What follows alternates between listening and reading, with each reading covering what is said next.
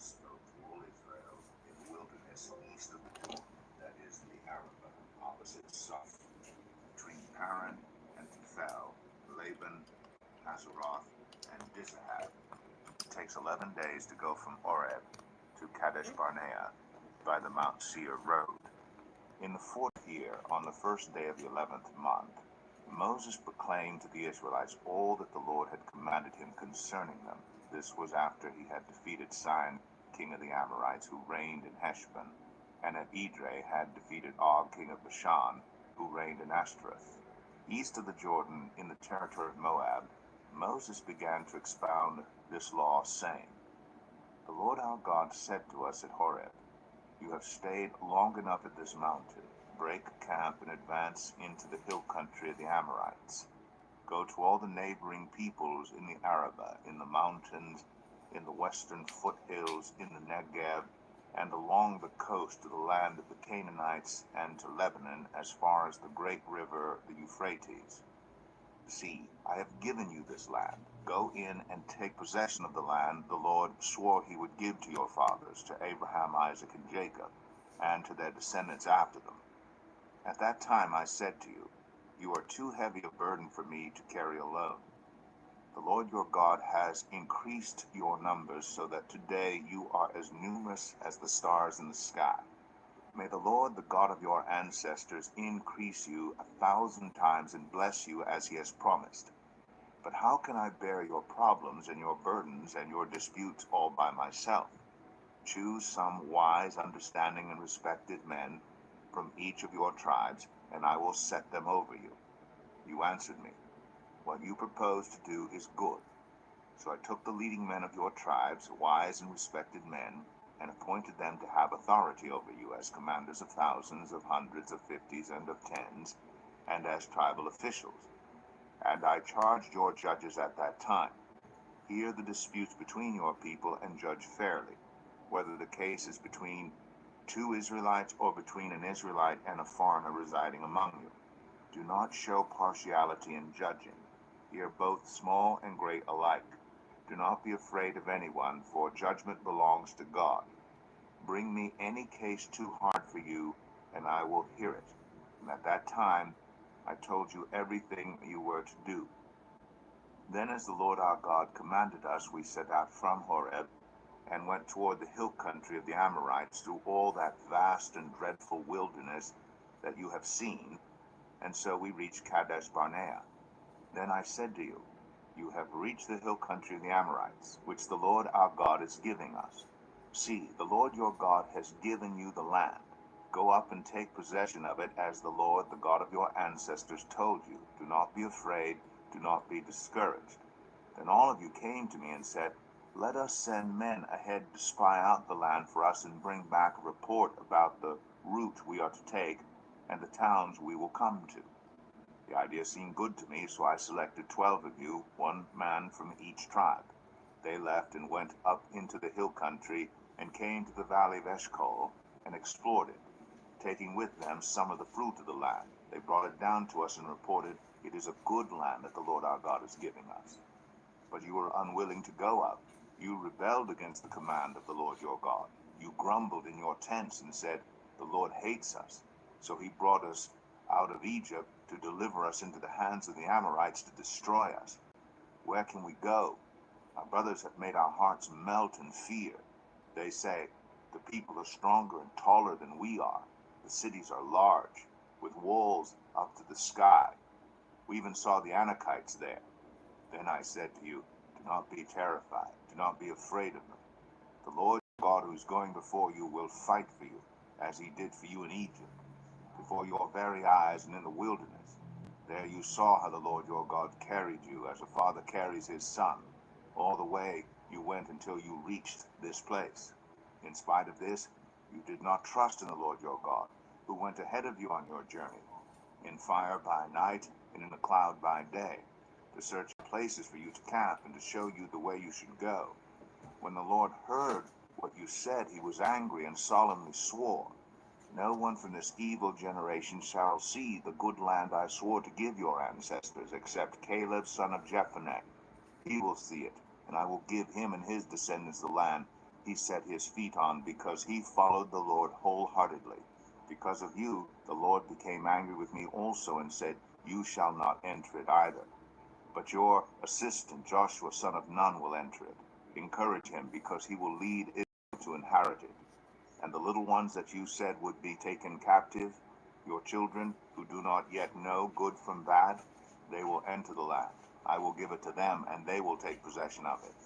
But as for you, turn around and set out toward the desert along the route to the Red Sea. Then you replied, We have sinned against the Lord. We will go up and fight, as the Lord our God commanded us. So every one of you put on his weapons, thinking it easy to go up into the hill country. But the Lord said to me, Tell them, do not go up and fight, because I will not be with you. You will be defeated by your enemies. So I told you, but you would not listen. You rebelled against the Lord's command, and in your arrogance you marched up into the hill country. The Amorites who lived in those hills came out against you. They chased you like a swarm of bees and beat you down from Seir all the way to Hormah. You came back and wept before the Lord, but he paid no attention to your weeping and turned a deaf ear to you, until you stayed in Kadesh many days, all the time you spent there. Deuteronomy 2. Then we turned back and set out toward the wilderness along the route to the Red Sea, as the Lord had directed me. For a long time we made our way around the hill country of Seir. Then the Lord said to me, You have made your way around this hill country long enough. Now turn north. Give the people these orders. You are about to pass through the territory of your relatives, the descendants of Esau, who live in Seir. They will be afraid of you, but be very careful. Do not provoke them to war, for I will not give you any of their land, not even enough to put your foot on. I have given Esau the hill country of Seir as his own. You are to pay them in silver for the food you eat and the water you drink. The Lord your God has blessed you in all the work of your hands. He has watched over your journey through this vast wilderness. These 40 years the Lord your God has been with you, and you have not lacked anything. So we went on past our relatives, the descendants of Esau, who live in Seir. We turned from the Arabah road, which comes up from Elath and Ezion-Geber, and traveled along the desert road of Moab. Then the Lord said to me, Do not harass the Moabites or provoke them to war, for I will not give you any part of their land. I have given Ar to the descendants of Lot as a possession. The Emites used to live there, a people strong and numerous, and as tall as the Anakites. Like the Anakites, they too were considered Rephaites, but the Moabites called them Emites. Horites used to live in Seir, but the descendants of Esau drove them out. They destroyed the Horites from before them and settled in their place, just as Israel did in the land the Lord gave them as their possession. And the Lord said, Now get up and cross the Zered valley. So we crossed the valley. 38 years passed from the time we left Kadesh Barnea until we crossed the Zered valley. By then, that entire generation of fighting men had perished from the camp, as the Lord had sworn to them. The Lord's hand was against them until he had completely eliminated them from the camp. Now when the last of these fighting men among the people had died, the Lord said to me, Today you are to pass by the region of Moab at Ar. When you come to the Ammonites, do not harass them or provoke them to war, for I will not give you possession of any land belonging to the Ammonites. I have given it as a possession to the descendants of Lot. That too was considered a land of the Rephaites, who used to live there, but the Ammonites called them Zezumites. They were a people strong and numerous and as tall as the Anakites. The Lord destroyed them from before the Ammonites, who drove them out and settled in their place. The Lord had done the same for the descendants of Esau, who lived in Seir, when he destroyed the Horites from before them. They drove them out and had lived in their place to this day. And as for the Avites, who lived in villages as far as Gaza, the Caphtorites, coming out from Caphtor, destroyed them and settled in their place. Set out now and cross the Arnon Gorge. See, I have given into your hands Sihon the Amorite, king of Heshbon, and his country.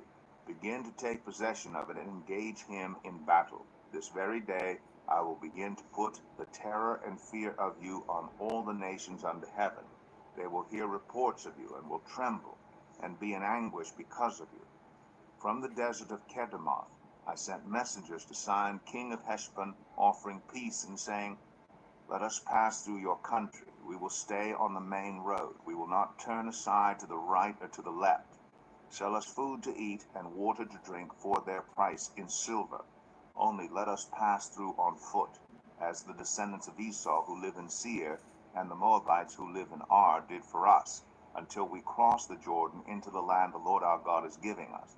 But Sihon, king of Heshbon, refused to let us pass through, for the Lord your God had made his spirit stubborn, and his heart obstinate, in order to give him into your hands, as he has now done.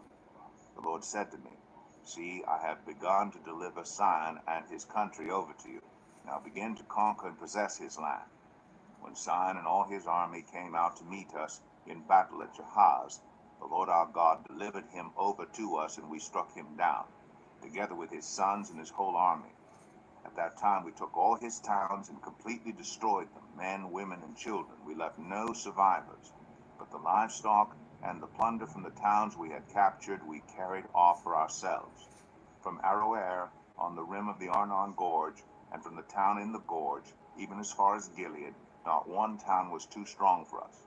The Lord our God gave us all of them, but in accordance with the command of the Lord our God, you did not encroach on any of the land of the Ammonites, neither the land along the course of the Jabbok, nor that around the towns in the hills. Deuteronomy 3. Next we turned and went up along the road toward Bashan, and Og, king of Bashan, with his whole army marched out to meet us in battle at Edrei. The Lord said to me, Do not be afraid of him, for I have delivered him into your hands, along with his whole army and his land. Do to him what you did to Sihon, king of the Amorites, who reigned in Heshbon. So the Lord our God also gave into our hands Og, king of Bashan, and all his army. We struck them down, leaving no survivors. At that time we took all his cities. There was not one of the 60 cities that we did not take from them. The whole region of Argob, Og's kingdom in Bashan. All these cities were fortified with high walls and with gates and bars, and there was also a great many unwalled villages. We completely destroyed them, as we had done with Sihon, king of Heshbon, destroying every city, men, women, and children. But all the livestock and the plunder from their cities we carried off for ourselves. So at that time we took from these two kings of the Amorites the territory east of the Jordan, from the Arnon Gorge as far as Mount Hermon. Hermon is called Sirion by the Sidonians. The Amorites call it Senir. We took all the towns in the plateau, and all Gilead, and all Bashan as far as Salakah and Edrei, towns of Og's kingdom in Bashan. Og, king of Bashan, was the last of the Rephaim. His bed was decorated with iron, and was more than 9 cubits long and 4 cubits wide. It is still in Rabbah of the Ammonites. Of the land that we took over at that time, I gave the Reubenites and the Gadites the territory north of Aroer by the Arnon Gorge, including half the hill country of Gilead, together with its towns. The rest of Gilead, and also all of Bashan, the kingdom of Og, I gave to the half-tribe of Manasseh. The whole region of Argob in Bashan used to be known as a land of the Rephaites. Jair, a descendant of Manasseh, took the whole region of Argob as far as the border of the Geshurites and the Maacathites. It was named after him, so that to this day Bashan is called Havoth Jair.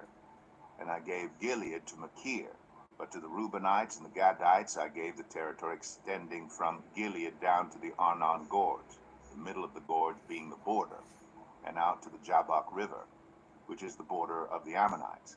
Its western border was the Jordan in the Arabah, from Kinnereth to the Sea of the Arabah, that is the Dead Sea, below the slopes of Pisgah. I commanded you at that time, The Lord your God has given you this land to take possession of it, but all your able-bodied men, armed for battle, must cross over ahead of the other Israelites. However, your wives, your children, and your livestock, I know you have much livestock, may stay in the towns I have given you, until the Lord gives rest to your fellow Israelites as he has to you. And they too have taken over the land that the Lord your God is giving them across the Jordan. After that, each of you may go back to the possession I have given you. At that time I commanded Joshua, You have seen with your own eyes all that the Lord your God has done to these two kings. The Lord will do the same to all the kingdoms over there where you are going. Do not be afraid of them. The Lord your God himself will fight for you. At that time I pleaded with the Lord, Sovereign Lord, you have begun to show to your servant your greatness and your strong hand. For what God is there in heaven or on earth who can do the deeds and mighty works you do? Let me go over and see the good land beyond the Jordan, that fine hill country and Lebanon. But because of you, the Lord was angry with me and would not listen to me. That is enough, the Lord said. Do not speak to me any more about this matter. Go up to the top of Pisgah and look west and north and south and east. Look at the land with your own eyes, since you are not going to cross this Jordan. But commission Joshua and encourage and strengthen him, for he will lead this people across and will cause them to inherit the land that you will see. So we stayed in the valley near Beth Peor. Deuteronomy 4. Now Israel, hear the decrees and laws I am about to teach you. Follow them so that you may live and may go in and take possession of the land the Lord, the God of your ancestors, is giving you. Do not add to what I command you, and do not subtract from it, but keep the commands of the Lord your God that I give you. You saw with your own eyes what the Lord did at Baal Peor. The Lord your God destroyed from among you everyone who followed the Baal of Peor.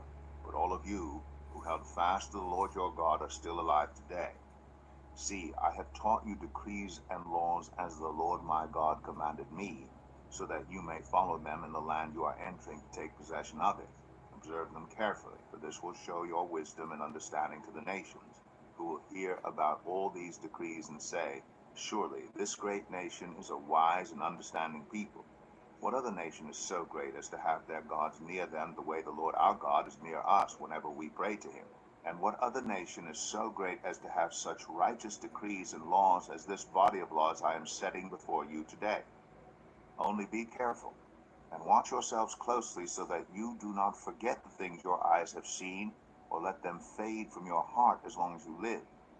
Teach them to your children and to their children after them. Remember the day you stood before the Lord your God at Horeb, when he said to me, assemble the people before me to hear my words, so that they may learn to revere me as long as they live in the land, and may teach them to their children.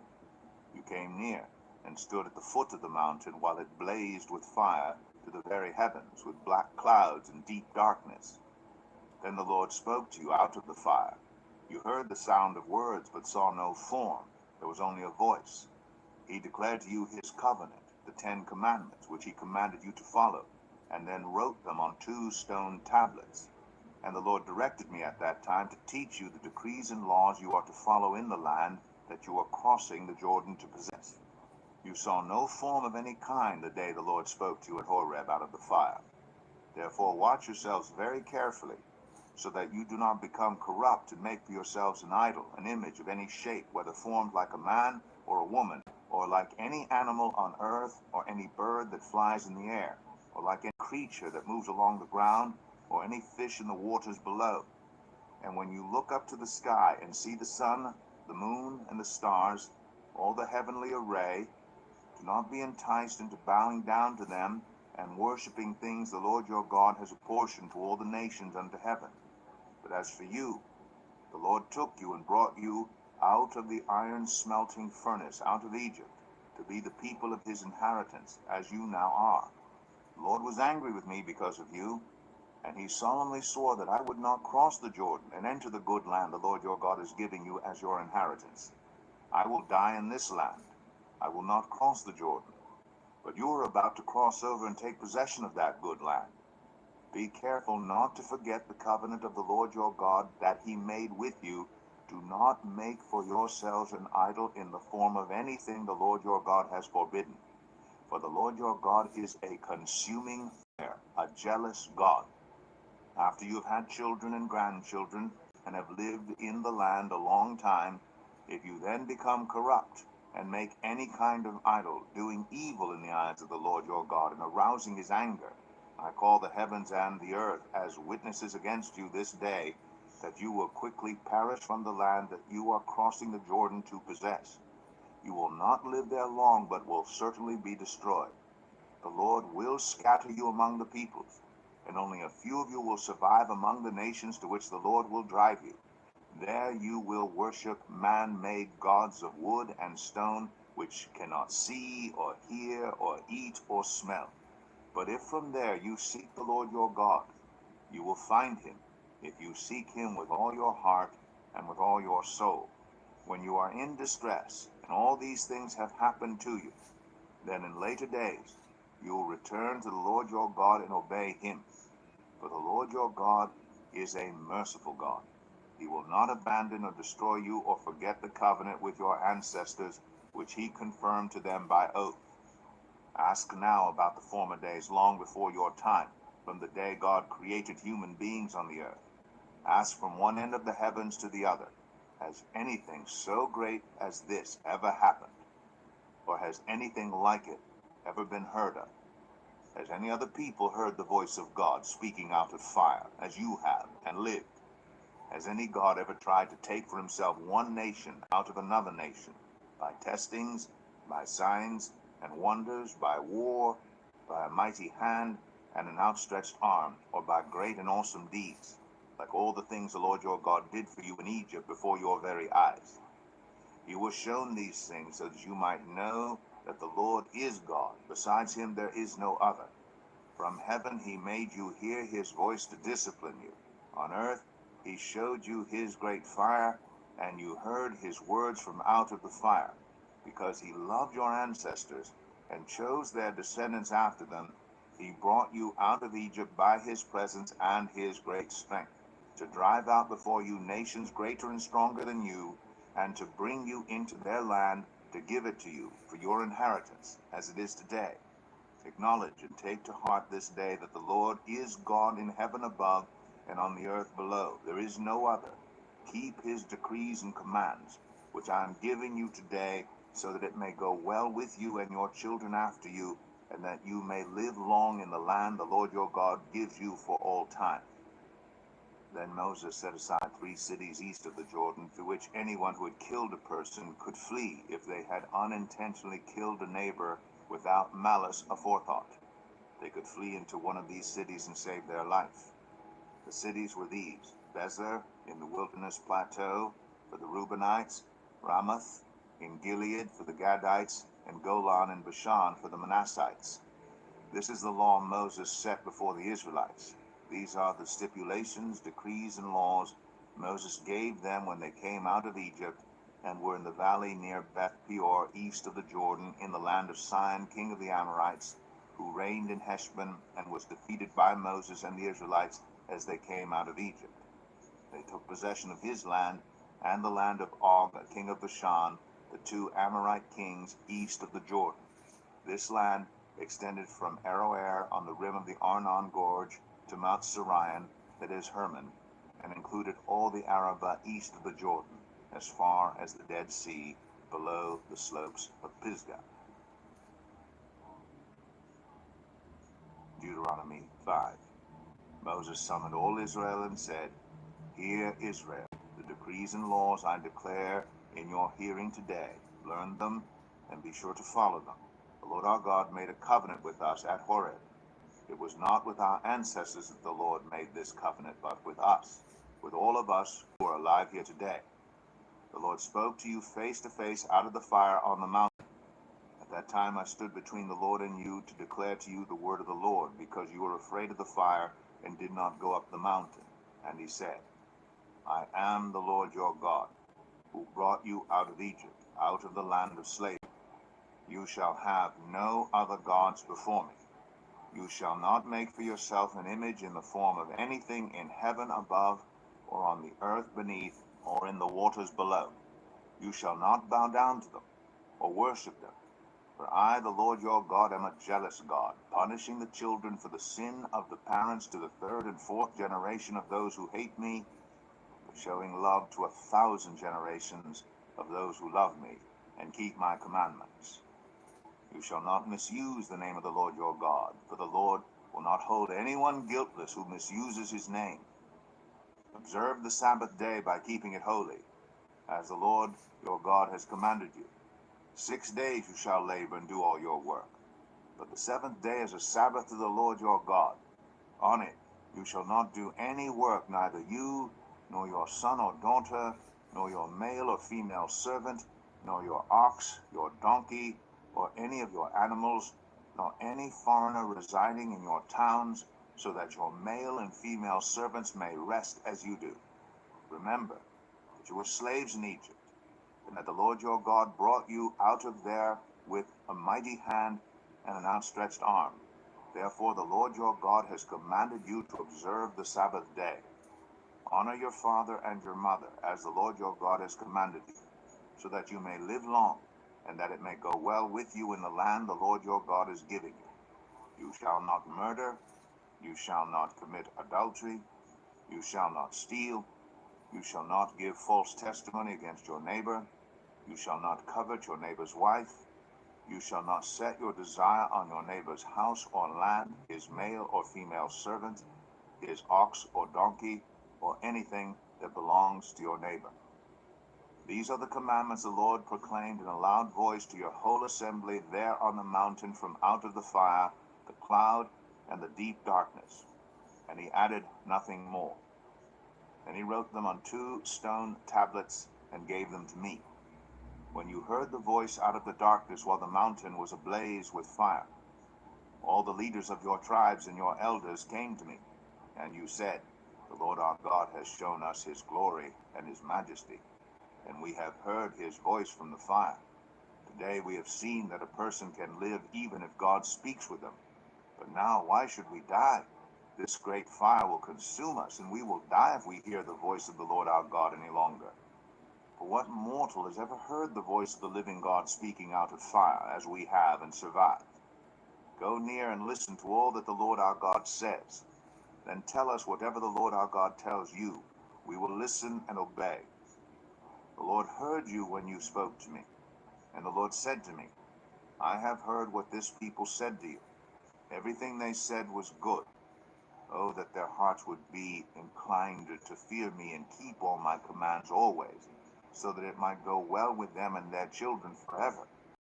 Go tell them to return to their tents, but you stay here with me, so that I may give you all the commands, decrees, and laws you are to teach them to follow in the land I am giving them to possess.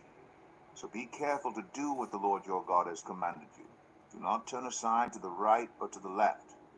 Walk in obedience to all that the Lord your God has commanded you, so that you may live and prosper and prolong your days in the land that you will possess. Deuteronomy 6. These are the commands, decrees, and laws the Lord your God directed me to teach you to observe in the land that you are crossing the Jordan to possess, so that you, your children, and their children after them may fear the Lord your God as long as you live, by keeping all his decrees and commands that I give you, and so that you may enjoy long life. Hear, Israel, and be careful to obey, so that it may go well with you, and that you may increase greatly in a land flowing with milk and honey, just as the Lord, the God of your ancestors, promised you. Hear, O Israel, the Lord our God, the Lord is one. Love the Lord your God with all your heart, and with all your soul, and with all your strength.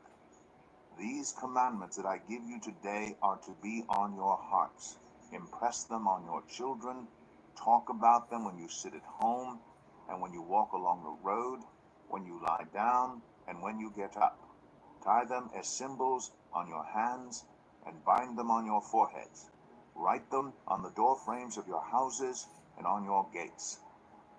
When the Lord your God brings you into the land he swore to your fathers, to Abraham, Isaac, and Jacob, to give you, a land with large, flourishing cities you did not build, houses filled with all kinds of good things you did not provide, wells you did not dig, and vineyards and olive groves you did not plant, then when you eat and are satisfied, be careful that you do not forget the Lord, who brought you out of Egypt, out of the land of slavery. Fear the Lord your God, serve him only, and take your oaths in his name. Do not follow other gods, the gods of the peoples around you. For the Lord your God who is among you is a jealous God, and his anger will burn against you, and he will destroy you from the face of the land. Do not put the Lord your God to the test as you did at Massah. Be sure to keep the commands of the Lord your God and the stipulations and decrees he has given you.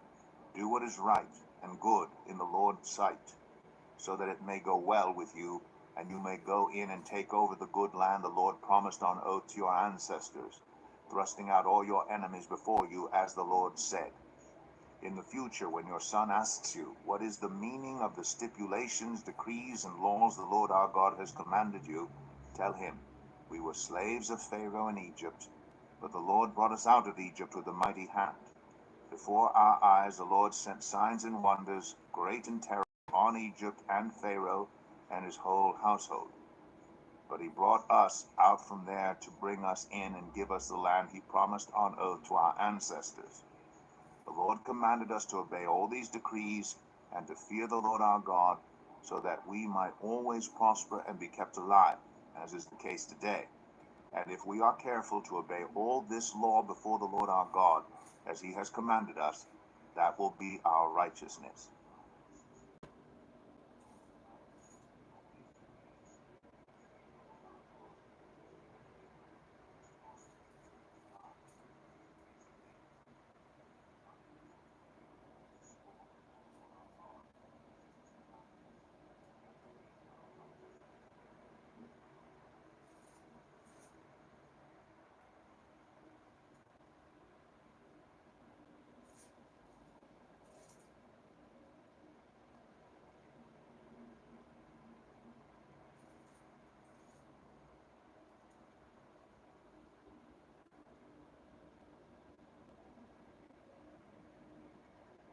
Deuteronomy 7.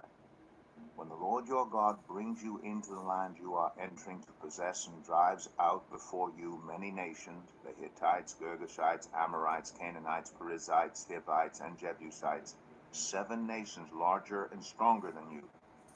And when the Lord your God has delivered them over to you, and you have defeated them, then you must destroy them totally. Make no treaty with them, and show them no mercy. Do not intermarry with them. Do not give your daughters to their sons, or take their daughters for your sons, for they will turn your children away from following me to serve other gods. And the Lord's anger will burn against you, and will quickly destroy you. This is what you are to do to them. Break down their altars, smash their sacred stones, cut down their Asherah poles, and burn their idols in the fire. For you are a people holy to the Lord your God. The Lord your God has chosen you out of all the peoples on the face of the earth to be his people, his treasured possession. The Lord did not set his affection on you and choose you because you were more numerous than other peoples, for you were the fewest of all peoples. But it was because the Lord loved you and kept the oath he swore to your ancestors that he brought you out with a mighty hand and redeemed you from the land of slavery, from the power of Pharaoh, king of Egypt. Know therefore that the Lord your God is God. He is the faithful God, keeping his covenant of love to 1,000 generations of those who love him and keep his commandments. But those who hate him, he will repay to their face by destruction. He will not be slow to repay to their face those who hate him. Therefore take care to follow the commands, decrees, and laws I give you today. If you pay attention to these laws and are careful to follow them, then the Lord your God will keep his covenant of love with you, as he swore to your ancestors. He will love you and bless you and increase your numbers. He will bless the fruit of your womb, the crops of your land, your grain, new wine, and olive oil, the calves of your herds and the lambs of your flocks in the land he swore to your ancestors to give you. You will be blessed more than any other people. None of your men or women will be childless, nor will any of your livestock be without young. The Lord will keep you free from every disease. He will not inflict on you the horrible diseases you knew in Egypt, but he will inflict them on all who hate you. You must destroy all the peoples the Lord your God gives over to you.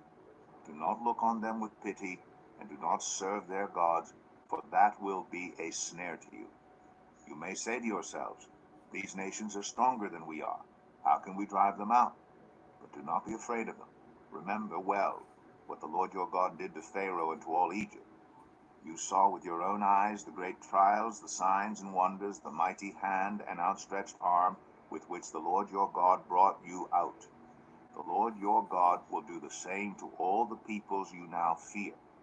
Moreover, the Lord your God will send the hornet among them, until even the survivors who hide from you have perished. Do not be terrified by them, for the Lord your God who is among you is a great and awesome God. The Lord your God will drive out those nations before you little by little. You will not be allowed to eliminate them all at once, or the wild animals will multiply around you. But the Lord your God will deliver them over to you, throwing them into great confusion until they are destroyed. He will give their kings into your hand, and you will wipe out their names from under heaven. No one will be able to stand up against you. You will destroy them. The images of their gods you are to burn in the fire. Do not covet the silver and gold on them, and do not take it for yourselves, or you will be ensnared by it. For it is detestable to the Lord your God. Do not bring a detestable thing into your house, or you, like it, will be set apart for destruction. Regard it as vile and utterly detested, for it is set apart for destruction. Deuteronomy 8. Be careful to follow every command I am giving you today, so that you may live and increase and may enter and possess the land the Lord promised on oath to your ancestors. Remember how the Lord your God led you all the way in the wilderness these 40 years to humble and test you in order to know what was in your heart, whether or not you would keep his commands. He humbled you, causing you to hunger, and then feeding you with manna, which neither you nor your ancestors had known, to teach you that man does not live on bread alone, but on every word that comes from the mouth of the Lord. Your clothes did not wear out, and your feet did not swell during these 40 years. Know then in your heart that as a man disciplines his son, so the Lord your God disciplines you. Observe the commands of the Lord your God, walking in obedience to him and revering him.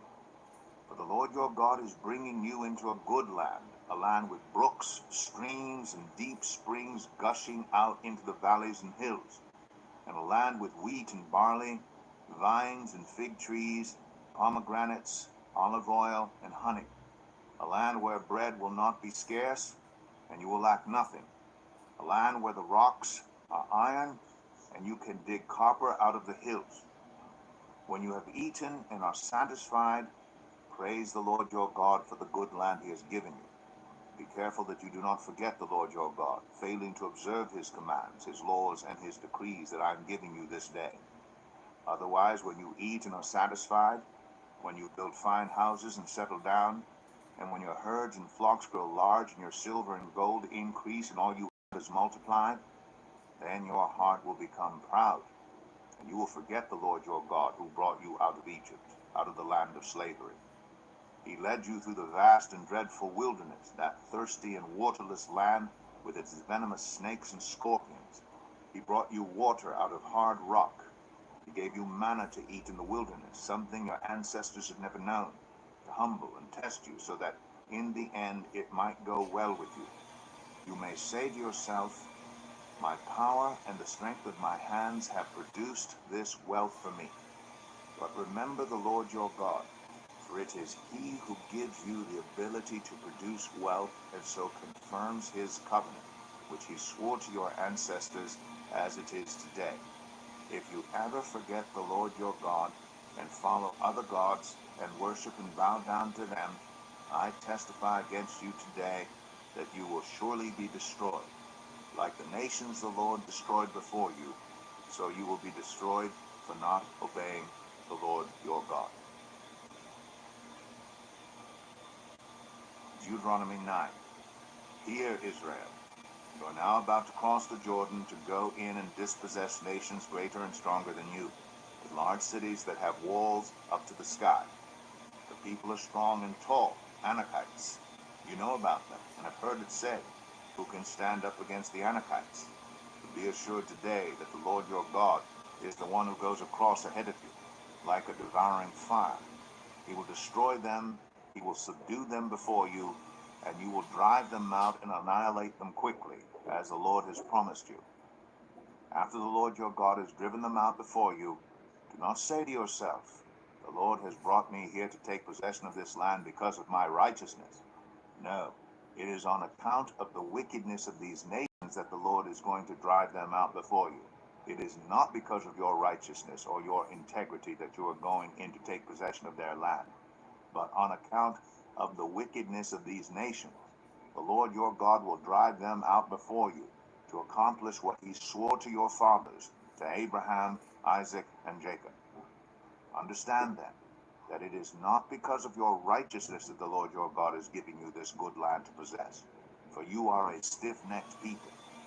Remember this, and never forget how you aroused the anger of the Lord your God in the wilderness.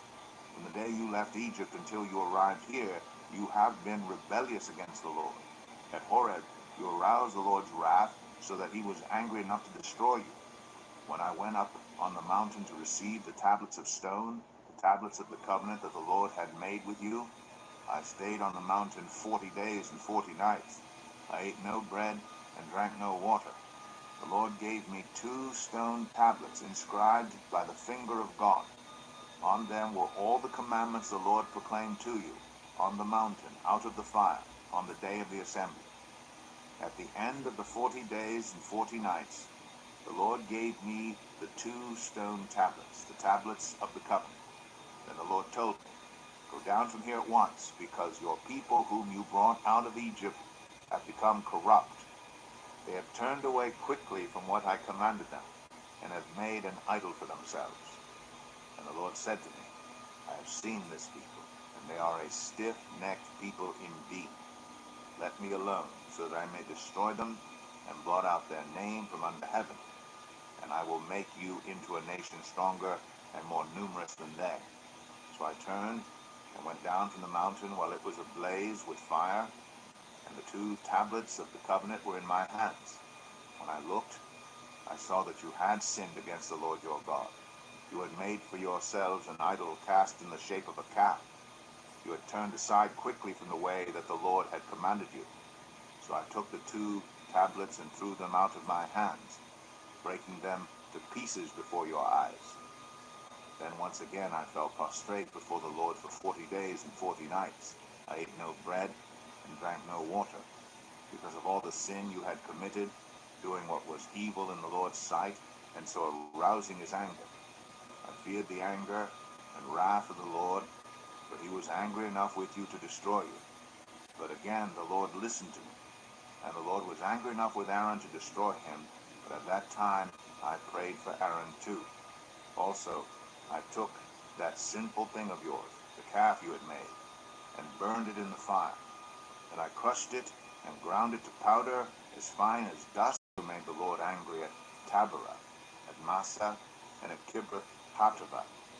And when the Lord sent you out from Kadesh Barnea, he said, go up and take possession of the land I have given you. But you rebelled against the command of the Lord your God. You did not trust him or obey him. You have been rebellious against the Lord ever since I have known you. I lay prostrate before the Lord those 40 days and 40 nights because the Lord had said he would destroy you. I prayed to the Lord and said, Sovereign Lord, do not destroy your people, your own inheritance that you redeemed by your great power and brought out of Egypt with a mighty hand. Remember your servants, Abraham, Isaac, and Jacob. Overlook the stubbornness of this people, their wickedness, and their sin. Otherwise the country from which you brought us will say, because the Lord was not able to take them into the land he had promised them, and because he hated them, he brought them out to put them to death in the wilderness. But they are your people, your inheritance that you brought out by your great power and your outstretched arm. Deuteronomy 10. At that time the Lord said to me, chisel out 2 stone tablets like the first ones, and come up to me on the mountain. Also make a wooden ark. I will write on the tablets the words that were on the first tablets, which you broke. Then you are to put them in the ark. So I made the ark out of acacia wood, and chiseled out 2 stone tablets like the first ones, and I went up on the mountain with the 2 tablets in my hands. The Lord wrote on these tablets what he had written before, the 10 Commandments he had proclaimed to you on the mountain, out of the fire on the day of the assembly, and the Lord gave them to me. Then I came back down the mountain and put the tablets in the ark I had made, as the Lord commanded me, and they are there now. The Israelites traveled from the wells of Bnei Jacan to Moserah. There Aaron died and was buried, and Eleazar his son succeeded him as priest. From there they traveled to Gudgodah and on to Jotbathah, a land with streams of water. At that time the Lord set apart the tribe of Levi to carry the ark of the covenant of the Lord, to stand before the Lord, to minister and to pronounce blessings in his name, as they still do today. That is why the Levites have no share or inheritance among their fellow Israelites. The Lord is their inheritance, as the Lord your God told me. Now I had stayed on the mountain 40 days and 40 nights, as I did the first time, and the Lord listened to me at this time also. It was not his will to destroy you. Go, the Lord said to me, and lead the people on their way, so that they may enter and possess the land I swore to their ancestors to give them. And now, Israel, what does the Lord your God ask of you? But to fear the Lord your God, to walk in obedience to him, to love him, to serve the Lord your God with all your heart and with all your soul, and to observe the Lord's commands and decrees that I am giving you today for your own good. To the Lord your God belong the heavens, even the highest heavens, the earth and everything in it. Yet the Lord set his affection on your ancestors and loved them. And he chose you, their descendants, above all the nations as it is today. Circumcise your hearts, therefore, and do not be stiff-necked any longer. For the Lord your God is a God of gods and Lord of lords, the great God, mighty and awesome, who shows no partiality and accepts no bribes. He defends the cause of the fatherless and the widow, and loves the foreigner residing among you, giving them food and clothing. And you are to love those who are foreigners. For you yourselves were foreigners in Egypt. Fear the Lord your God and serve him. Hold fast to him, and take your oaths in his name. He is the one you praise. He is your God, who performed for you those great and awesome wonders you saw with your own eyes. Your ancestors who went down into Egypt were 70 in all, and now the Lord your God has made you as numerous as the stars in the sky.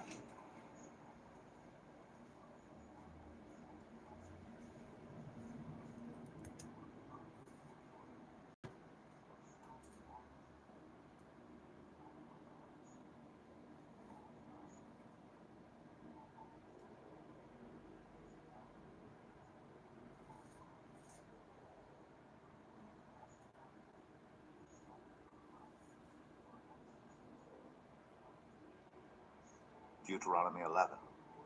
Love the Lord your God and keep his requirements, his decrees, his laws, and his commands always. Remember today that your children were not the ones who saw and experienced the discipline of the Lord your God, his majesty, his mighty hand, his outstretched arm, the signs he performed, and the things he did in the heart of Egypt, both to Pharaoh king of Egypt and to his whole country. What he did to the Egyptian army, to its horses and chariots, how he overwhelmed them with the waters of the Red Sea as they were pursuing you, and how the Lord brought lasting ruin on them. It was not your children who saw what he did for you in the wilderness until you arrived at this place, and what he did to Dathan and Abiram, sons of Eliab the Reubenite, when the earth opened its mouth right in the middle of all Israel, and swallowed them up with their households, their tents, and every living thing that belonged to them. But it was your own eyes that saw these great things the Lord has done. Observe therefore all the commands I am giving you today, so that you may have the strength to go in and take over the land that you are crossing the Jordan to possess, and so that you may live long in the land the Lord swore to your ancestors to give to them and their descendants, a land flowing with milk and honey. The land you are entering to take over is not like the land of Egypt from which you have come, where you planted your seed and irrigated it by foot as in a vegetable garden. But the land you are crossing the Jordan to take possession of is a land of mountains and valleys that drinks rain from heaven. It is a land the Lord your God cares for. The eyes of the Lord your God are continually on it from the beginning of the year to its end. So if you faithfully obey the commands I am giving you today, to love the Lord your God and to serve him with all your heart and with all your soul, then I will send rain on your land in its season, both autumn and spring rains, so that you may gather in your grain, new wine and olive oil. I will provide grass in the fields for your cattle, and you will eat and be satisfied. Be careful, or you will be enticed to turn away and worship other gods and bow down to them. Then the Lord's anger will burn against you, and he will shut up the heavens so that it will not rain, and the ground will yield no produce, and you will soon perish from the good land the Lord is giving you. Fix these words of mine in your hearts and minds. Tie them as symbols on your hands and bind them on your foreheads. Teach them to your children, talking about them when you sit at home and when you walk along the road, when you lie down and when you get up.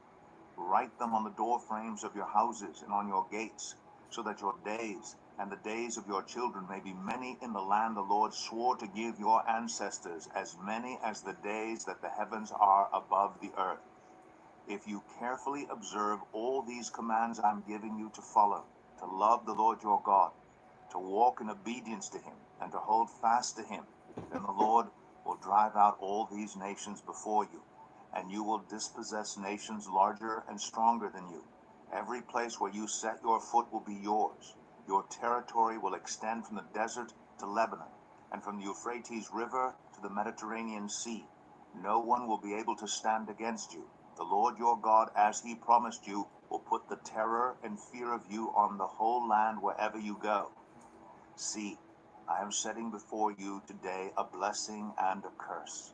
The blessing if you obey the commands of the Lord your God that I am giving you today. The curse if you disobey the commands of the Lord your God and turn from the way that I command you today by following other gods, which you have not known. When the Lord your God has brought you into the land you are entering to possess, you are to proclaim on Mount Gerizim the blessings, and on Mount Ebal the curses. As you know, these mountains are across the Jordan westward toward the setting sun, near the great trees of Moreh, in the territory of those Canaanites living in the Arabah in the vicinity of Gilgal. You are about to cross the Jordan to enter and take possession of the land the Lord your God is giving you. When you have taken it over and are living there, be sure that you obey all the decrees and laws I am setting before you today. Deuteronomy 12. These are the decrees and laws you must be careful to follow in the land that the Lord, the God of your ancestors, has given you to possess, as long as you live in the land.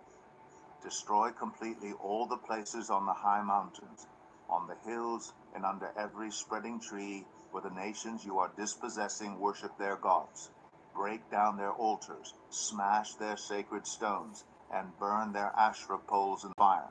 Cut down the idols of their gods, and wipe out their names from those places. You must not worship the Lord your God in their way, but you are to seek the place the Lord your God will choose from among all your tribes to put his name there for his dwelling. To that place you must go.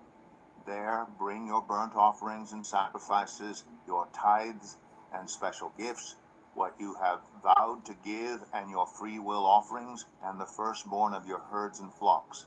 There, in the presence of the Lord your God, you and your family shall eat and shall rejoice in everything you have put your hand to, because the Lord your God has blessed you. You are not to do as we do here today, everyone doing as they see fit, since you have not yet reached the resting place and the inheritance the Lord your God is giving you. But you will cross the Jordan and settle in the land the Lord your God is giving you as an inheritance, and he will give you rest from all your enemies around you, so that you will live in safety. Then to the place the Lord your God will choose as a dwelling for his name, there you are to bring everything I command you, your burnt offerings and sacrifices, your tithes and special gifts, and all the choice possessions you have vowed to the Lord. And there rejoice before the Lord your God, you, your sons and daughters, your male and female servants, and the Levites from your towns, who have no allotment or inheritance of their own. Be careful not to sacrifice your burnt offerings anywhere you please. Offer them only at the place the Lord will choose in one of your tribes, and there observe everything I command you. Nevertheless, you may slaughter your animals in any of your towns and eat as much of the meat as you want, as if it were gazelle or deer, according to the blessing the Lord your God gives you. Both the ceremonially unclean and the clean may eat it, but you must not eat the blood. Pour it out on the ground like water. You must not eat in your own towns the tithe of your grain, and new wine and olive oil, or the firstborn of your herds and flocks, or whatever you have vowed to give, or your freewill offerings or special gifts. Instead, you are to eat them in the presence of the Lord your God at the place the Lord your God will choose. You, your sons and daughters, your male and female servants, and the Levites from your towns, and you are to rejoice before the Lord your God in everything you put your hand to. Be careful not to neglect the Levites as long as you live in your land. When the Lord your God has enlarged your territory, as he promised you, and you crave meat and say, I would like some meat, then you may eat as much of it as you want. If the place where the Lord your God chooses to put his name is too far away from you, you may slaughter animals from the herds and flocks the Lord has given you, as I have commanded you. And in your own towns you may eat as much of them as you want. Eat them as you would gazelle or deer. Both the ceremonially unclean and the clean may eat. But be sure you do not eat the blood, because the blood is the life, and you must not eat the life with the meat. You must not eat the blood. Pour it out on the ground like water. Do not eat it, so that it may go well with you and your children after you, because you will be doing what is right in the eyes of the Lord. But take your consecrated things and whatever you have vowed to give, and go to the place the Lord will choose. Present your burnt offerings on the altar of the Lord your God, both the meat and the blood. The blood of your sacrifices must be poured beside the altar of the Lord your God, but you may eat the meat. Be careful to obey all these regulations I am giving you, so that it may always go well with you and your children after you, because you will be doing what is good and right in the eyes of the Lord your God. The Lord your God will cut off before you the nations you are about to invade and dispossess. But when you have driven them out and settled in their land, and after they have been destroyed before you, be careful not to be ensnared by inquiring about their gods, saying, how do these nations serve their gods? We will do the same. You must not worship the Lord your God in their way, because in worshiping their gods they do all kinds of detestable things the Lord hates. They even burn their sons and daughters in the fire as sacrifices to their gods. See that you do all I command you. Do not add to it or take away from it. Deuteronomy 13. If a prophet or one who foretells by dreams appears among you and announces to you a sign or wonder, and if the sign or wonder spoken of takes place, and the prophet says, let us follow other gods, gods you have not known, and let us worship them, you must not listen to the words of that prophet or dreamer. The Lord your God is testing you to find out whether you love him with all your heart and with all your soul.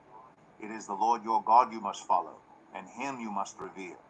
Keep his commands and obey him, serve him, and hold fast to him.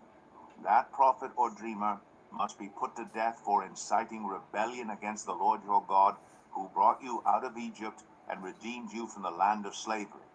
That prophet or dreamer tried to turn you from the way the Lord your God commanded you to follow. You must purge the evil from among you. If your very own brother or your son or daughter or the wife you love or your closest friend secretly entices you, saying, let us go and worship other gods, gods that neither you nor your ancestors have known, gods of the peoples around you, whether near or far, from one end of the land to the other, do not yield to them or listen to them. Show them no pity. Do not spare them or shield them. You must certainly put them to death. Your hand must be the first in putting them to death, and then the hands of all the people. Stone them to death because they tried to turn you away from the Lord your God, who brought you out of Egypt, out of the land of slavery. Then all Israel will hear and be afraid, and no one among you will do such an evil thing again. If you hear it said about one of the towns the Lord your God is giving you to live in, that troublemakers have arisen among you, and have led the people of their own town astray, saying, Let us go and worship other gods, gods you have not known. Then you must inquire, probe, and investigate it thoroughly. And if it is true, and it has been proved, that this detestable thing has been done among you, you must certainly put to the sword all who live in that town. You must destroy it completely, both its people and its livestock. You are to gather all the plunder of the town into the middle of the public square and completely burn the town and all its plunder as a whole burnt offering to the Lord your God. That town is to remain a ruin forever, never to be rebuilt, and none of the condemned things are to be found in your hands. Then the Lord will turn from his fierce anger, will show you mercy, and will have compassion on you. He will increase your numbers as he promised on oath to your ancestors, because you obey the Lord your God by keeping all his commands that I am giving you today and doing what is right in his eyes.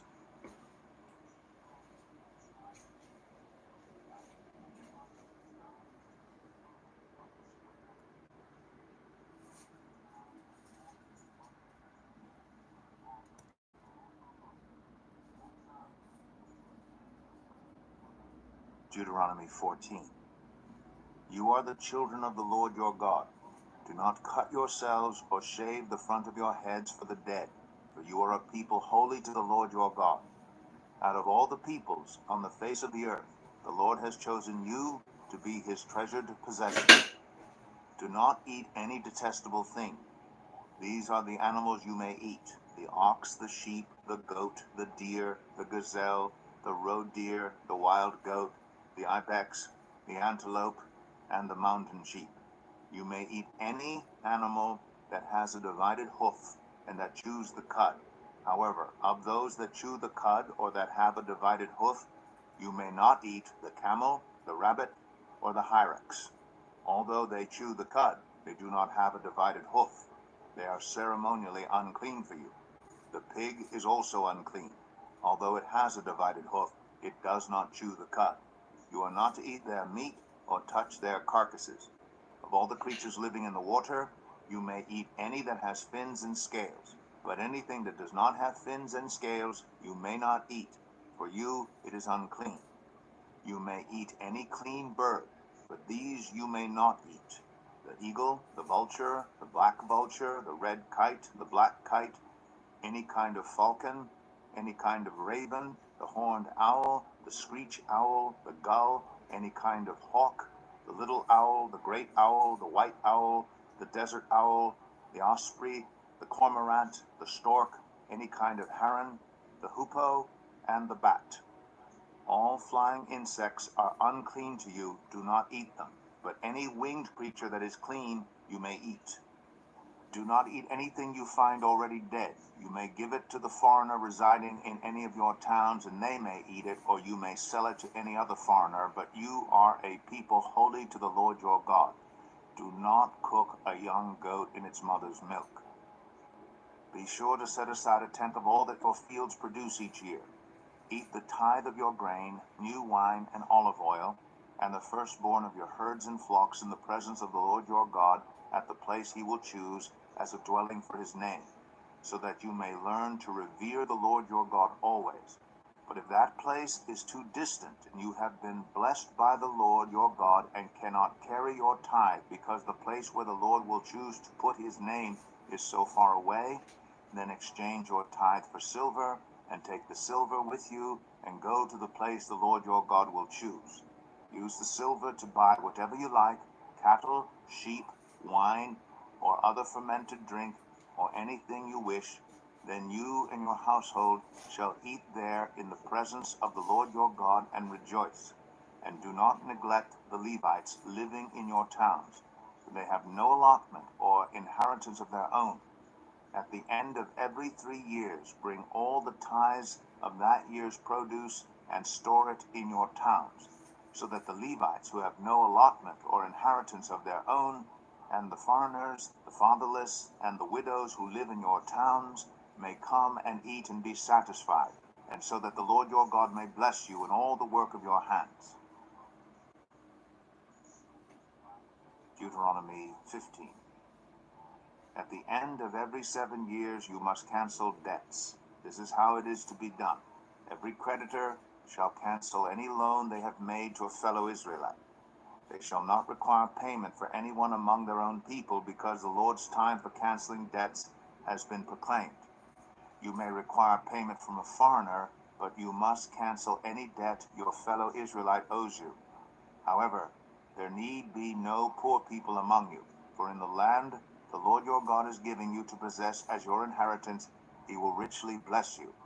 If only you fully obey the Lord your God and are careful to follow all these commands I am giving you today. For the Lord your God will bless you as he has promised, and you will lend to many nations, but will borrow from none. You will rule over many nations, but none will rule over you. If anyone is poor among your fellow Israelites in any of the towns of the land the Lord your God is giving you, do not be hard-hearted or tight-fisted toward them. Rather be open-handed and freely lend them whatever they need. Be careful not to harbor this wicked thought. The 7th year, the year of canceling debts, is near, so that you do not show ill will toward the needy among your fellow Israelites and give them nothing. They may then appeal to the Lord against you, and you will be found guilty of sin. Give generously to them, and do so without a grudging heart. Then because of this, the Lord your God will bless you in all your work and in everything you put your hand to.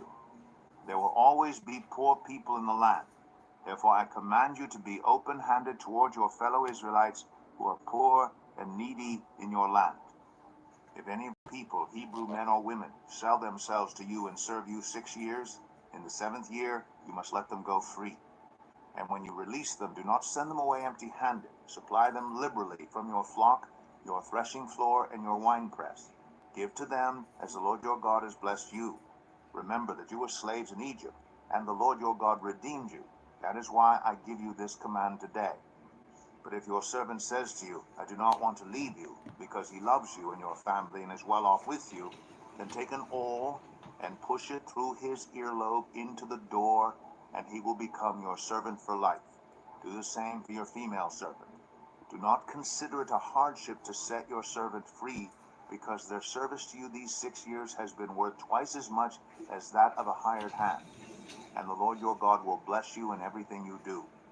Set apart for the Lord your God every firstborn male of your herds and flocks. Do not put the firstborn of your cows to work, and do not shear the firstborn of your sheep.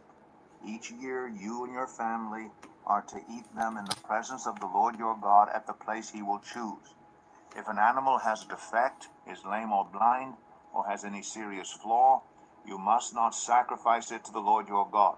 You are to eat it in your own towns.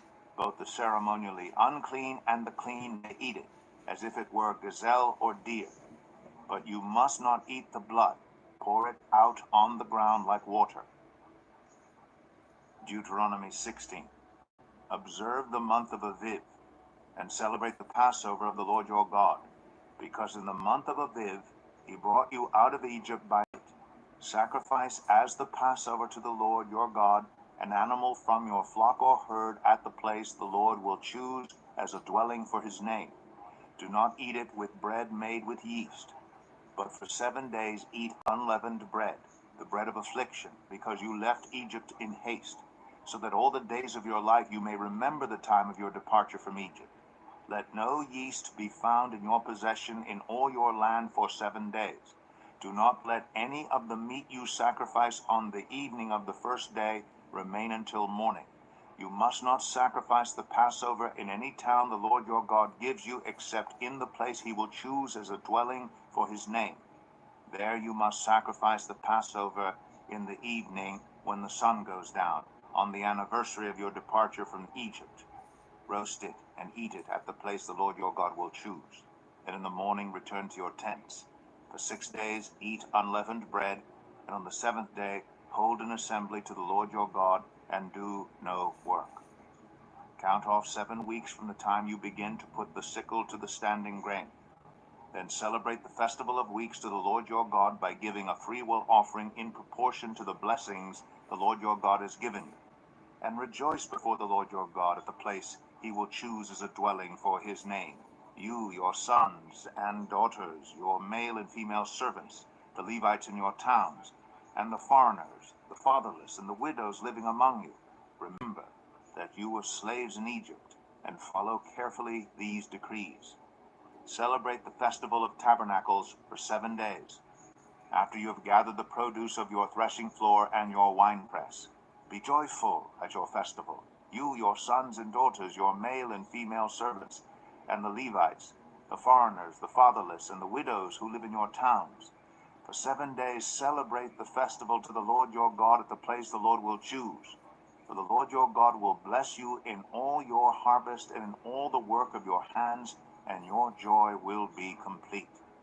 3 times a year all your men must appear before the Lord your God at the place he will choose, at the festival of unleavened bread, the festival of weeks, and the festival of tabernacles.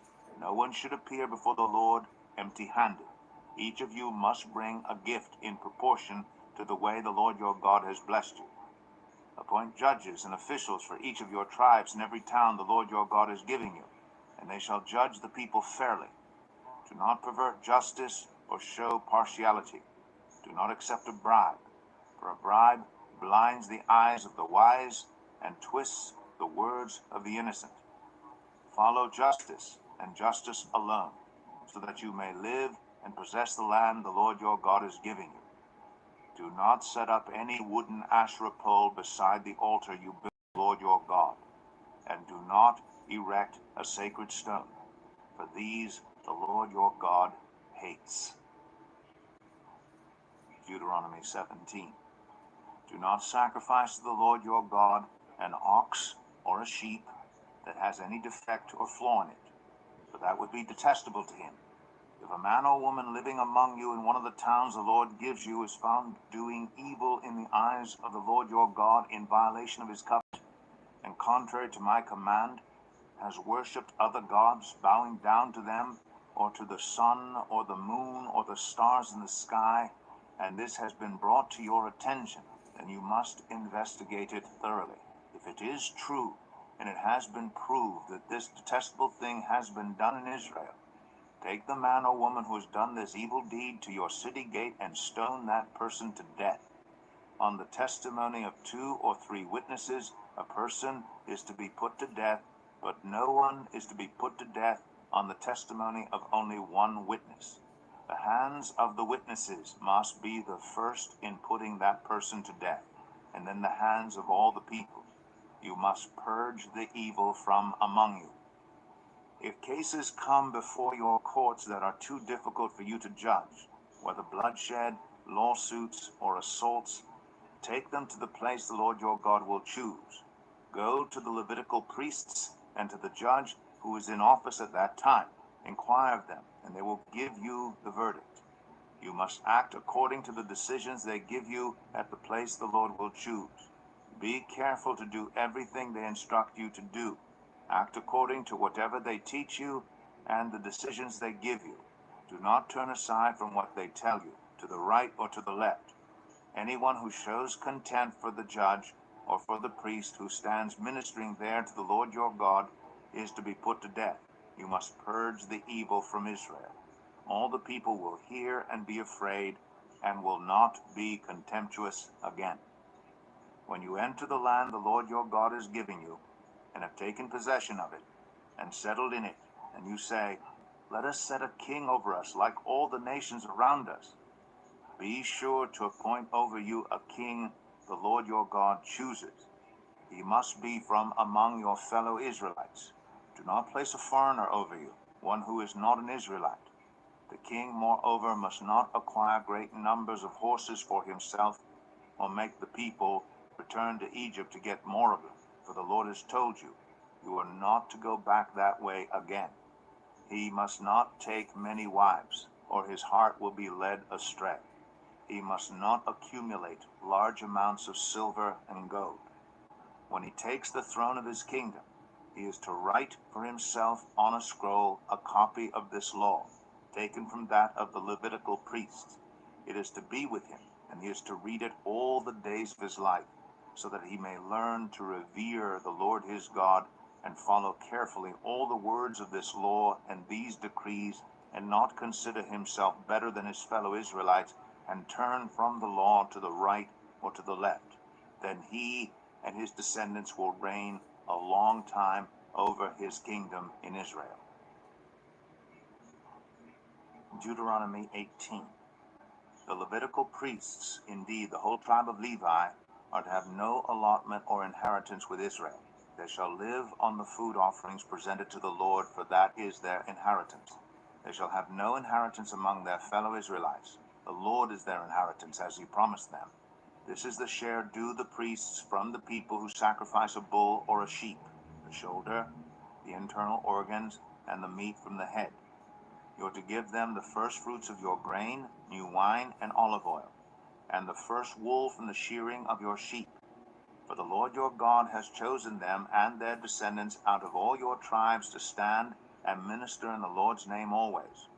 If a Levite moves from one of your towns anywhere in Israel where he is living, and comes in all earnestness to the place the Lord will choose, he may minister in the name of the Lord his God like all his fellow Levites who serve there in the presence of the Lord. He is to share equally in their benefits, even though he has received money from the sale of family possessions. When you enter the land the Lord your God is giving you, do not learn to imitate the detestable ways of the nations there. Let no one be found among you who sacrifices their son or daughter in the fire, who practices divination or sorcery, interprets omens, engages in witchcraft, or casts spells, or who is a medium or spiritist, or who consults the dead. Anyone who does these things is detestable to the Lord. Because of these same detestable practices, the Lord your God will drive out those nations before you. You must be blameless before the Lord your God. The nations you will dispossess listen to those who practice sorcery or divination. But as for you, the Lord your God has not permitted you to do so.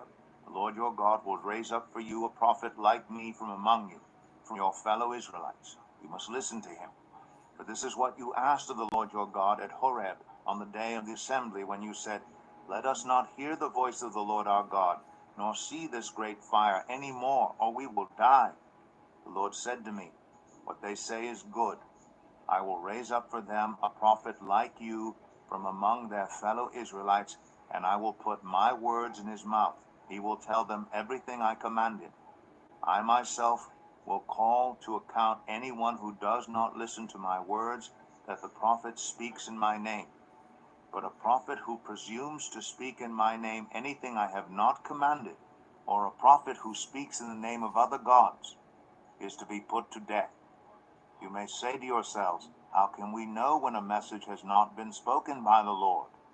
If what a prophet proclaims in the name of the Lord does not take place or come true, that is a message the Lord has not spoken. That prophet has spoken presumptuously, so do not be alarmed. Deuteronomy 19.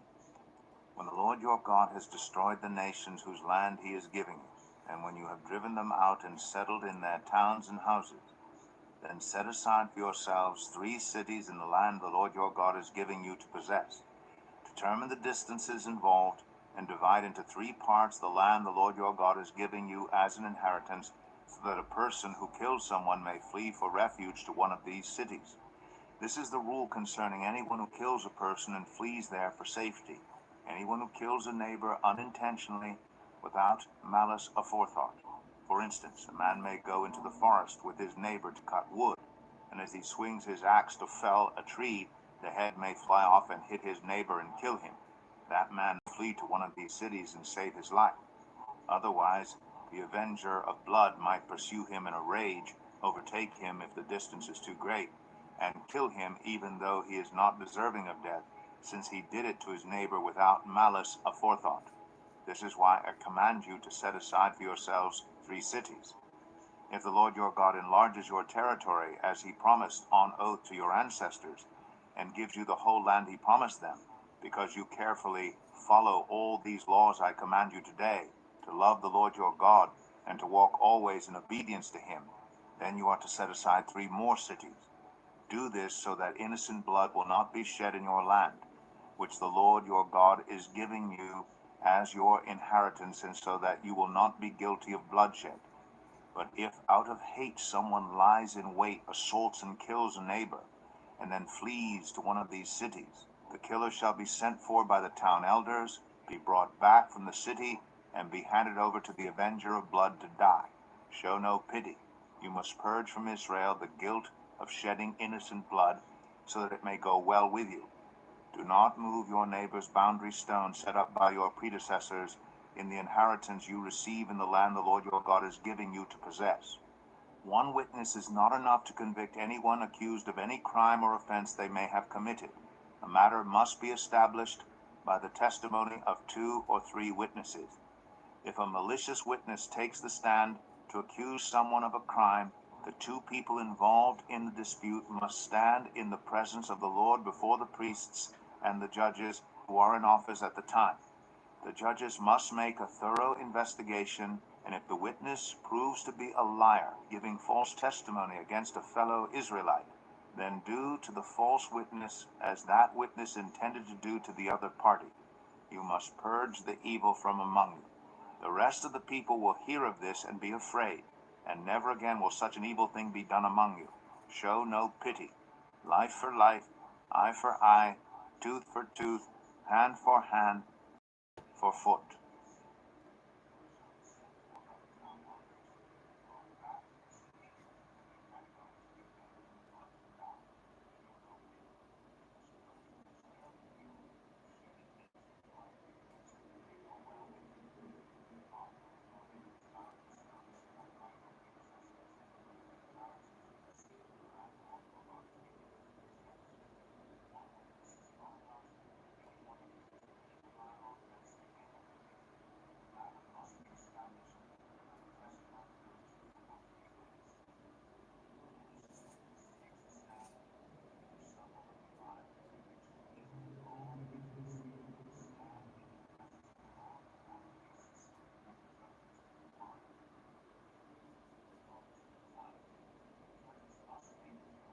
Deuteronomy 20.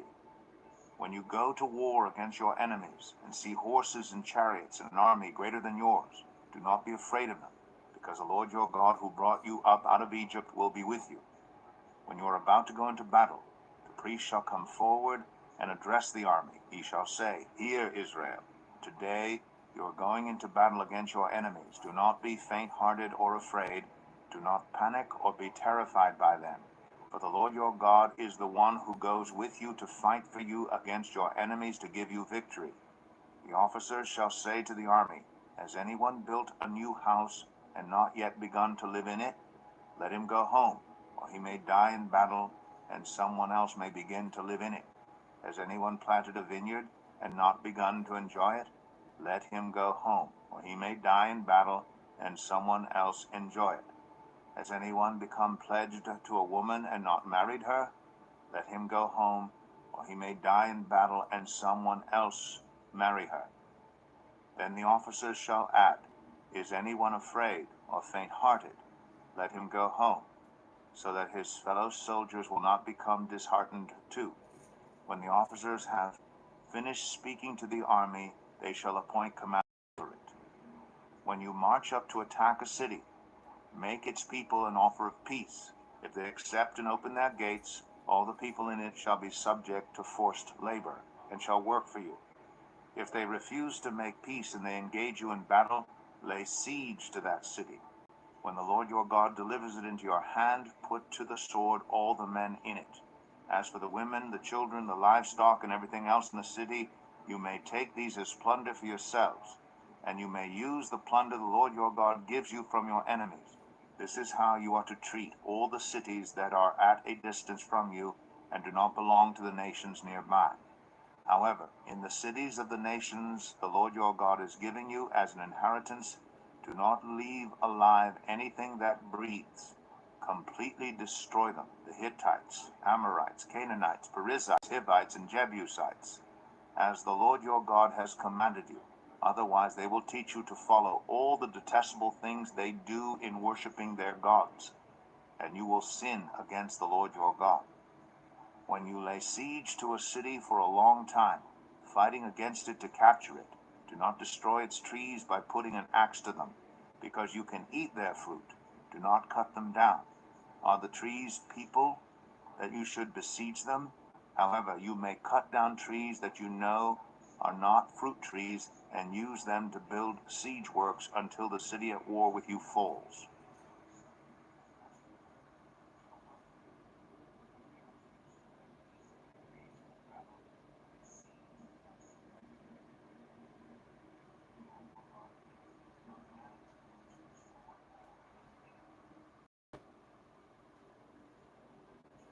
Deuteronomy 21. If someone is found slain, lying in a field in the land the Lord your God is giving you to possess, and it is not known who the killer was, your elders and judges shall go out and measure the distance from the body to the neighboring towns.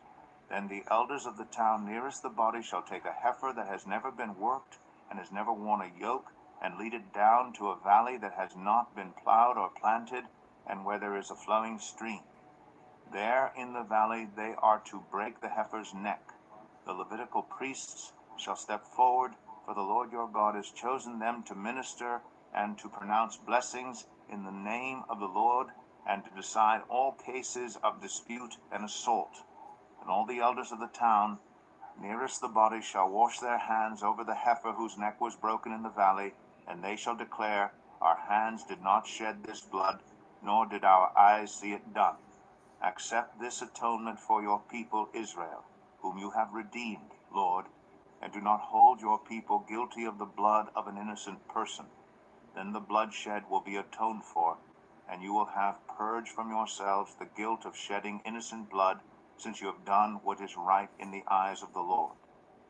When you go to war against your enemies, and the Lord your God delivers them into your hands, and you take captives, if you notice among the captives a beautiful woman, and are attracted to her, you may take her as your wife. Bring her into your home, and have her shave her head, trim her nails, and put aside the clothes she was wearing when captured. After she has lived in your house, and mourned her father and mother for a full month, then you may go to her, and be her husband, and she shall be your wife. If you are not pleased with her, let her go wherever she wishes. You must not sell her, or treat her as a slave, since you have dishonored her.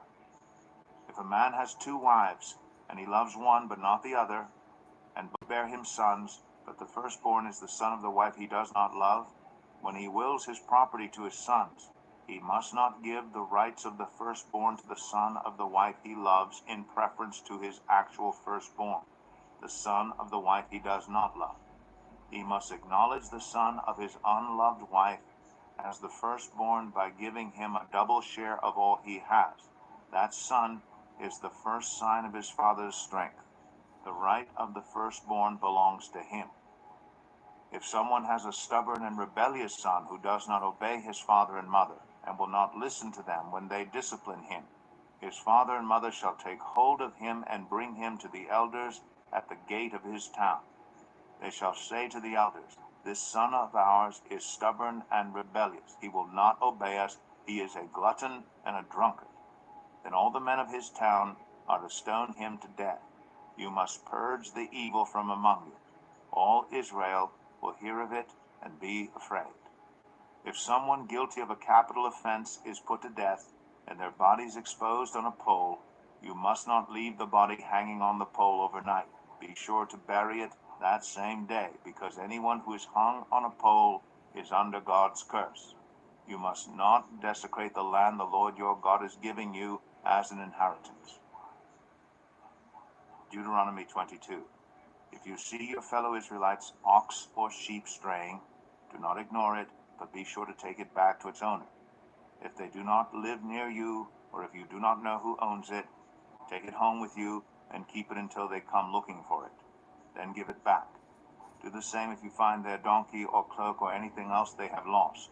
Do not ignore it. If you see your fellow Israelite's donkey or ox fallen on the road, do not ignore it. Help the owner get it to its feet. A woman must not wear men's clothing, nor a man wear women's clothing, for the Lord your God detests anyone who does this. If you come across a bird's nest beside the road, either in a tree or on the ground, and the mother is sitting on the young or on the eggs, do not take the mother with the young. You may take the young, but be sure to let the mother go, so that it may go well with you, and you may have a long life. When you build a new house, make a parapet around your roof, so that you may not bring the guilt of bloodshed on your house if someone falls from the roof. Do not plant two kinds of seed in your vineyard. If you do, not only the crops you plant, but also the fruit of the vineyard will be defiled. Do not plow with an ox and a donkey yoked together. Do not wear clothes of wool and linen woven together. Make tassels on the four corners of the cloak you wear. If a man takes a wife, and after sleeping with her dislikes her, and slanders her, and gives her a bad name, saying, I married this woman, but when I approached her, I did not find proof of her virginity, then the young woman's father and mother shall bring to the town elders at the gate proof that she was a virgin. Her father will say to the elders, I gave my daughter in marriage to this man, but he dislikes her. Now he has slandered her and said, I did not find your daughter to be a virgin, but here is the proof of my daughter's virginity. Then her parents shall display the cloth before the elders of the town, and the elders shall take the man and punish him. They shall fine him 100 shekels of silver, and give them to the young woman's father, because this man has given an Israelite virgin a bad name. She shall continue to be his wife. He must not divorce her as long as he lives. If, however, the charge is true, and no proof of the young woman's virginity can be found, she shall be brought to the door of her father's house, and there the men of her town shall stone her to death. She has done an outrageous thing in Israel by being promiscuous while still in her father's house. You must purge the evil from among you.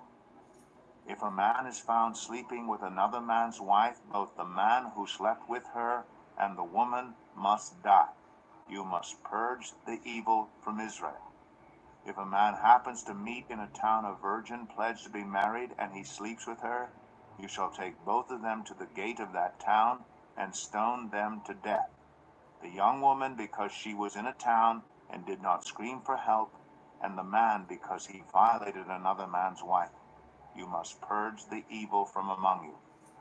But if out in the country a man happens to meet a young woman pledged to be married and rapes her, only the man who has done this shall die. Do nothing to the woman. She has committed no sin deserving death.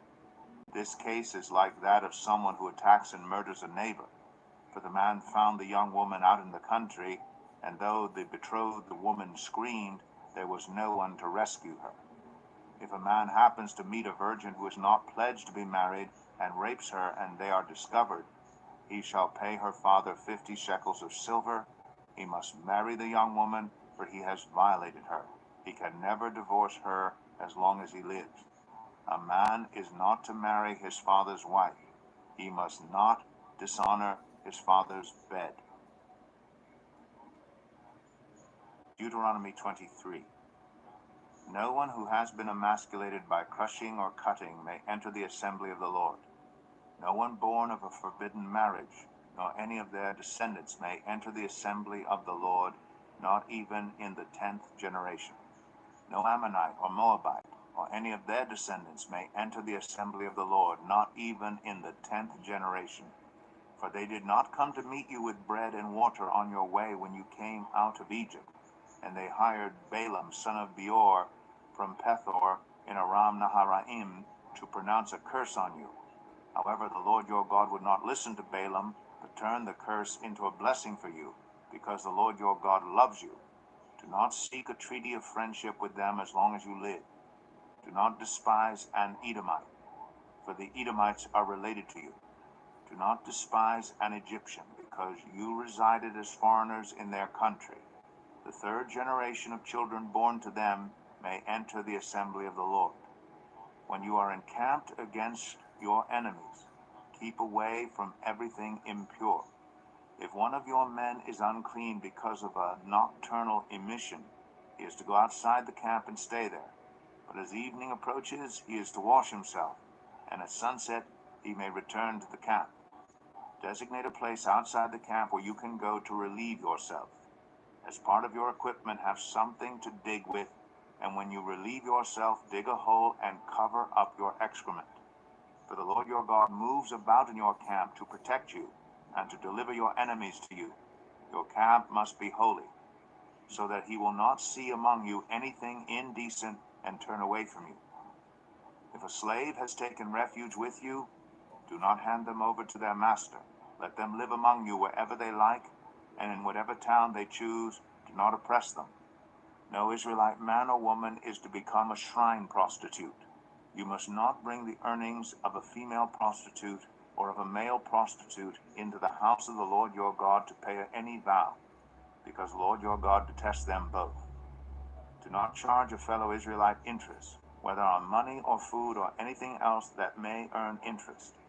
You may charge a foreigner interest, but not a fellow Israelite, so that the Lord your God may bless you in everything you put your hand to in the land you are entering to possess.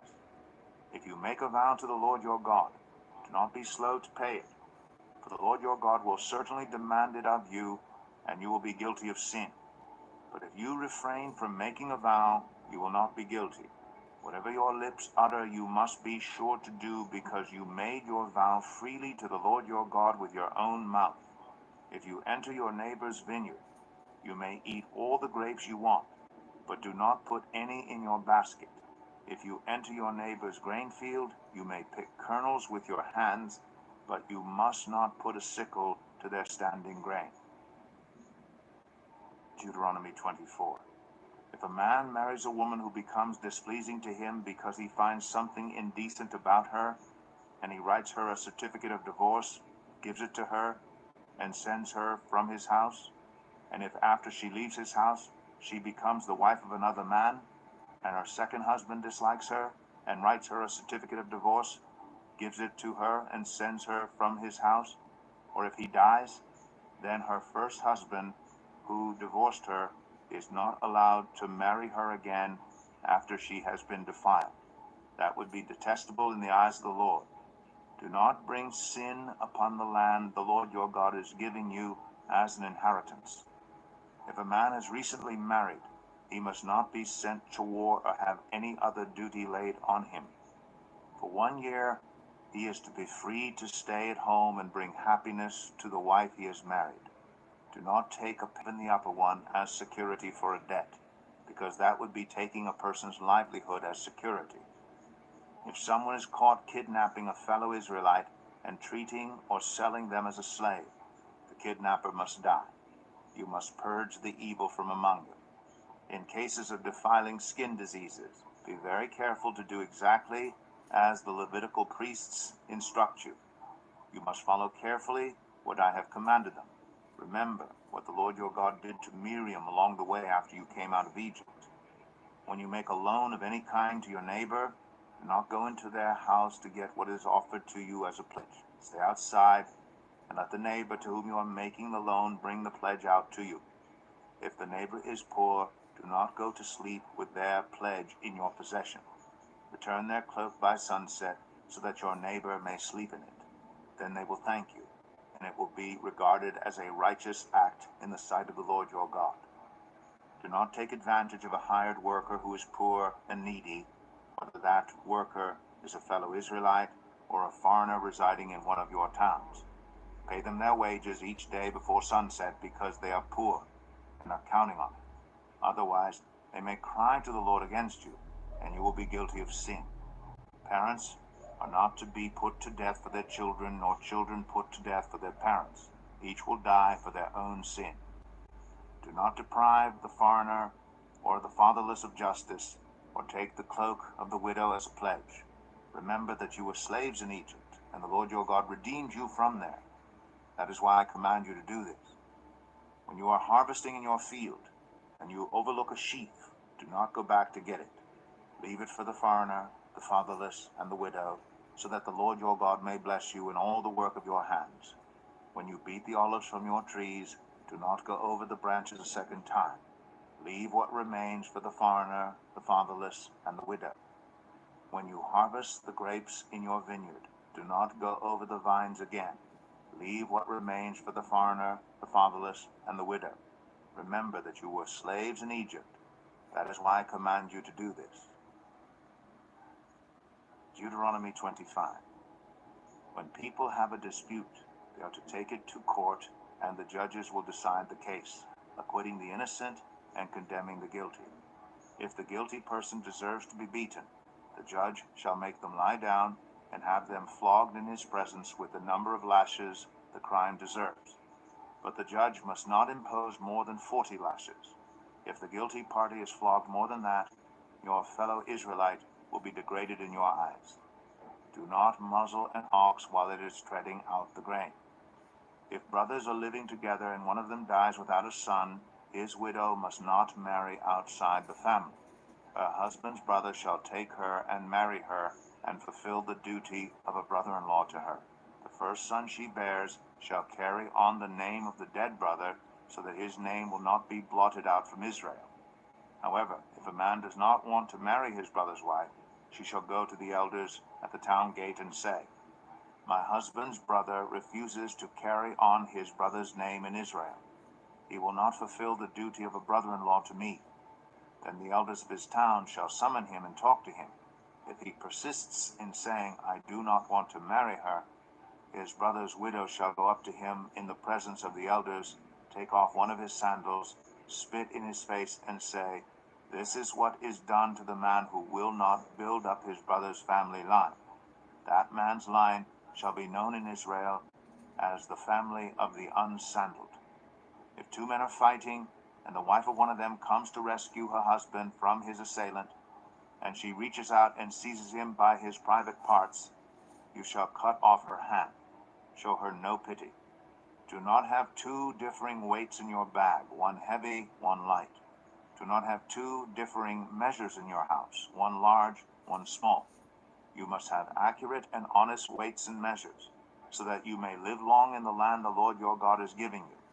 For the Lord your God detests anyone who does these things, anyone who deals dishonestly. Remember what the Amalekites did to you along the way when you came out of Egypt. When you were weary and worn out, they met you on your journey and attacked all who were lagging behind. They had no fear of God.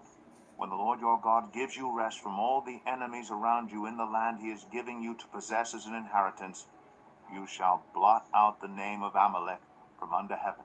Do not forget. Deuteronomy 26. When you have entered the land the Lord your God is giving you as an inheritance, and have taken possession of it and settled in it, take some of the first fruits of all that you produce from the soil of the land the Lord your God is giving you, and put them in a basket. Then go to the place the Lord your God will choose as a dwelling for his name, and say to the priest in office at the time, "I declare today to the Lord your God that I have come to the land the Lord swore to our ancestors to give us."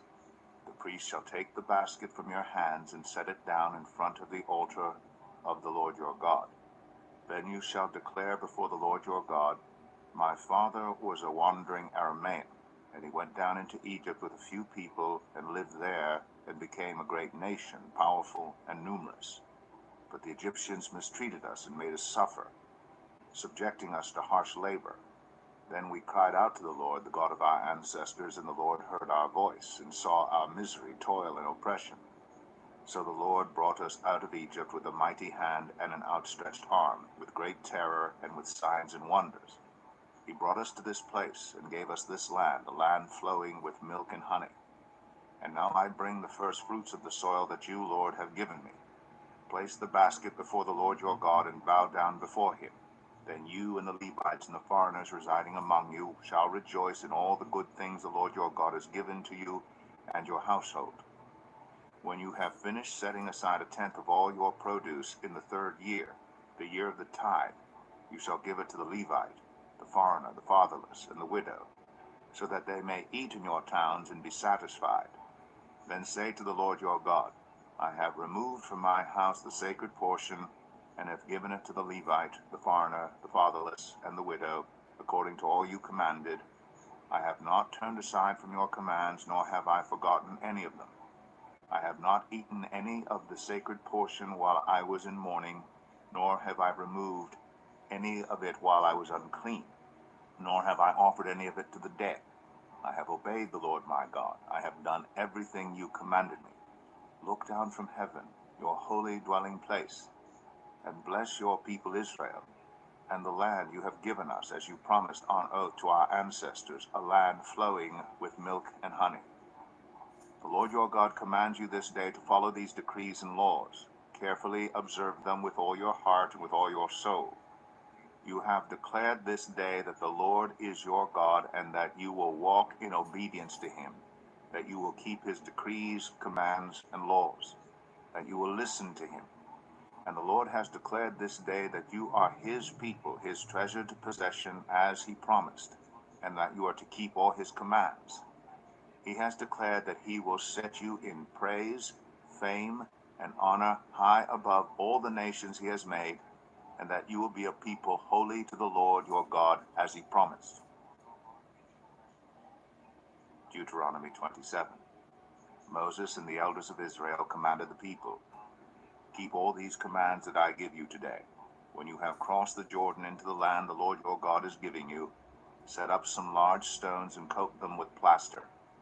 Write on them all the words of this law when you have crossed over to enter the land the Lord your God is giving you, a land flowing with milk and honey, just as the Lord, the God of your ancestors, promised you. And when you have crossed the Jordan, set up these stones on Mount Ebal, as I command you today, and coat them with plaster. Build there an altar to the Lord your God, an altar of stones. Do not use any iron tool on them. Build the altar of the Lord your God with field stones, and offer burnt offerings on it to the Lord your God. Sacrifice fellowship offerings there, eating them and rejoicing in the presence of the Lord your God.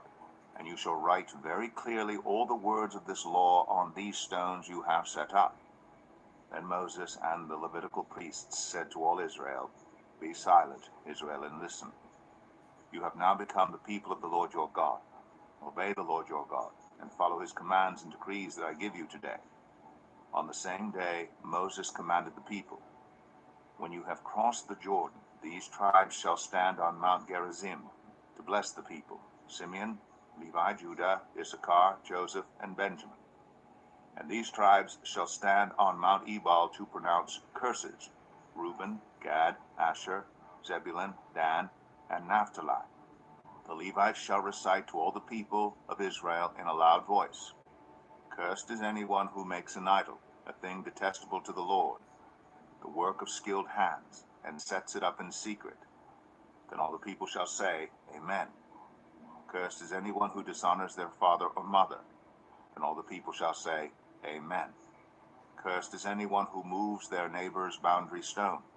Then all the people shall say, Amen. Cursed is anyone who leads the blind astray on the road. Then all the people shall say, Amen.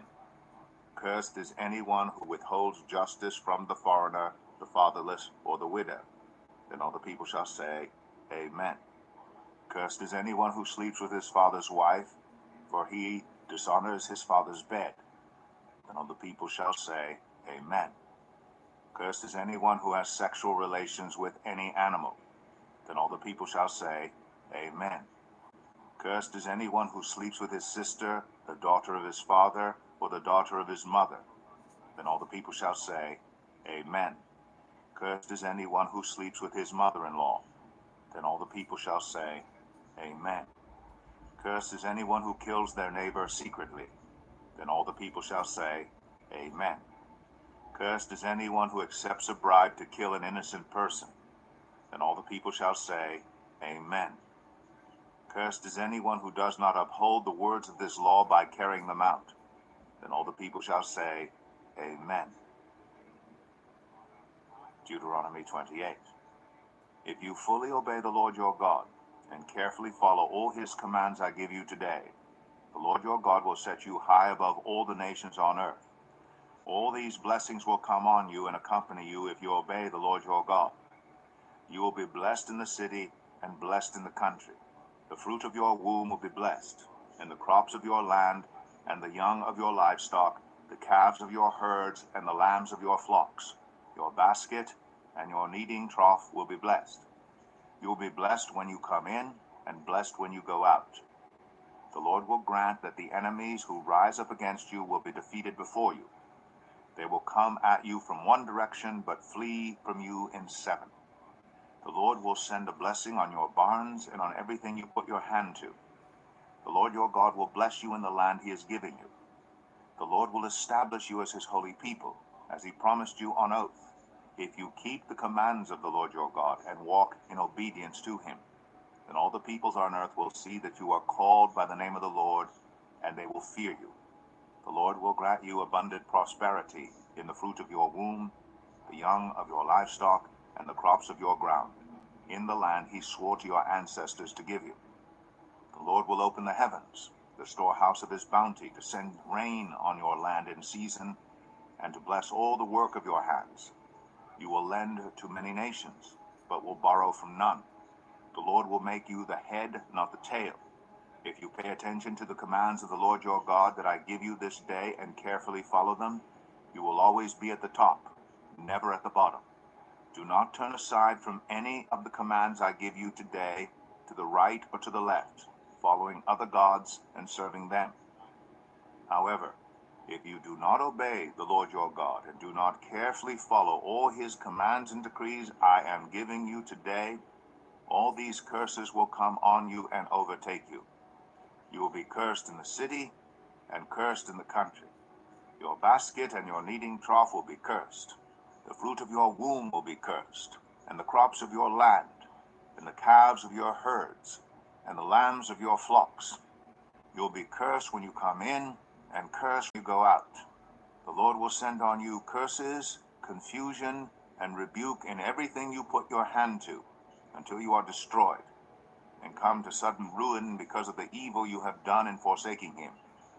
The Lord will plague you with diseases until he has destroyed you from the land you are entering to possess. The Lord will strike you with wasting disease, with fever and inflammation, with scorching heat and drought, with blight and mildew, which will plague you until you perish. The sky over your head will be bronze, the ground beneath you iron. The Lord will turn the rain of your country into dust and powder. It will come down from the skies until you are destroyed. The Lord will cause you to be defeated before your enemies. You will come at them from one direction, but flee from them in seven, and you will become a thing of horror to all the kingdoms on earth. Your carcasses will be food for all the birds and the wild animals, and there will be no one to frighten them away. The Lord will afflict you with the boils of Egypt and with tumors, festering sores, and the itch from which you cannot be cured. The Lord will afflict you with madness, blindness, and confusion of mind. At midday you will grope about like a blind person in the dark. You will be unsuccessful in everything you do. Day after day you will be oppressed and robbed, with no one to rescue you. You'll be pledged to be married to a woman, but another will take her and rape her. You will build a house, but you will not live in it. You will plant a vineyard, but you will not even begin to enjoy its fruit. Your ox will be slaughtered before your eyes, but you will eat none of it. Your donkey will be forcibly taken from you and will not be returned. Your sheep will be given to your enemies, and no one will rescue them. Your sons and daughters will be given to another nation, and you will wear out your eyes watching for them day after day, powerless to lift a hand. A people that you do not know will eat what your land and labor produce, and you will have nothing but cruel oppression all your days. The sights you see will drive you mad. The Lord will afflict your knees and legs with painful boils that cannot be cured, spreading from the soles of your feet to the top of your head. The Lord will drive you and the king you set over you to a nation unknown to you or your ancestors.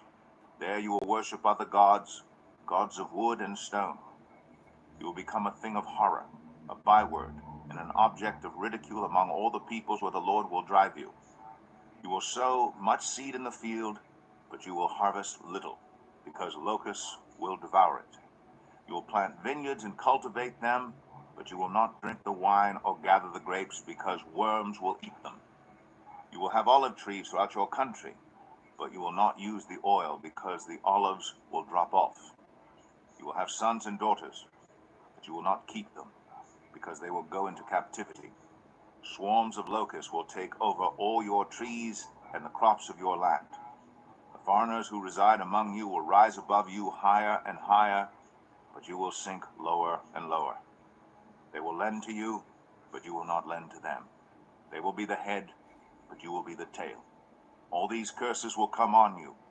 They will pursue you and overtake you until you are destroyed, because you did not obey the Lord your God and observe the commands and decrees he gave you. They will be a sign and a wonder to you and your descendants forever, because you did not serve the Lord your God joyfully and gladly in the time of prosperity. Therefore, in hunger and thirst, in nakedness and dire poverty, you will serve the enemies the Lord sends against you. He will put an iron yoke on your neck until he has destroyed you. The Lord will bring a nation against you from far away, from the ends of the earth, like an eagle swooping down, a nation whose language you will not understand. A fierce-looking nation without respect for the old or pity for the young. They will devour the young of your livestock and the crops of your land until you are destroyed. They will leave you no grain, new wine, or olive oil, nor any calves of your herds or lambs of your flocks until you are ruined. They will lay siege to all the cities throughout your land until the high fortified walls in which you trust fall down. They will besiege all the cities throughout the land the Lord your God is giving you. Because of the suffering that your enemy will inflict on you during the siege, you will eat the fruit of the womb, the flesh of the sons and daughters the Lord your God has given you. Even the most gentle and sensitive man among you will have no compassion on his own brother, or the wife he loves, or his surviving children. And he will not give to one of them any of the flesh of his children that he is eating. It will be all he has left because of the suffering your enemy will inflict on you during the siege of all your cities. The most gentle and sensitive woman among you, so sensitive and gentle that she would not venture to touch the ground with the sole of her foot, will begrudge the husband she loves, and her own son or daughter, the afterbirth from her womb, and the children she bears. For in her dire need she intends to eat them secretly because of the suffering your enemy will inflict on you during the siege of your cities. If you do not carefully follow all the words of this law which are written in this book, and do not revere this glorious and awesome name, the Lord your God, the Lord will send fearful plagues on you, and your descendants harsh and prolonged disasters, and severe and lingering illnesses. He will bring on you all the diseases of Egypt that you dreaded, and they will cling to you. The Lord will also bring on you every kind of sickness and disaster not recorded in this book of the law until you are destroyed. You who were as numerous as the stars in the sky will be left but few in number, because you did not obey the Lord your God. Just as it pleased the Lord to make you prosper and increase in number, so it will please him to ruin and destroy you. You will be uprooted from the land you are entering to possess. Then the Lord will scatter you among all nations, from one end of the earth to the other. There you will worship other gods, gods of wood and stone, which neither you nor your ancestors have known. Among those nations you will find no repose, no resting place for the sole of your foot. There the Lord will give you an anxious mind, eyes weary with longing, and a despairing heart. You will live in constant suspense, filled with dread both night and day, never sure of your life. In the morning you will say, if only it were evening, and in the evening, if only it were morning, because of the terror that will fill your hearts and the sights that your eyes will see. The Lord will send you back in ships to Egypt on a journey I said you should never make again. There you will offer yourselves for sale to your enemies as male and female slaves, but no one will buy you. Deuteronomy 29. These are the terms of the covenant the Lord commanded Moses to make with the Israelites in Moab, in addition to the covenant he had made with them in Horeb. Moses summoned all the Israelites and said to them, your eyes have seen all that the Lord did in Egypt to Pharaoh, to all his officials, and to all his land. With your own eyes you saw those great trials, those signs and great wonders. But to this day the Lord has not given you a mind that understands, or eyes that see, or ears that hear. Yet the Lord says, during the 40 years that I led you through the wilderness, your clothes did not wear out, nor did the sandals on your feet. You ate no bread and drank no wine or other fermented drink. I did this so that you might know that I am the Lord your God. When you reach this place, Sihon, king of Heshbon, and Og, king of Bashan, came out to fight against us, but we defeated them. We took their land and gave it as an inheritance to the Reubenites, the Gadites, and the half-tribe of Manasseh. Carefully follow the terms of this covenant, so that you may prosper in everything you do. All of you are standing today in the presence of the Lord your God, your leaders and chief men, your elders and officials, and all the other men of Israel, together with your children and your wives and the foreigners living in your camps who chop your wood and carry your water.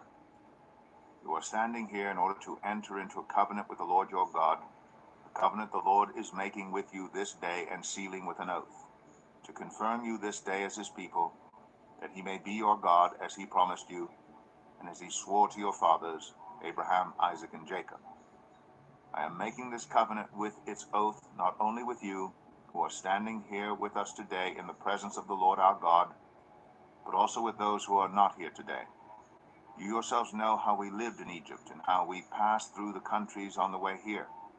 You saw among them their detestable images and idols of wood and stone, of silver and gold. Make sure there is no man or woman, clan or tribe among you today whose heart turns away from the Lord our God to go and worship the gods of those nations. Make sure there is no root among you that produces such bitter poison. When such a person hears the words of this oath and they invoke a blessing on themselves, thinking, I will be safe, even though I persist in going my own way, they will bring disaster on the watered land as well as the dry. The Lord will never be willing to forgive them. His wrath and zeal will burn against them. All the curses written in this book will fall on them, and the Lord will blot out their names from under heaven. The Lord will single them out from all the tribes of Israel for disaster, according to all the curses of the covenant written in this book of the law. Your children who follow you in later generations, and foreigners who come from distant lands, will see the calamities that have fallen on the land, and the diseases with which the Lord has inflicted it. The whole land will be a burning waste of salt and sulfur, nothing planted, nothing sprouting, no vegetation growing on it. It will be like the destruction of Sodom and Gomorrah, Admah, and Zeboim, which the Lord overthrew in fierce anger. All the nations will ask, why has the Lord done this to this land? Why this fierce burning anger? And the answer will be, it is because this people abandoned the covenant of the Lord, the God of their ancestors, the covenant he made with them when he brought them out of Egypt. They went off and worshipped other gods and bowed down to them, gods they did not know, gods he had not given them. Therefore the Lord's anger burned against this land, so that he brought on it all the curses written in this book. In furious anger and in great wrath, the Lord uprooted them from their land and thrust them into another land as it is now. The secret things belong to the Lord our God, but the things revealed belong to us and to our children forever, that we may follow all the words of this law.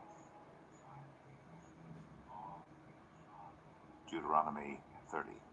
When all these blessings and curses I have set before you come on you, and you take them to heart wherever the Lord your God disperses you among the nations, and when you and your children return to the Lord your God, and obey him with all your heart and with all your soul, according to everything I command you today, then the Lord your God will restore your fortunes and have compassion on you, and gather you again from all the nations where he scattered you. Even if you have been banished to the most distant land under the heavens, from there the Lord your God will gather you and bring you back. He will bring you to the land that belonged to your ancestors, and you will take possession of it. He will make you more prosperous and numerous than your ancestors. The Lord your God will circumcise your hearts and the hearts of your descendants, so that you may love him with all your heart and with all your soul and live. The Lord your God will put all these curses on your enemies who hate and persecute you. you will again obey the Lord and follow all his commands I am giving you today. Then the Lord your God will make you most prosperous in all the work of your hands and in the fruit of your womb, the young of your livestock and the crops of your land. The Lord will again delight in you and make you prosperous, just as he delighted in your ancestors, if you obey the Lord your God and keep his commands and decrees that are written in this book of the law, and turn to the Lord your God with all your heart and with all your soul. Now what I am commanding you today is not too difficult for you or beyond your reach. It is not up in heaven so that you have to ask, who will ascend into heaven to get it and proclaim it to us so we may obey it? Nor is it beyond the sea so that you have to ask, who will cross the sea to get it and proclaim it to us so we may obey it? No, the word is very near you. It is in your mouth and in your heart, so you may obey it. See, I set before you today life and prosperity, death and destruction. For I command you today to love the Lord your God, to walk in obedience to him, and to keep his commands, decrees, and laws. Then you will live and increase, and the Lord your God will bless you in the land you are entering to possess. But if your heart turns away and you are not obedient, and if you are drawn away to bow down to other gods and worship them, I declare to you this day that you will certainly be destroyed. You will not live long in the land you are crossing the Jordan to enter and possess. This day I call the heavens and the earth as witnesses against you, that I have set before you life and death, blessings and curses. Now choose life, so that you and your children may live, and that you may love the Lord your God, listen to his voice, and hold fast to him. For the Lord is your life, and he will give you many years in the land he swore to give to your fathers, Abraham, Isaac, and Jacob. Deuteronomy 31. Then Moses went out and spoke these words to all Israel. I am now 120 years old, and I am no longer able to lead you. The Lord has said to me, you shall not cross the Jordan. The Lord your God himself will cross over ahead of you.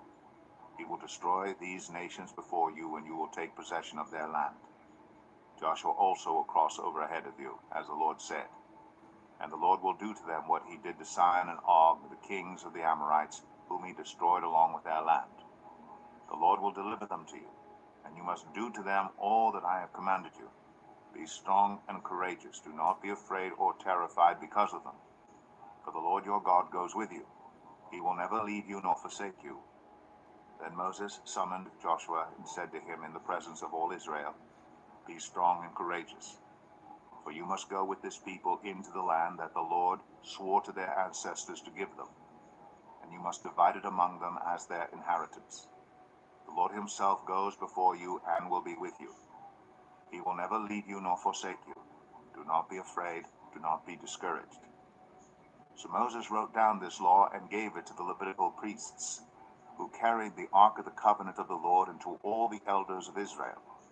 Then Moses commanded them, at the end of every 7 years, in the year of canceling debts, during the festival of tabernacles, when all Israel comes to appear before the Lord your God at the place he will choose, you shall read this law before them in their hearing. Assemble the people, men, women, and children, and the foreigners residing in your towns, so they can listen and learn to fear the Lord your God and follow carefully all the words of this law. Their children, who do not know this law, must hear it and learn to fear the Lord your God as long as you live in the land you are crossing the Jordan to possess. The Lord said to Moses, now the day of your death is near. Call Joshua and present yourselves at the tent of meeting, where I will commission him.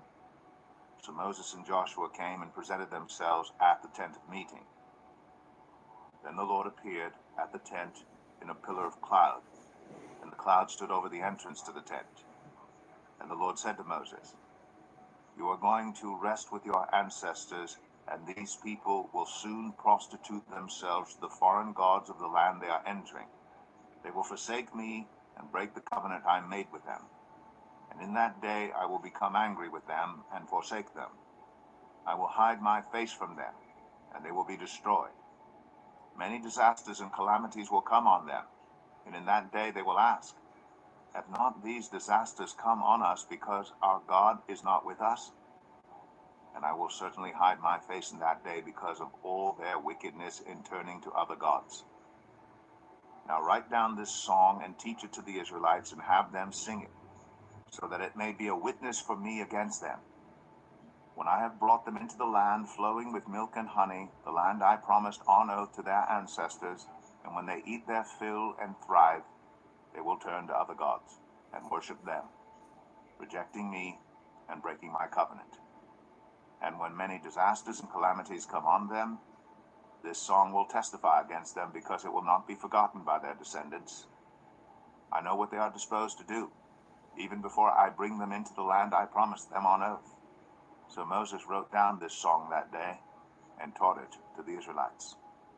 The Lord gave this command to Joshua son of Nun, be strong and courageous, for you will bring the Israelites into the land I promised them on oath, and I myself will be with you.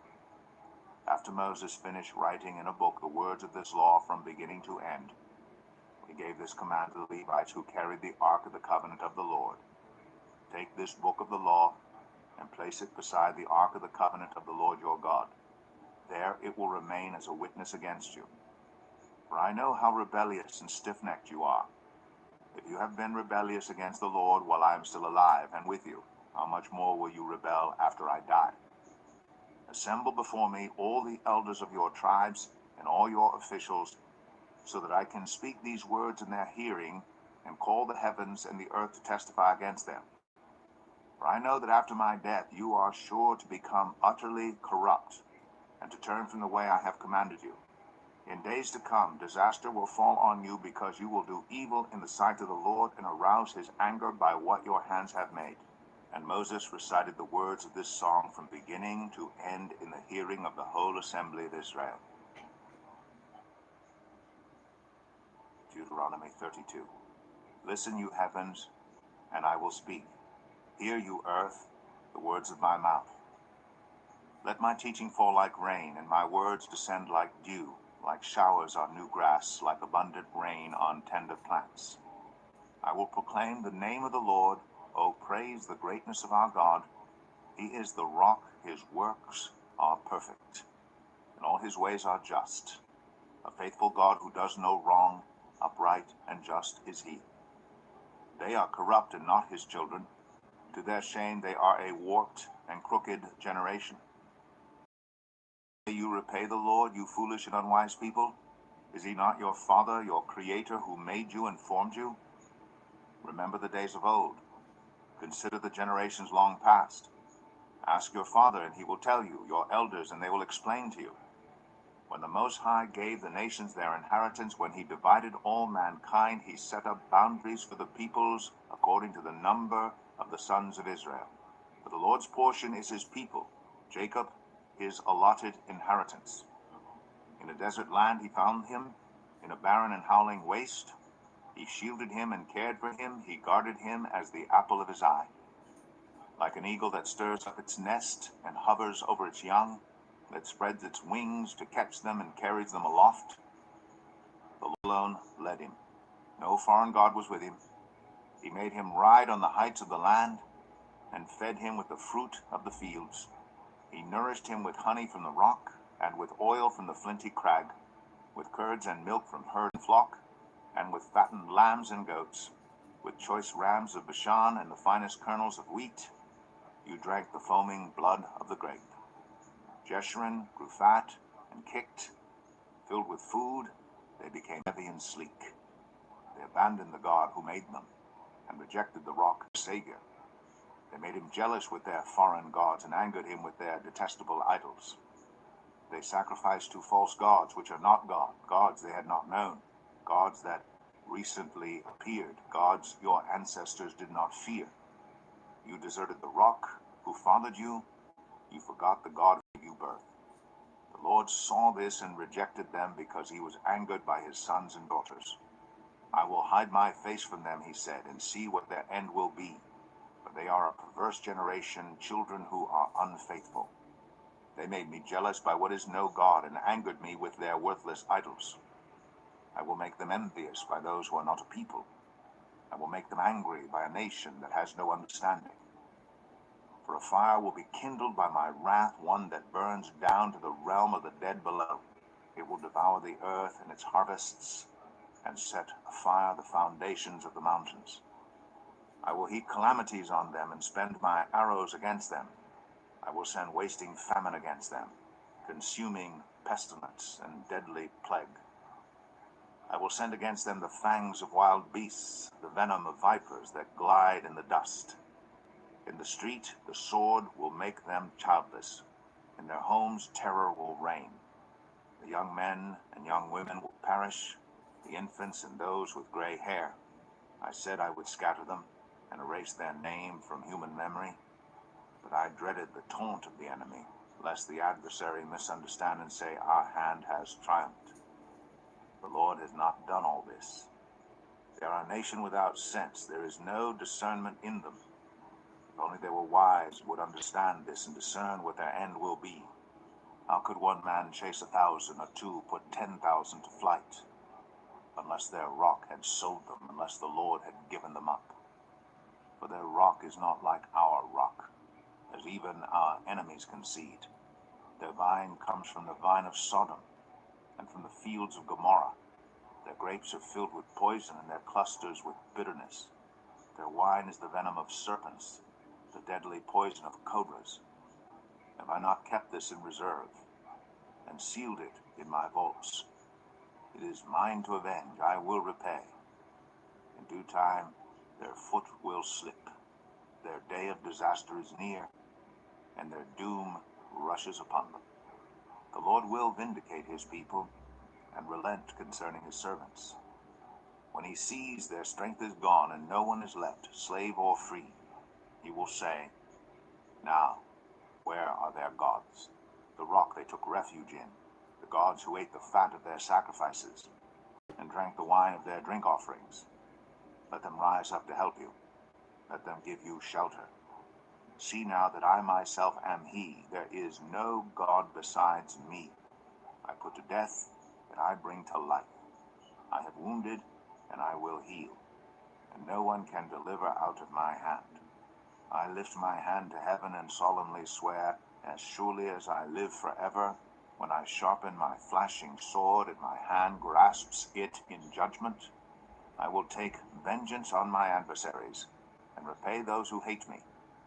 I will make my arrows drunk with blood, while my sword devours flesh. The blood of the slain and the captives, the heads of the enemy leaders. Rejoice, you nations, with his people, for he will avenge the blood of his servants.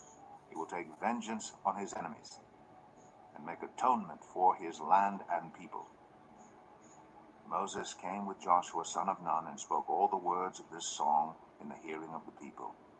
When Moses finished reciting all these words to all Israel, he said to them, take to heart all the words I have solemnly declared to you this day, so that you may command your children to obey carefully all the words of this law. They are not just idle words for you, they are your life.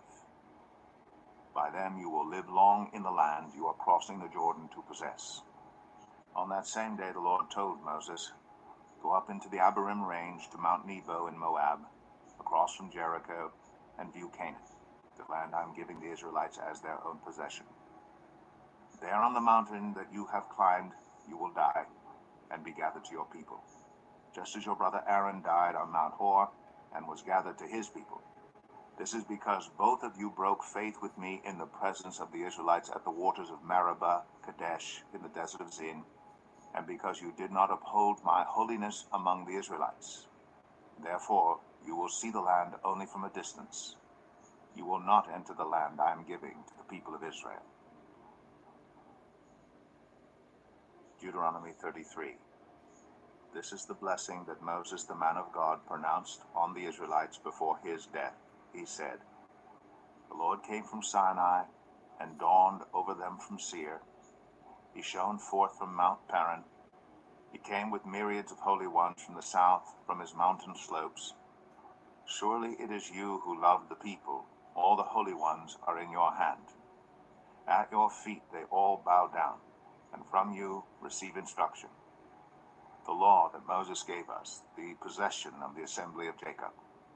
He was king over Jeshurun, when the leaders of the people assembled along with the tribes of Israel.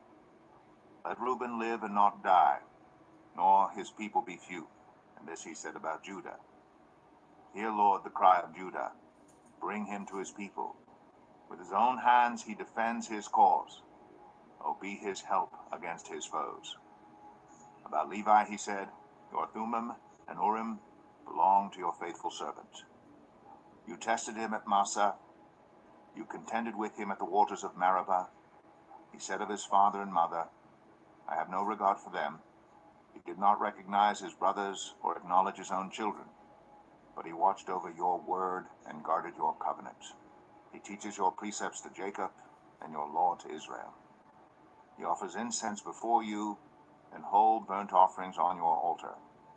Bless all his skills, Lord, and be pleased with the work of his hands. Strike down those who rise against him, his foes, till they rise no more. About Benjamin he said, let the beloved of the Lord rest secure in him, for he shields him all day long, and the one the Lord loves rests between his shoulders. About Joseph he said, may the Lord bless his land with the precious dew from heaven above, and with the deep waters that lie below. With the best the sun brings forth, and the finest the moon can yield. With the choicest gifts of the ancient mountains, and the fruitfulness of the everlasting hills. With the best gifts of the earth and its fullness, and the favor of him who dwelt in the burning bush. Let all these rest on the head of Joseph, on the brow of the prince among his brothers. In majesty he is like a firstborn bull. His horns are the horns of a wild ox. With them he will gore the nations, even those at the ends of the earth. Such are the 10,000s of Ephraim, such are the thousands of Manasseh.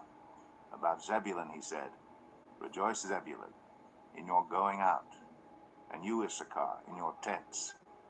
They will summon peoples to the mountain, and there offer the sacrifices of the righteous. They will feast on the abundance of the seeds, on the treasures hidden in the sand. About Gad he said, blessed is he who enlarges Gad's domain. Gad lives there like a lion, tearing at arm or head. He chose the best land for himself. The leader's portion was kept for him. When the heads of the people assembled, he carried out the Lord's righteous will and his judgments concerning Israel. About Dan he said, Dan is a lion's cub, springing out of Bashan. About Naphtali he said, Naphtali is abounding with the favor of the Lord, and is full of his blessing. He will inherit southward to the lake. About Asher he said, most blessed of sons is Asher. Let him be favored by his brothers, and let him bathe his feet in oil.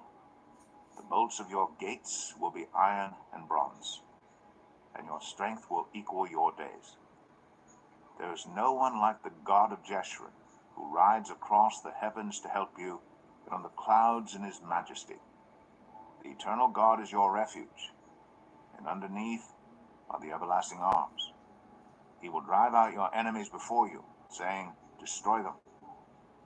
So Israel will live in safety. Jacob will dwell secure in a land of grain and new wine, where the heavens drop dew. Blessed are you, Israel. Who is like you, a people saved by the Lord? He is your shield and helper, and your glorious sword. Your enemies will cower before you, and you will tread on their heights.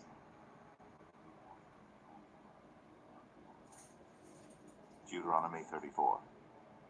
Then Moses climbed Mount Nebo from the plains of Moab to the top of Pisgah, across from Jericho. There the Lord showed him the whole land, from Gilead to Dan, all of Naphtali, the territory of Ephraim and Manasseh, all the land of Judah as far as the Mediterranean Sea, the Negev, and the whole region from the valley of Jericho, the city of palms, as far as Zoar.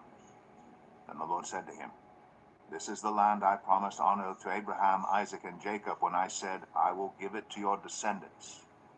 I have let you see it with your eyes, but you will not cross over into it. And Moses, the servant of the Lord, died there in Moab, as the Lord had said. He buried him in Moab, in the valley opposite Beth Peor. But to this day no one knows where his grave is. Moses was 120 years old when he died, yet his eyes were not weak, nor his strength gone. The Israelites grieved for Moses in the plains of Moab 30 days, until the time of weeping and mourning was over. Now Joshua, son of Nun, was filled with the spirit of wisdom, because Moses had laid his hands on him. So the Israelites listened to him and did what the Lord had commanded Moses. Since then, no prophet has risen in Israel like Moses, whom the Lord knew face to face, who did all those signs and wonders the Lord sent him to do in Egypt, to Pharaoh and to all his officials and to his whole land. For no one has ever shown the mighty power or performed the awesome deeds that Moses did in the sight of all Israel.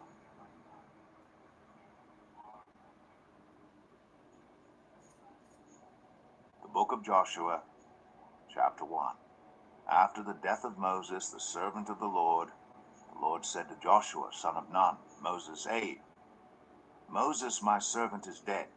Now then, you and all these people get ready to cross the Jordan River into the land I'm about to give to them, to the Israelites. I will give you every place where you set your foot, as I promised Moses.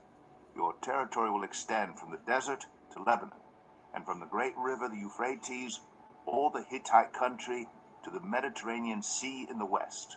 No one will be able to stand against you all the days of your life. As I was with Moses, so I will be with you. I will never leave you nor forsake you. Be strong and courageous, because you will lead these people to inherit the land I swore to their ancestors to give them. Be strong and very courageous. Be careful to obey all the law my servant Moses gave you. Do not turn from it to the right or to the left, that you may be successful wherever you go. Keep this book of the law always on your lips. Meditate on it day and night, so that you may be careful to do everything written in it. Then you will be prosperous and successful. Have I not commanded you? Be strong and courageous. Do not be afraid. Do not be discouraged, for the Lord your God will be with you wherever you go. So Joshua ordered the officers of the people, go through the camp and tell the people, get your provisions ready. 3 days from now, you will cross the Jordan here to go in and take possession of the land the Lord your God is giving you for your own. But to the Reubenites, the Gadites, and the half-tribe of Manasseh, Joshua said, remember the command that Moses, the servant of the Lord, gave you after he said, the Lord your God will give you rest by giving you this land. Your wives, your children, and your livestock may stay in the land that Moses gave you east of the Jordan. But all your fighting men, ready for battle, must cross over ahead of your fellow Israelites. You are to help them until the Lord gives them rest, as he has done for you, and until they too have taken possession of the land the Lord your God is giving them. After that, you may go back and occupy your own land, which Moses, the servant of the Lord, gave you east of the Jordan toward the sunrise.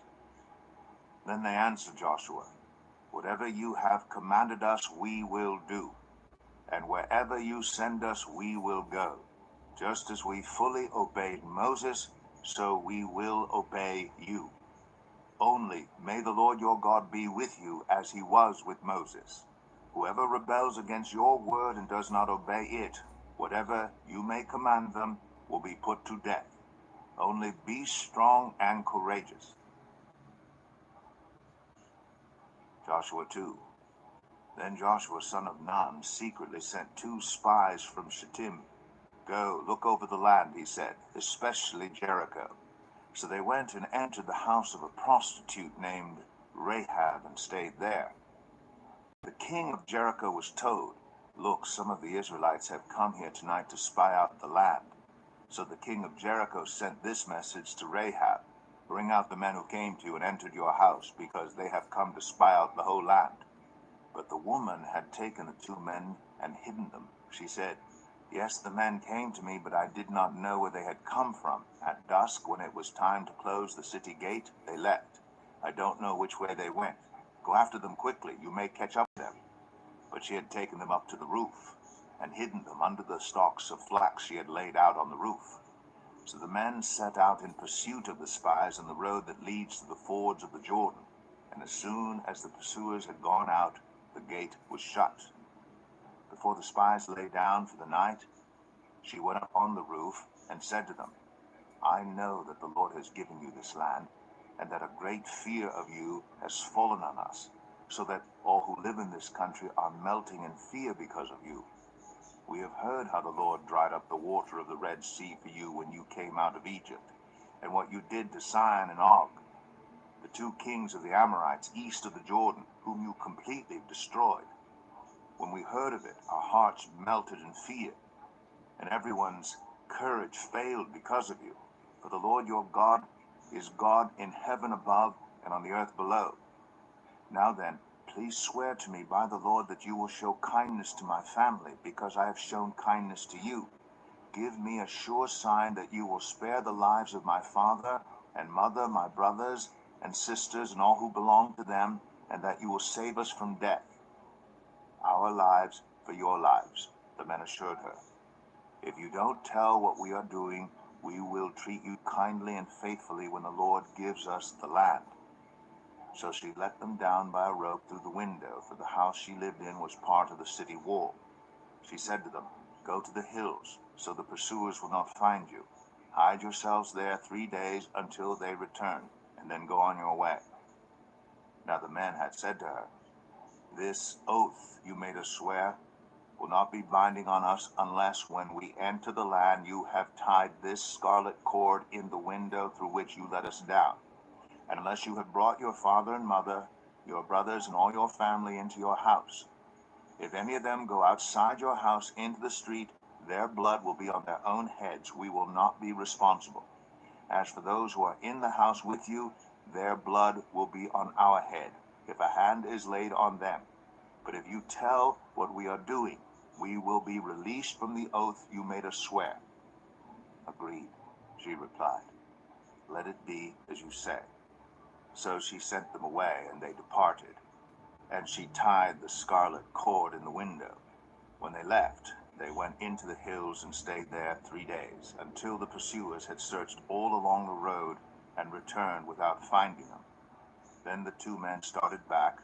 They went down out of the hills, forded the river, and came to Joshua son of Nun, and told him everything that had happened to them.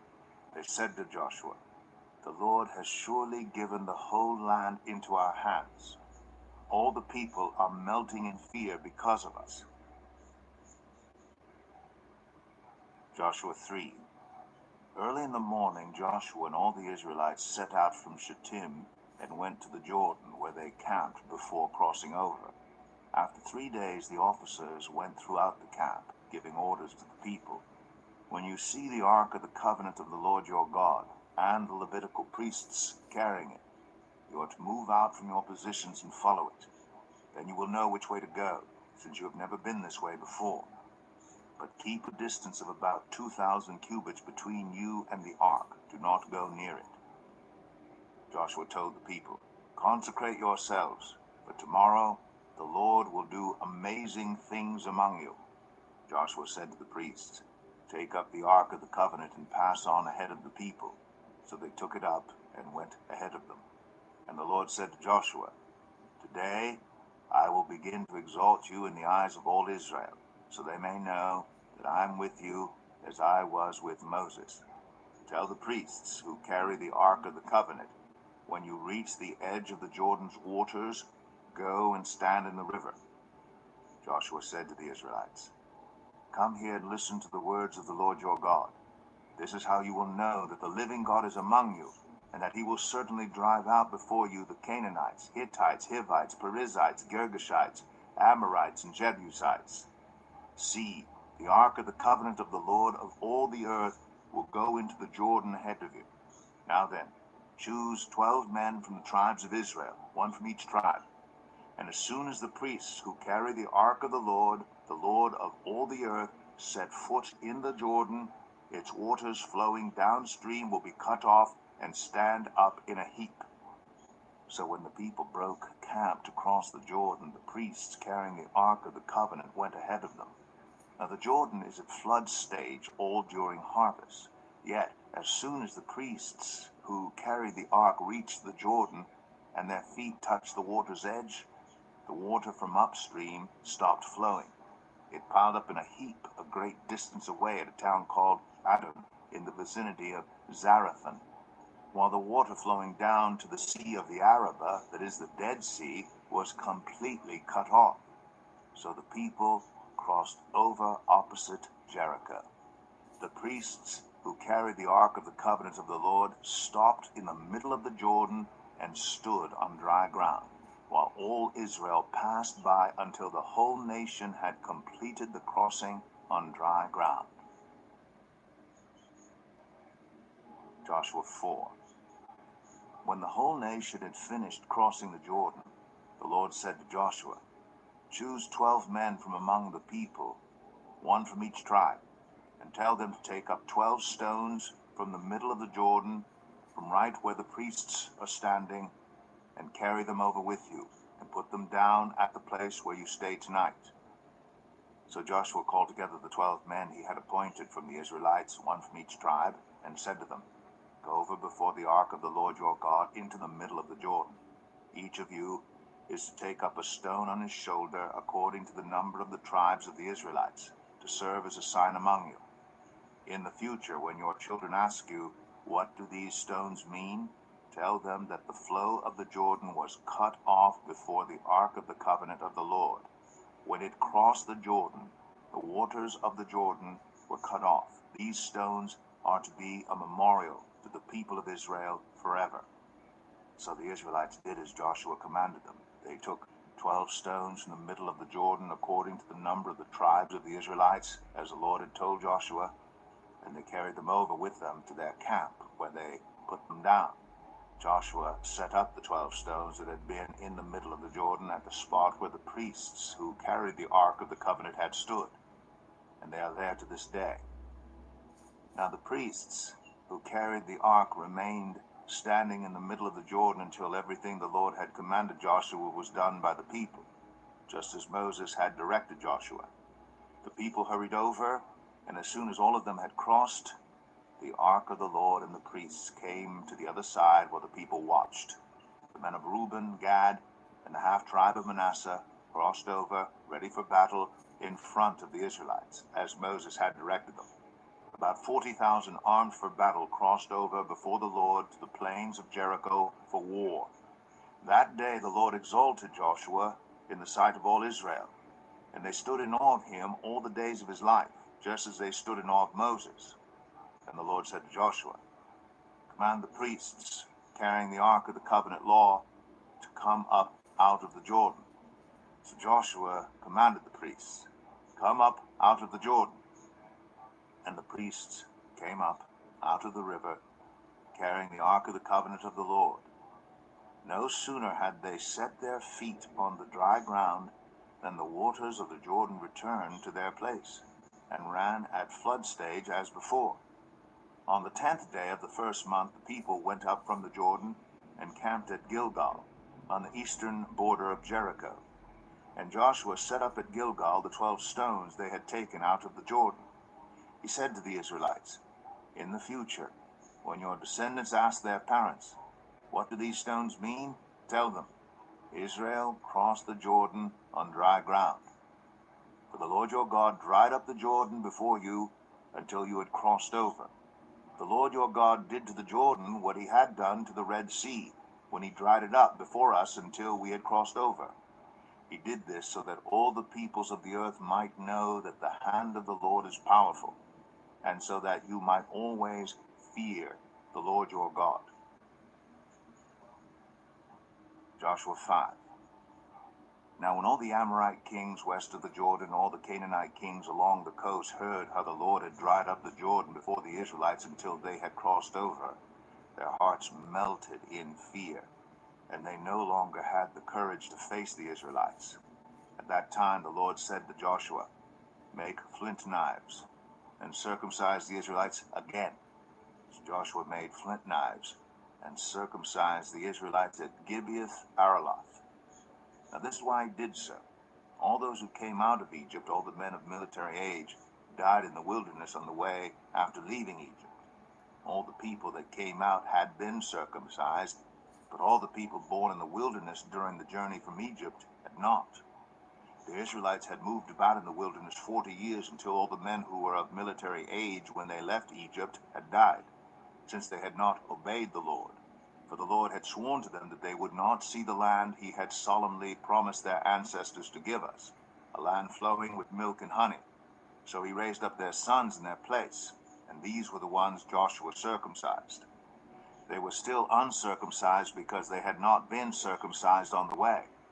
And after the whole nation had been circumcised, they remained where they were in camp until they were healed. Then the Lord said to Joshua, "Today I have rolled away the reproach of Egypt from you." So the place has been called Gilgal to this day. On the evening of the 14th day of the month, while camped at Gilgal on the plains of Jericho, the Israelites celebrated the Passover. The day after the Passover, that very day, they ate some of the produce of the land, unleavened bread and roasted grain. The manna stopped the day after they ate this food from the land. There was no longer any manna for the Israelites, but that year they ate the produce of Canaan. Now when Joshua was near Jericho, he looked up and saw a man standing in front of him with a drawn sword in his hand. Joshua went up to him and asked, "Are you for us or for our enemies?" "Neither," he replied, "but as commander of the army of the Lord, I have now come." Then Joshua fell face down to the ground in reverence and asked him, "What message does my Lord have for his servant?" The commander of the Lord's army replied, "Take off your sandals, for the place where you are standing is holy."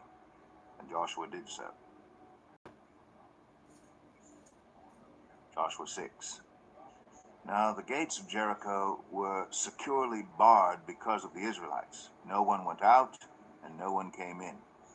Then the Lord said to Joshua, "See, I have delivered Jericho into your hands, along with its king and its fighting men. March around the city once with all the armed men. Do this for 6 days. Have 7 priests carrying trumpets of ram's horns in front of the ark. On the 7th day, march around the city 7 times with the priests blowing the trumpets. When you hear them sound a long blast on the trumpets, have the whole army give a loud shout. Then the wall of the city will collapse, and the army will go up, every one straight in." So Joshua son of Nun called the priests and said to them, "Take up the ark of the covenant of the Lord and have 7 priests carrying trumpets in front of it." And he ordered the army, "Advance, march around the city, with an armed guard going ahead of the ark of the Lord."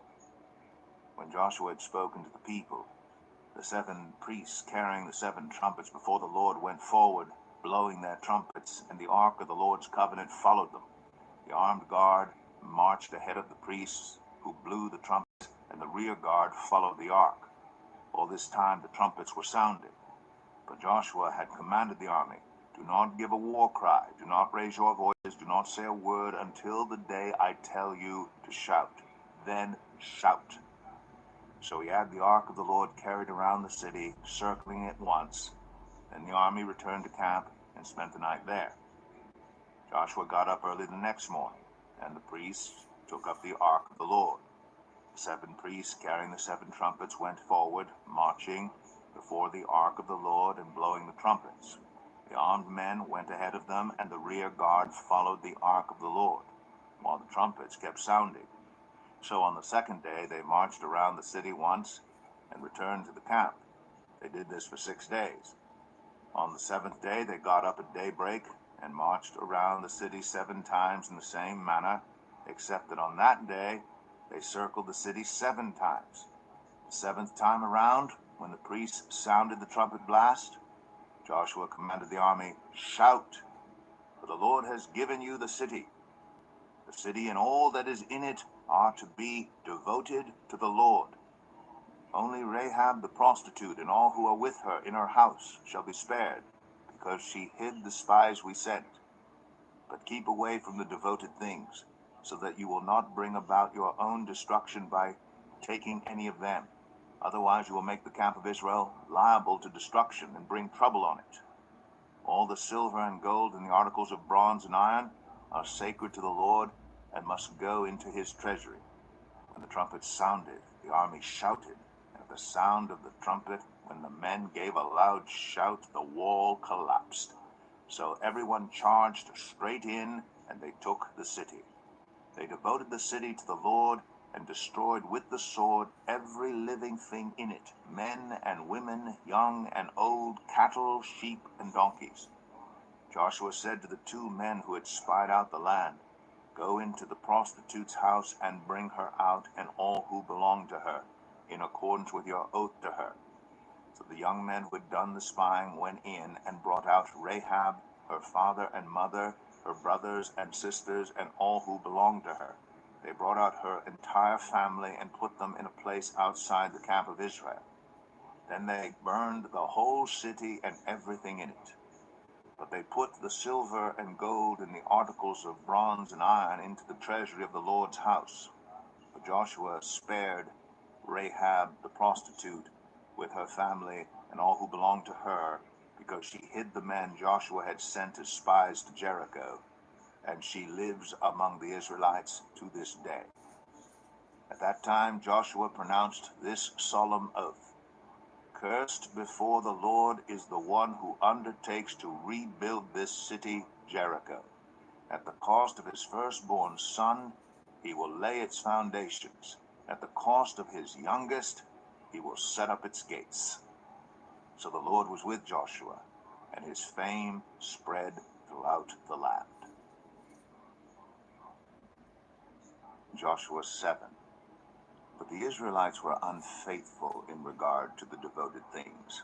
Achan, son of Carmi, the son of Zimri, the son of Zerah, of the tribe of Judah, took some of them. So the Lord's anger burned against Israel. Now Joshua sent men from Jericho to Ai, which is near Bethaven, to the east of Bethel, and told them, "Go up and spy out the region." So the men went up and spied out Ai. When they returned to Joshua, they said, "Not all the army will have to go up against Ai. Send 2,000 or 3,000 men to take it, and do not weary the whole army, for only a few people live there." So about 3,000 went up. But they were routed by the men of Ai, who killed about 36 of them. They chased the Israelites from the city gate as far as the stone quarries, and struck them down on the slopes.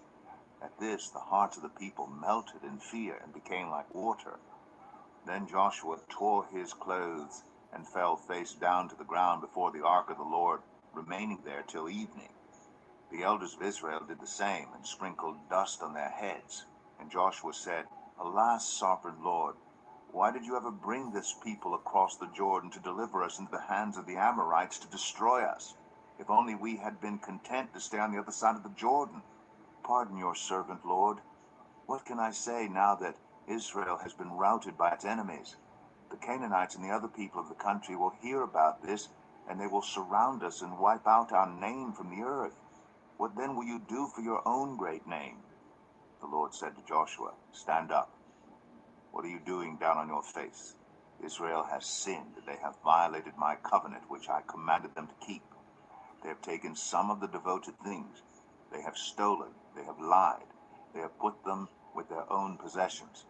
That is why the Israelites cannot stand against their enemies. They turn their backs and run because they have been made liable to destruction. I will not be with you any more unless you destroy whatever among you is devoted to destruction. Go, consecrate the people. Tell them, consecrate yourselves in preparation for tomorrow. For this is what the Lord, the God of Israel, says. There are devoted things among you, Israel. You cannot stand against your enemies until you remove them. In the morning, present yourselves tribe by tribe. The tribe the Lord chooses shall come forward clan by clan. The clan the Lord chooses shall come forward family by family. And the family the Lord chooses shall come forward man by man. Whoever is caught with the devoted things shall be destroyed by fire, along with all that belongs to him. He has violated the covenant of the Lord and has done an outrageous thing in Israel. Early the next morning, Joshua had Israel come forward by tribes, and Judah was chosen. The clans of Judah came forward, and the Zerahites were chosen. He had the clan of the Zerahites come forward by families, and Zimri was chosen. Joshua had his family come forward man by man, and Achan, son of Carmi, the son of Zimri, the son of Zerah of the tribe of Judah, was chosen. Then Joshua said to Achan, "My son, give glory to the Lord, the God of Israel, and honor him. Tell me what you have done. Do not hide it from me." Achan replied, "It is true, I have sinned against the Lord, the God of Israel. This is what I have done. When I saw in the plunder a beautiful robe from Babylonia, 200 shekels of silver, and a bar of gold weighing 50 shekels, I coveted them and took them. They are hidden in the ground inside my tent, with the silver underneath." So Joshua sent messengers, and they ran to the tent, and there it was, hidden in his tent with the silver underneath. They took the things from the tent, brought them to Joshua and all the Israelites, and spread them out before the Lord. Then Joshua, together with all Israel, took Achan, son of Zerah, the silver, the robe, the gold bar, his sons and daughters, his cattle, donkeys, and sheep, his tent, and all that he had, to the valley of Achor. Joshua said, "Why have you brought this trouble on us? The Lord will bring trouble on you today."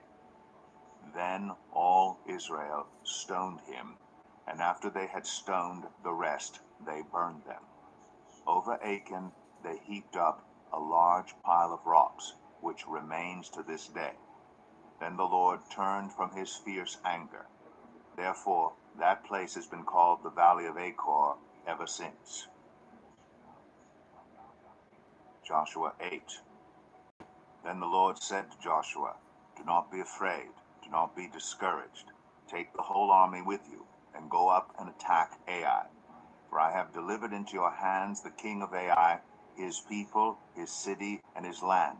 You shall do to Ai and its king as you did to Jericho and its king, except that you may carry off their plunder and livestock for yourselves. Set an ambush behind the city." So Joshua and the whole army moved out to attack Ai. He chose 30,000 of his best fighting men and sent them out at night with these orders. Listen carefully. You are to set an ambush behind the city. Don't go very far from it. All of you, be on the alert. I and all those with me will advance on the city, and when the men come out against us, as they did before, we will flee from them. They will pursue us until we have lured them away from the city, for they will say, "They are running away from us as they did before." So when we flee from them, you are to rise up from ambush and take the city. The Lord your God will give it into your hand. When you have taken the city, set it on fire. Do what the Lord has commanded. See to it. You have my orders. Then Joshua sent them off, and they went to the place of ambush, and lay in wait between Bethel and Ai, to the west of Ai. But Joshua spent that night with the people. Early the next morning, Joshua mustered his army, and he and the leaders of Israel marched before them to Ai. The entire force that was with him marched up and approached the city and arrived in front of it. They set up camp north of Ai, with the valley between them and the city. Joshua had taken about 5,000 men and set them in ambush between Bethel and Ai, to the west of the city. So the soldiers took up their positions with the main camp to the north of the city and the ambush to the west of it. That night Joshua went into the valley.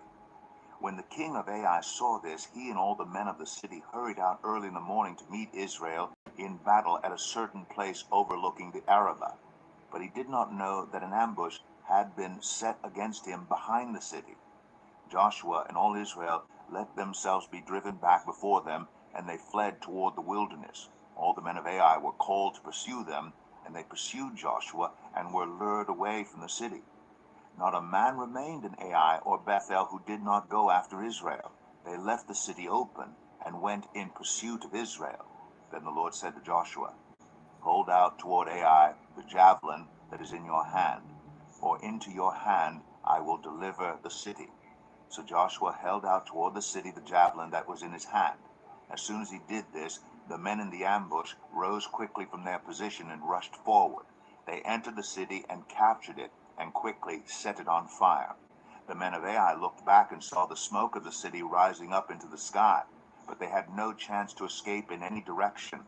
The Israelites who had been fleeing toward the wilderness had turned back against their pursuers. For when Joshua and all Israel saw that the ambush had taken the city, and smoke was going up from it, they turned around and attacked the men of Ai. Those in the ambush also came out of the city against them, so that they were caught in the middle, with Israelites on both sides. Israel cut them down, leaving them neither survivors nor fugitives. But they took the king of Ai alive and brought him to Joshua. When Israel had finished killing all the men of Ai in the fields and in the wilderness where they had chased them, and when every one of them had been put to the sword, all the Israelites returned to Ai and killed those who were in it. 12,000 men and women fell that day, all the people of Ai. For Joshua did not draw back the hand that held out his javelin until he had destroyed all who lived in Ai. But Israel did carry off for themselves the livestock and plunder of this city, as the Lord had instructed Joshua. So Joshua burned Ai and made it a permanent heap of ruins, a desolate place to this day. He impaled the body of the king of Ai on a pole and left it there until evening. At sunset, Joshua ordered them to take the body from the pole and throw it down at the entrance of the city gate. And they raised a large pile of rocks over it, which remains to this day. Then Joshua built on Mount Ebal an altar to the Lord, the God of Israel, as Moses, the servant of the Lord, had commanded the Israelites.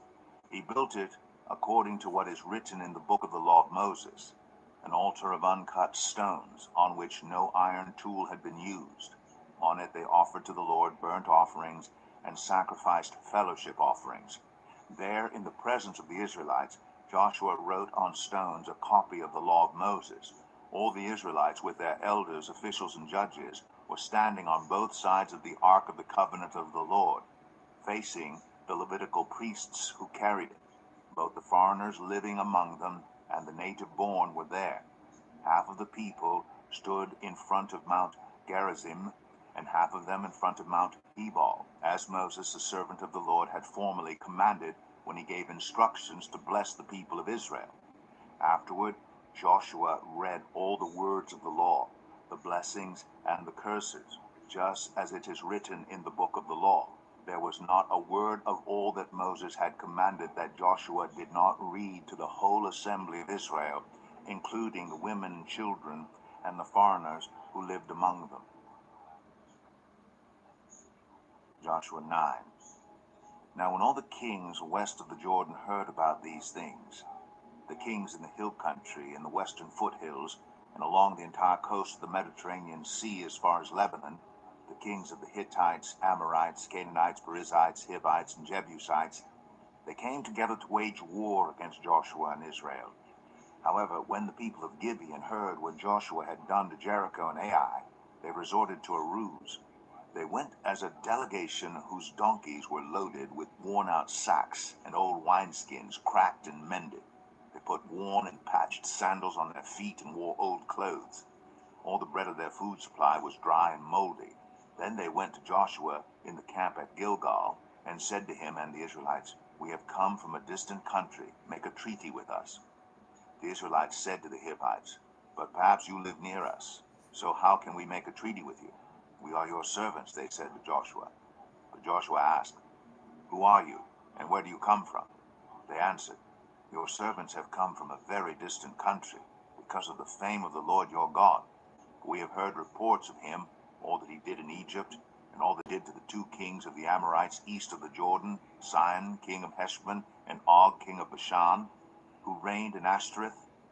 And our elders and all those living in our country said to us, 'Take provisions for your journey, go and meet them, and say to them, "We are your servants, make a treaty with us." This bread of ours was warm when we packed it at home on the day we left to come to you, but now see how dry and moldy it is. And these wineskins that we filled were new, but see how cracked they are, and our clothes and sandals are worn out by the very long journey." The Israelites sampled their provisions, but did not inquire of the Lord. Then Joshua made a treaty of peace with them to let them live, and the leaders of the assembly ratified it by oath. 3 days after they made the treaty with the Gibeonites, the Israelites heard that they were neighbors living near them. So the Israelites set out, and on the 3rd day came to their cities, Gibeon, Kephirah, Beeroth, and Kiriath Jearim. But the Israelites did not attack them, because the leaders of the assembly had sworn an oath to them by the Lord, the God of Israel. The whole assembly grumbled against the leaders, but all the leaders answered, "We have given them our oath by the Lord, the God of Israel, and we cannot touch them now. This is what we will do to them. We will let them live, so that God's wrath will not fall on us for breaking the oath we swore to them." They continued, "Let them live, but let them be woodcutters and water carriers in the service of the whole assembly." So the leader's promise to them was kept. Then Joshua summoned the Gibeonites and said, "Why did you deceive us by saying, 'We live a long way from you,' while actually you live near us? You are now under a curse. You will never be released from service as woodcutters and water carriers for the house of my God." They answered Joshua, "Your servants were clearly told how the Lord your God had commanded his servant Moses to give you the whole land and to wipe out all its inhabitants from before you. So we feared for our lives because of you, and that is why we did this. We are now in your hands. Do to us whatever seems good and right to you." So Joshua saved them from the Israelites, and they did not kill them. That day he made the Gibeonites woodcutters and water carriers for the assembly, to provide for the needs of the altar of the Lord at the place the Lord would choose. And that is what they are to this day. Joshua 10. Now Adonizedek, king of Jerusalem, heard that Joshua had taken Ai and totally destroyed it, doing to Ai and its king as he had done to Jericho and its king, and that the people of Gibeon had made a treaty of peace with Israel and had become their allies. He and his people were very much alarmed at this, because Gibeon was an important city, like one of the royal cities. It was larger than Ai, and all its men were good fighters. So Adonizedek, king of Jerusalem, appealed to Hoam, king of Hebron, Piram, king of Jarmuth, Japhia, king of Lachish, and Debir, king of Eglon. "Come up and help me attack Gibeon," he said, "because it has made peace with Joshua and the Israelites." Then the 5 kings of the Amorites, the kings of Jerusalem, Hebron, Jarmuth, Lachish, and Eglon, joined forces. They moved up with all their troops and took up positions against Gibeon and attacked it. The Gibeonites then sent word to Joshua in the camp at Gilgal, "Do not abandon your servants. Come up to us quickly and save us. Help us, because all the Amorite kings from the hill country have joined forces against us." So Joshua marched up from Gilgal with his entire army, including all the best fighting men. The Lord said to Joshua, "Do not be afraid of them. I have given them into your hand. Not one of them will be able to withstand you." After an all-night march from Gilgal, Joshua took them by surprise. The Lord threw them into confusion before Israel, so Joshua and the Israelites defeated them completely at Gibeon. Israel pursued them along the road, going up to Beth Oron, and cut them down all the way to Azekah and Makkedah. As they fled before Israel on the road down from Beth Oron to Azekah, the Lord hurled large hailstones down on them, and more of them died from the hail than were killed by the swords of the Israelites. On the day the Lord gave the Amorites over to Israel, Joshua said to the Lord in the presence of Israel, "Sun, stand still over Gibeon, and you, moon, over the valley of Ajalon." So the sun stood still, and the moon stopped, till the nation avenged itself on its enemies, as it is written in the book of Jashar. The sun stopped in the middle of the sky, and delayed going down about a full day. There's never been a day like it before or since, a day when the Lord listened to a human being. Surely the Lord was fighting for Israel. Then Joshua returned with all Israel to the camp at Gilgal. Now the 5 kings had fled and hidden in the cave of Makkedah. When Joshua was told that the 5 kings had been found hiding in the cave of Makkedah, he said, "Roll large rocks up to the mouth of the cave, and post some men there to guard it. But don't stop. Pursue your enemies. Attack them from the rear, and don't let them reach their cities, for the Lord your God has given them into your hand." So Joshua and the Israelites defeated them completely. But a few survivors managed to reach their fortified cities. The whole army then returned safely to Joshua in the camp at Makkedah, and no one uttered a word against the Israelites.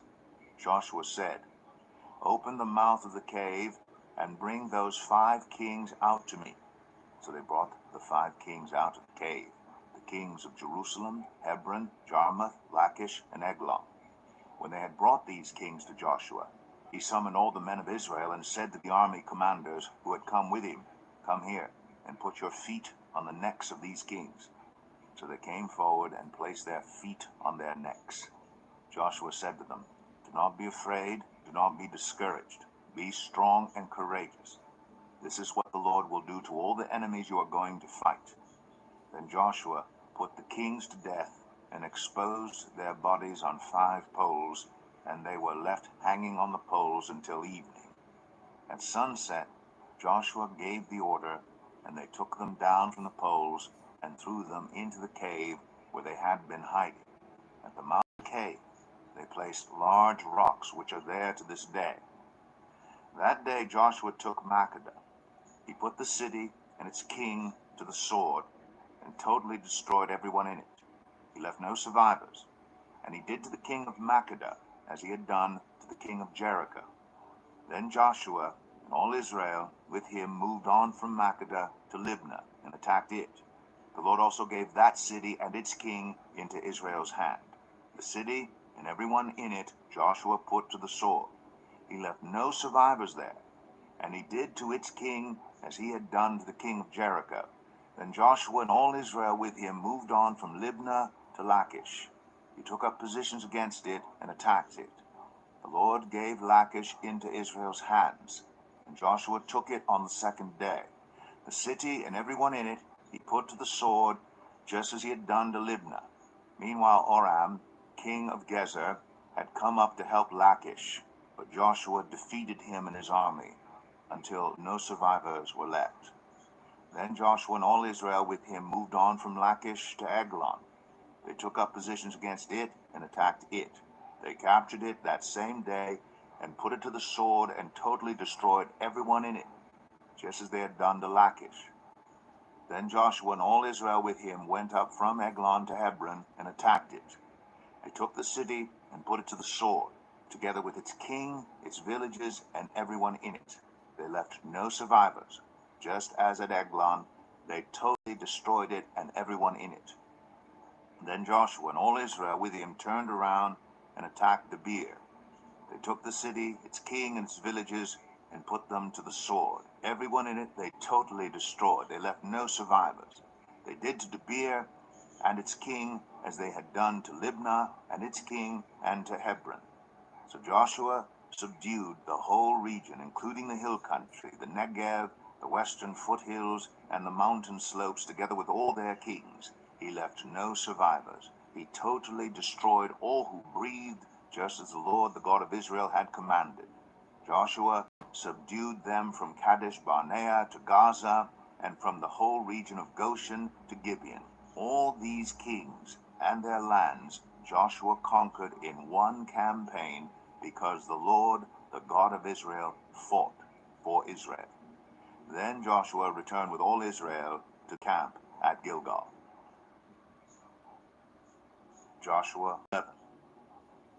When Jabin, king of Hazor, heard of this, he sent word to Jobab, king of Madon, to the kings of Shimron and Akshaph, and to the northern kings who were in the mountains, in the Arabah south of Kinnereth, in the western foothills, and in Naphath Dor on the west, to the Canaanites in the east and west, to the Amorites, Hittites, Perizzites, and Jebusites in the hill country, and to the Hivites below Hermon, in the region of Mizpah, They came out with all their troops, in a large number of horses and chariots, a huge army as numerous as the sand on the seashore. All these kings joined forces and made camp together at the waters of Merom to fight against Israel. The Lord said to Joshua, "Do not be afraid of them, because by this time tomorrow I will hand all of them slain over to Israel.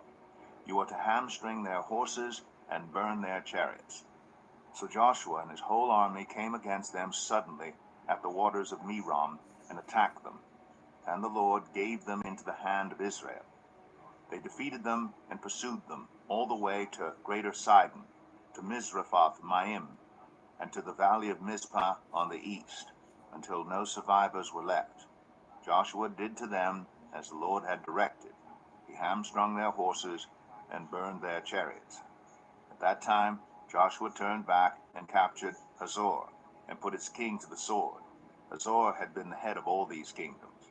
Everyone in it they put to the sword. They totally destroyed them, not sparing anyone that breathed. And he burned Hazor itself. Joshua took all these royal cities and their kings and put them to the sword. He totally destroyed them, as Moses, the servant of the Lord, had commanded. Yet Israel did not burn any of the cities built on their mounds, except Hazor, which Joshua burned. The Israelites carried off for themselves all the plunder and livestock of these cities, but all the people they put to the sword until they completely destroyed them, not sparing anyone that breathed. As the Lord commanded his servant Moses, so Moses commanded Joshua, and Joshua did it. He left nothing undone of all that the Lord commanded Moses. So Joshua took this entire land, the hill country, all the Negev, the whole region of Goshen, the western foothills, the Arabah, and the mountains of Israel with their foothills, from Mount Halak, which rises toward Seir, to Baal Gad in the valley of Lebanon, below Mount Hermon. He captured all their kings and put them to death. Joshua waged war against all these kings for a long time, except for the Hivites living in Gibeon. Not one city made a treaty of peace with the Israelites, who took them all in battle. For it was the Lord himself who hardened their hearts to wage war against Israel, so that he might destroy them totally, exterminating them without mercy, as the Lord had commanded Moses. At that time Joshua went and destroyed the Anakites from the hill country, from Hebron, Debir, and Anab, from all the hill country of Judah, and from all the hill country of Israel. Joshua totally destroyed them and their towns. No Anakites were left in Israelite territory. Only in Gaza, Gath, and Ashdod did any survive. So Joshua took the entire land, just as the Lord had directed Moses, and he gave it as an inheritance to Israel, according to their tribal divisions. Then the land had rest from war. Joshua 12. These are the kings of the land whom the Israelites had defeated, whose territory they took over east of the Jordan, from the Arnon Gorge to Mount Hermon, including all the eastern side of the Arabah. Sihon, king of the Amorites, who reigned in Heshbon. He ruled from Aroer on the rim of the Arnon Gorge, from the middle of the gorge to the Jabbok River, which is the border of the Ammonites. This included half of Gilead. He also ruled over the eastern Arabah, from the Sea of Galilee to the Sea of the Arabah, that is the Dead Sea, to Beth Jeshemeth, and then southward below the slopes of Pisgah. And the territory of Og, king of Bashan, one of the last of the Rephaites, who reigned in Ashtoreth and Edrei. He ruled over Mount Hermon, Salakah, all of Bashan, to the border of the people of Geshur and Makkah, and half of Gilead to the border of Sihon, king of Heshbon. Moses, the servant of the Lord, and the Israelites conquered them. And Moses, the servant of the Lord, gave their land to the Reubenites, the Gadites, and the half-tribe of Manasseh to be their possession. Here is a list of the kings of the land that Joshua and the Israelites conquered on the west side of the Jordan, from Baal Gad in the valley of Lebanon to Mount Halak, which rises towards Seir. Joshua gave their lands as an inheritance to the tribes of Israel according to their tribal divisions. The lands included the hill country, the western foothills, the Arabah, the mountain slopes, the wilderness, and the Negev. These were the lands of the Hittites, Amorites, Canaanites, Perizzites, Hivites, and Jebusites. These were the kings. The king of Jericho, 1. The king of Ai, near Bethel, 1. The king of Jerusalem, 1. The king of Hebron, 1. The king of Jarmuth, 1. The king of Lachish, 1. The king of Eglon, 1. The king of Gezer, 1. The king of Debir, 1. The king of Geder, 1. The king of Hormah, 1. The king of Arad, 1. The king of Libnah, 1. The king of Adullam, 1. The king of Makkedah, 1. The king of Bethel, 1. The king of Tappuah, 1. The king of Hepher, 1. The king of Aphek, 1. The king of Lasharon, 1. The king of Medan, 1. The king of Hazor, 1. The king of Shimron Meron, 1. The king of Akshaph, 1. The king of Megiddo, 1. The king of Kadesh, 1. The king of Jokneam in Carmel, 1. The king of Dor in Naphoth Dor, 1. The king of Goyim in Gilgal, 1. The king of Tirzah, 1. 31 kings in all. Joshua 13. When Joshua had grown old, the Lord said to him, "You are now very old, and there are still very large areas of land to be taken over. This is the land that remains, all the regions of the Philistines and Geshurites, from the Shihor River on the east of Egypt to the territory of Ekron on the north, all of it counted as Canaanite, though held by the 5 Philistine rulers in Gaza, Ashdod, Ashkelon, Gath, and Ekron, the territory of the Abites on the south, all the land of the Canaanites from Arah of the Sidonians as far as Aphek, and the border of the Amorites, the area of Byblos and all Lebanon to the east, from Baal-Gad below Mount Hermon to Lebohamath. As for all the inhabitants of the mountain regions from Lebanon to Misrephoth-Maim, that is, all the Sidonians, I myself will drive them out before the Israelites. Be sure to allocate this land to Israel for an inheritance, as I have instructed you, and divide it as an inheritance among the 9 tribes and half of the tribe of Manasseh. The other half of Manasseh, the Reubenites and the Gadites, had received the inheritance that Moses had given them east of the Jordan, as he, the servant of the Lord, had assigned it to them. It extended from Aroer on the rim of the Arnon Gorge, and from the town in the middle of the gorge, and included the whole plateau of Medeba as far as Dibon, and all the towns of Sihon, king of the Amorites, who ruled in Heshbon, out to the border of the Ammonites. It also included Gilead, the territory of the people of Geshur and Makkah, all of Mount Hermon, and all Bashan as far as Salakah, that is, the whole kingdom of Og and Bashan, who had reigned in Ashtoreth and Edrei.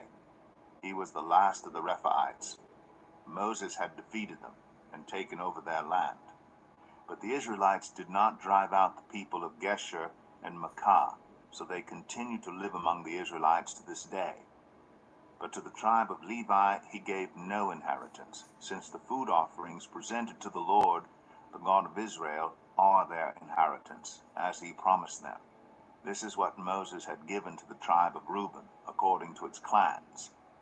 The territory from Aroer on the rim of the Arnon Gorge, and from the town in the middle of the gorge, and the whole plateau past Medeba to Heshbon, and all its towns on the plateau, including Dibon, Bamath-baal, Beth-baal-meon, Jahaz, Kedemoth, Mephath, Kiriathim, Sibmah, Zareth-Shahar, on the hill in the valley, Beth-peor, the slopes of Pisgah, and Beth-Jeshemeth, all the towns on the plateau, and the entire realm of Sihon, king of the Amorites, who ruled in Heshbon. Moses had defeated him, and the Midianite chiefs, Evi, Rechem, Zur, Hur, and Reba, princes allied with Sihon, who lived in that country. In addition to those slain in battle, the Israelites had put to the sword Balaam, son of Beor, who practiced divination. The boundary of the Reubenites was the bank of the Jordan. These towns and their villages were the inheritance of the Reubenites according to their clans. This is what Moses had given to the tribe of Gad, according to its clans: territory of Jazer, all the towns of Gilead, and half the Ammonite country, as far as Aroer, near Rabbah, and from Heshbon to Ramath Mizpah, and Betanim, and from Mahanaim to the territory of Debir, and in the valley Beth Haram, Beth Nimrah, Succoth, and Zephon, with the rest of the realm of Sihon king of Heshbon, the east side of the Jordan, the territory up to the end of the Sea of Galilee. These towns and their villages were the inheritance of the Gadites, according to their clans. This is what Moses had given to the half-tribe of Manasseh, that is, to half the family of the descendants of Manasseh, according to its clans. The territory extending from Mahanaim and including all of Bashan, the entire realm of Og, king of Bashan, all the settlements of Jair in Bashan, 60 towns, half of Gilead, and Ashtoreth and Edrei, the royal cities of Og in Bashan. This was for the descendants of Machir, son of Manasseh, for half of the sons of Machir, according to their clans. This is the inheritance Moses had given when he was in the plains of Moab, across the Jordan, east of Jericho. But to the tribe of Levi, Moses had given no inheritance. The Lord, the God of Israel, is their inheritance, as he promised them. Joshua 14. Now these are the areas the Israelites received as an inheritance in the land of Canaan, which Eleazar the priest, Joshua son of Nun, and the heads of the tribal clans of Israel allotted to them. Their inheritance were assigned by lot to the 9.5 tribes, as the Lord had commanded through Moses. Moses had granted the 2.5 tribes their inheritance east of the Jordan, but had not granted the Levites an inheritance among the rest. For Joseph's descendants had become 2 tribes, Manasseh and Ephraim. The Levites received no share of the land, but only towns to live in, with pasture lands for their flocks and herds. So the Israelites divided the land, just as the Lord had commanded Moses. Now the people of Judah approached Joshua at Gilgal, and Caleb, son of Jephunneh, the Kenizzite, said to him, "You know what the Lord said to Moses, the man of God, at Kadesh Barnea, about you and me. I was 40 years old when Moses, the servant of the Lord, sent me from Kadesh Barnea to explore the land, and I brought him back a report according to my convictions. But my fellow Israelites who went up with me made the hearts of the people melt in fear. I, however, followed the Lord my God wholeheartedly. So on that day Moses swore to me, 'The land on which your feet have walked will be your inheritance and that of your children forever, because you have followed the Lord my God wholeheartedly.' Now then, just as the Lord promised, he has kept me alive for 45 years since the time he said this to Moses, while Israel moved about in the wilderness.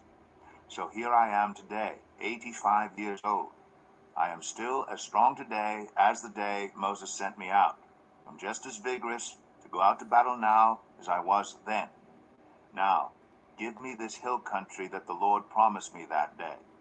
You yourself heard then that the Anakites were there, and their cities were large and fortified. But the Lord helping me, I will drive them out just as he said." Then Joshua blessed Caleb, son of Jephunneh, and gave him Hebron as his inheritance.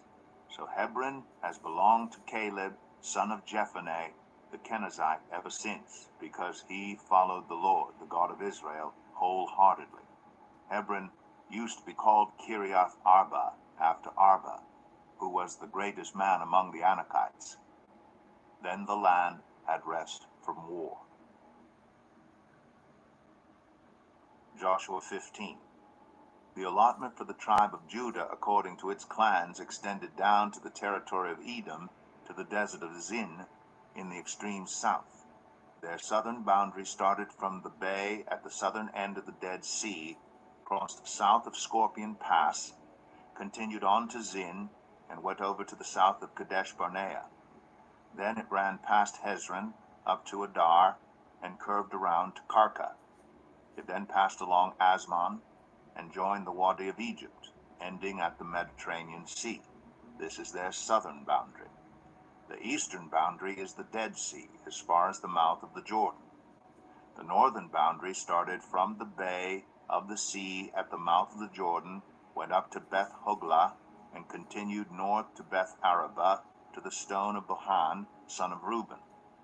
The boundary then went up to Debir from the valley of Achor, and turned north to Gilgal, which faces the pass of Adumim, south of the gorge. It continued along to the waters of En Shemesh, and came out at En Rogel. Then it ran up the valley of Ben Hinnom, along the southern slope of the Jebusite city, that is Jerusalem. From there, climbed to the top of the hill west of the Hinnom Valley, at the northern end of the valley of Rephaim. From the hilltop, the boundary headed toward the spring of the waters of Nephtah, came out at the towns of Mount Ephraim, and went down toward Bala, that is Kiriath Jearim. Then it curved westward from Bala to Mount Seir, ran along the northern slope of Mount Jearim, that is Kesalon, continued down to Beth Shemesh, and crossed to Timnah. It went to the northern slope of Ekron, turned toward Shikron, passed along to Mount Bala, and reached Jabneel. The boundary ended at the sea. The western boundary is the coastline of the Mediterranean Sea. These are the boundaries around the people of Judah by their clans. In accordance with the Lord's command to him, Joshua gave to Caleb, son of Jephunneh, a portion in Judah, Kiriath Arba, that is Hebron. Arba was the forefather of Anak. From Hebron, Caleb drove out the 3 Anakites, Sheshai, Ahiman, and Talmai, the sons of Anak. From there he marched against the people living in Debir, formerly called Kiriath Sepher. And Caleb said, I will give my daughter Aksah in marriage to the man who attacks and captures Kiriath Sepher. Othniel, son of Kenaz, Caleb's brother, took it. So Caleb gave his daughter Aksah to him in marriage. One day when she came to Othniel, she urged him to ask her father for a field. When she got off her donkey, Caleb asked her, What can I do for you? She replied, Do me a special favor. Since you have given me land in the Negev, give me also springs of water. So Caleb gave her the upper and lower springs. This is the inheritance of the tribe of Judah according to its clans. The southernmost towns of the tribe of Judah in the Negev toward the boundary of Edom were Kabzeel, Eder, Tegur, Kenah, Dimnah, Adadah, Kadesh, Zor, Itnan, Ziph, Telem, Bealoth, Hazor Hadattah, Kiriath Hezron, that is Hazor, Amam, Shema, Moladah, Hazar Gadah, Heshmon, Beth Pelet, Hazar Shual, Beersheba, Biziothia, Bala, Ayim, Izem, Eltalad, Kisil, Ormah, Ziklag, Madmanah, Sansannah, Lebaoth, Shilhim, Ain, and Rimmon, a total of 29 towns and their villages. In the western foothills, Estaol, Zorah, Ashna, Zanoah, En-Ganim, Tapua, Enam, Jarmuth, Adullam, Soka, Azekah, Sharaim, Adithaim, Gedera, or Gederethaim, 14 towns and their villages. Zenan, Adasha, Migdal-Gad, Dilian, Mizpah, Joktheel, Lachish, Bozkath, Eglon, Kaban, Lamas, Kitlish, Gederoth, Beth Dagon, Naamah, and Makkedah, 16 towns and their villages. Libnah, Ether, Ashan, Iftah, Ashna, Nezib, Keilah, Akzib, and Mareshah, 9 towns and their villages. Ekron with its surrounding settlements and villages, west of Ekron, all that were in the vicinity of Ashdod, together with their villages, Ashdod, its surrounding settlements and villages, and Gaza, its settlements and villages, as far as the water of Egypt and the coastline of the Mediterranean Sea. In the hill country, Shamir, Jatir, Soko, Danah, Kiriath Sanah, that is Debir, Anab, Eshtemoh, Anim, Goshen, Holon, and Gilo, 11 towns and their villages. Arab, Dumah, Ashan, Jamin, Beth Tapua, Aphekah, Humta, Kiriath Arba, that is Hebron, and Zior, 9 towns and their villages. Maon, Carmel, Ziph, Juttah, Jezreel, Jokdeam, Zanoah, Cain, Gibeah, and Timnah, 10 towns and their villages. Alhul, Beth Zur, Gedor, Marath, Beth Anath, and Eltekon, 6 towns and their villages. Kiriath Baal, that is Kiriath Jearim, and Rabbah, 2 towns and their villages.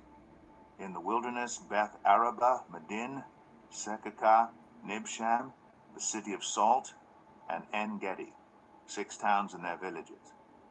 Judah could not dislodge the Jebusites who were living in Jerusalem. To this day, the Jebusites live there with the people of Judah. Joshua 16. The allotment for Joseph began at the Jordan, east of the springs of Jericho, and went up from there through the desert into the hill country of Bethel. It went on from Bethel, that is Luz, crossed over to the territory of the Archites and Adaroth, descended westward to the territory of the Japhletites, as far as the region of lower Beth Horon, and on to Gezer, ending at the Mediterranean Sea. So Manasseh and Ephraim, the descendants of Joseph, received their inheritance. This was the territory of Ephraim, according to its clans. The boundary of their inheritance went from Adaroth Adar in the east of Upper Beth Horon and continued to the Mediterranean Sea. From Mikmethath on the north it curved eastward to Tanath Shiloh, passing by it to Genoa on the east. Then it went down from Genoa to Adaroth, and Narah touched Jericho and came out of the Jordan. From Tapua, the border went west to the Canal ravine and ended at the Mediterranean Sea. This was the inheritance of the tribe of the Ephraimites according to its clans. It also included all the towns and their villages that were set aside for the Ephraimites within the inheritance of the Manassites. They did not dislodge the Canaanites living in Gezer. To this day, the Canaanites live among the people of Ephraim, but are required to do forced labor. Joshua 17. This was the allotment for the tribe of Manasseh as Joseph's firstborn, that is, for Machir, Manasseh's firstborn. Machir was the ancestor of the Gileadites, who had received Gilead and Bashan because the Machirites were great soldiers. So this allotment was for the rest of the people of Manasseh, the clans of Abiezer, Helek, Azriel, Shechem, Hepher, and Shemida. These are the other male descendants of Manasseh, son of Joseph, by their clans. Now Zelophehad, son of Hepher, the son of Gilead, the son of Machir, the son of Manasseh, had no sons, but only daughters, whose names were Mahlah, Noah, Hoglah, Milcah, and Tirzah. They went to Eleazar the priest, Joshua son of Nun, and the leaders, and said, "The Lord commanded Moses to give us an inheritance among our relatives." So Joshua gave them an inheritance along with the brothers of their father, according to the Lord's command. Manasseh's share consisted of 10 tracts of land besides Gilead and Bashan east of the Jordan, because the daughters of the tribe of Manasseh received an inheritance among the sons. The land of Gilead belonged to the rest of the descendants of Manasseh. The territory of Manasseh extended from Asher to Mikmethath, east of Shechem. The boundary ran southward from there to include the people living in En-Tapua.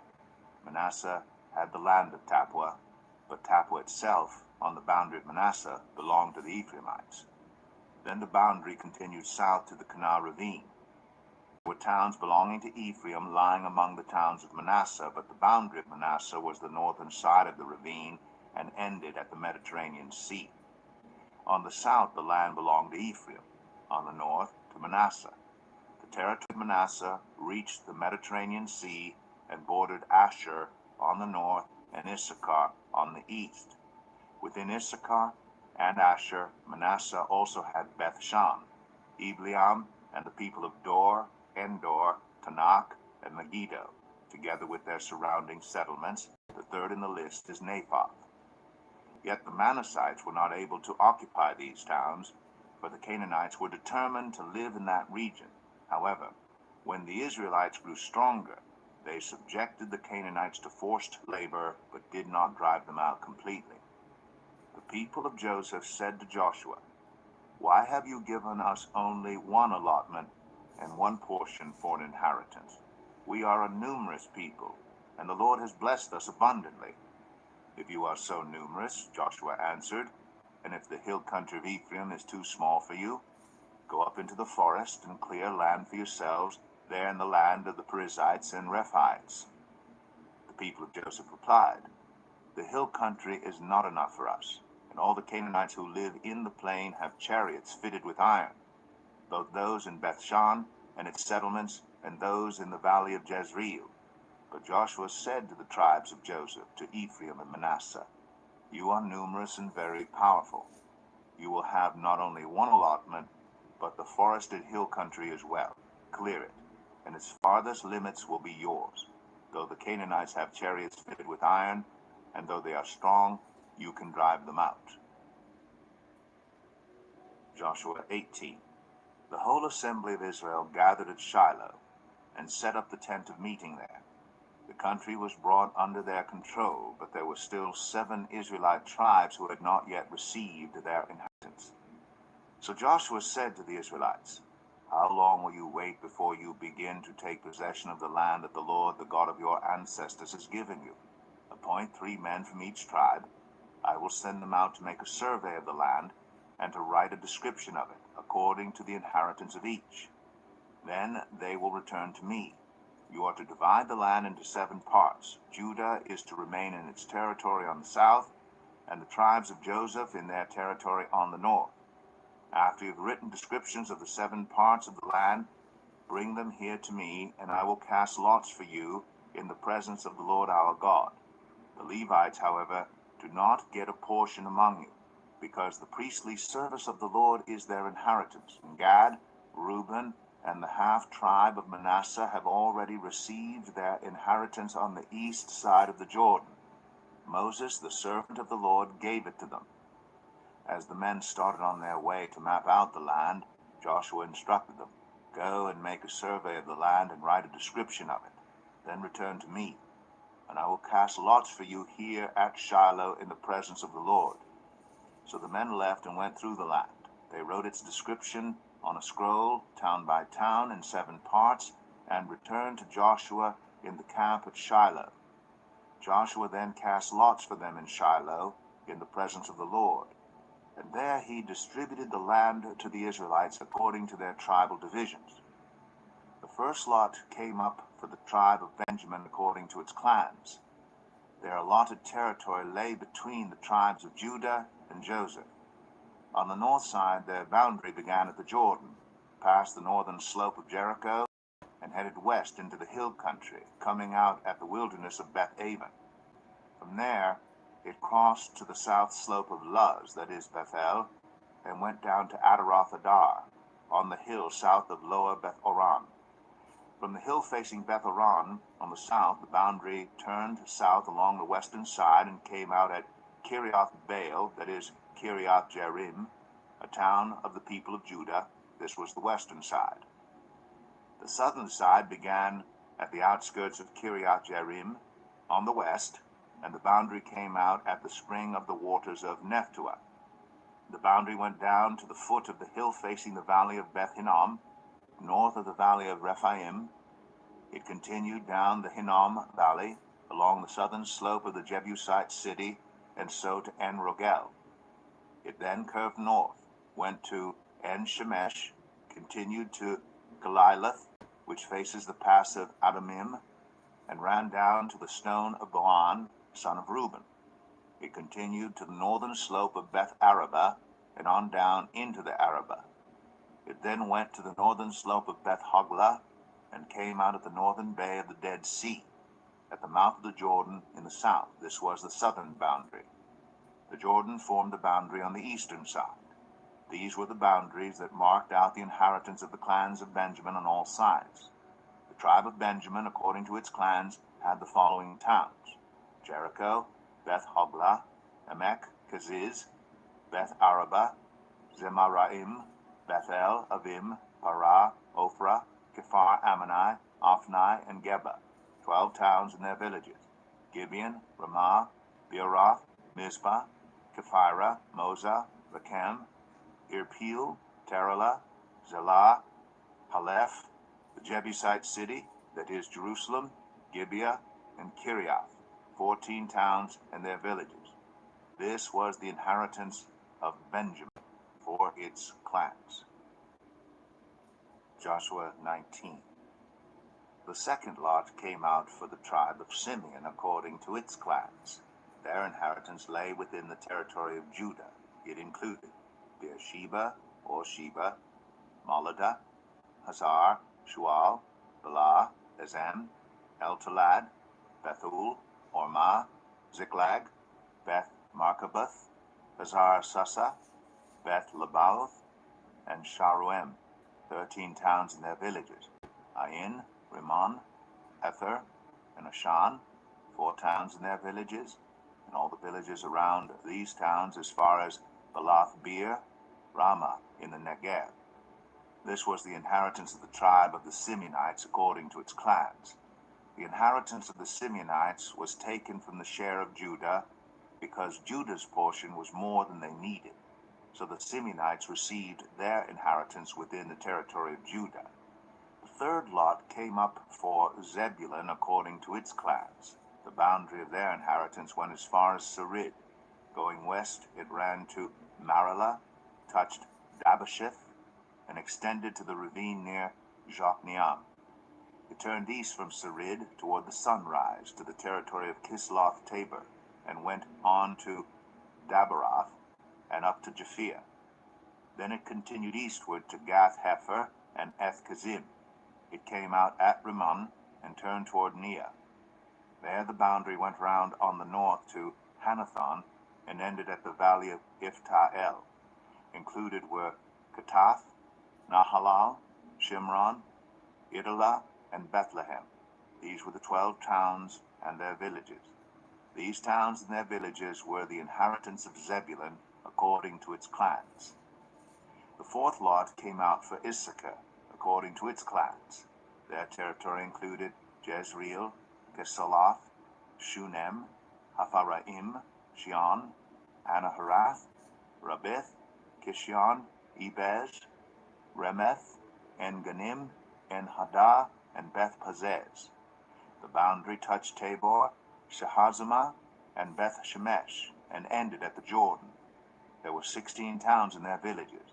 These towns and their villages were the inheritance of the tribe of Issachar according to its clans. The fifth lot came out for the tribe of Asher according to its clans. Their territory included Helkath, Halai, Beten, Akshaph, Alamelech, Amad, and Nishal. On the west the boundary touched Carmel and Shahor-Libnath. It then turned east toward Beth Dagon, touched Zebulun and the valley of Ifta-el, and went north to Beth Emek and Neiel, passing Kabul on the left. It went to Abdon, Rehob, Haman, and Kanah as far as Greater Sidon. The boundary then turned back toward Ramah and went to the fortified city of Tyre, turned toward Hosah, and came out at the Mediterranean Sea in the region of Akzib, Umah, Aphek, and Rehob. There were 22 towns and their villages. These towns and their villages were the inheritance of the tribe of Asher according to its clans.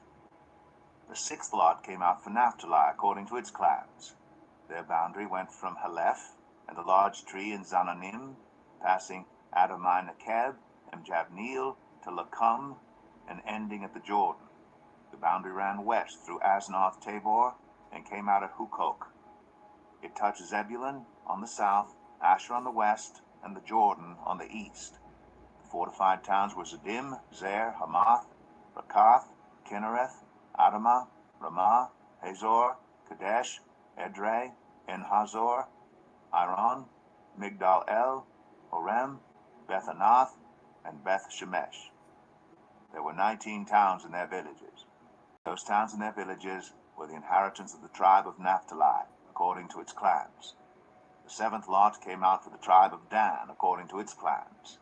The territory of their inheritance included Zorah, Eshtaol, Ir Shemesh, Sha'alabin, Ajalon, Itla, Elon, Timnah, Ekron, Eltekeh, Gibbethon, Baalath, Jehud, Bene Barak, Gath Rimmon, Mejarkon, and Rakan, with the area facing Joppa. When the territory of the Danites was lost to them, they went up and attacked Leshem, took it, put it to the sword, and occupied it. They settled in Leshem and named it Dan after their ancestor.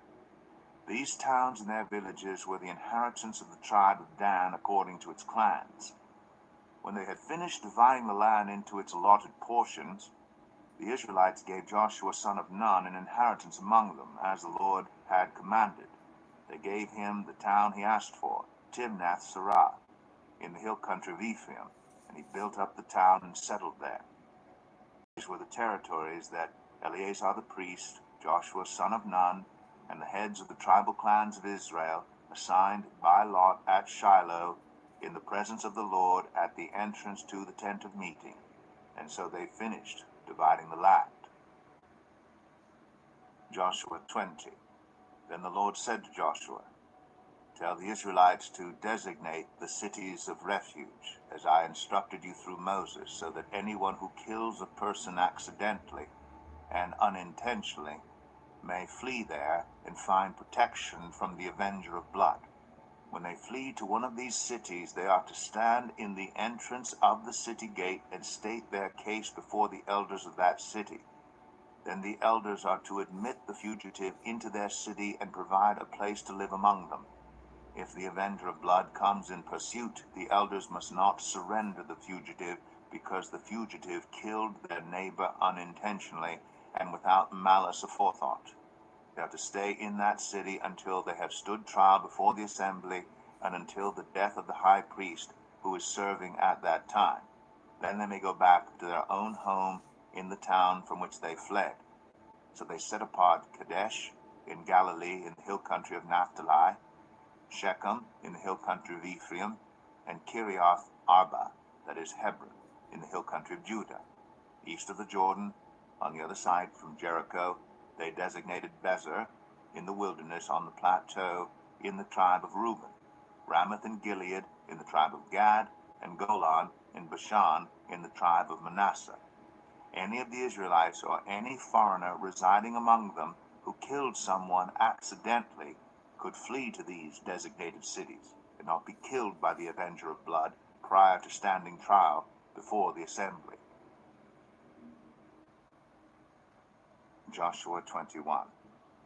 Now the family heads of the Levites approached Eleazar the priest, Joshua son of Nun, and the heads of the other tribal families of Israel at Shiloh in Canaan, and said to them, "The Lord commanded through Moses that you give us towns to live in, with pasture lands for our livestock." So, as the Lord had commanded, the Israelites gave the Levites the following towns and pasture lands out of their own inheritance. The first lot came out for the Kohathites, according to their clans.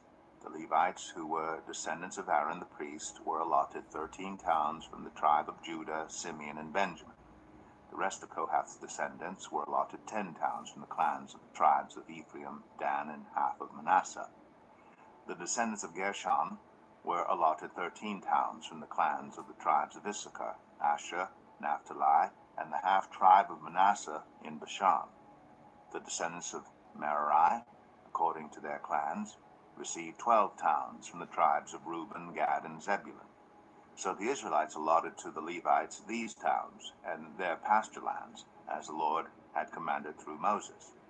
From the tribes of Judah and Simeon they allotted the following towns by name. These towns were assigned to the descendants of Aaron, who were from the Kohathite clans of the Levites, because the first lot fell to them.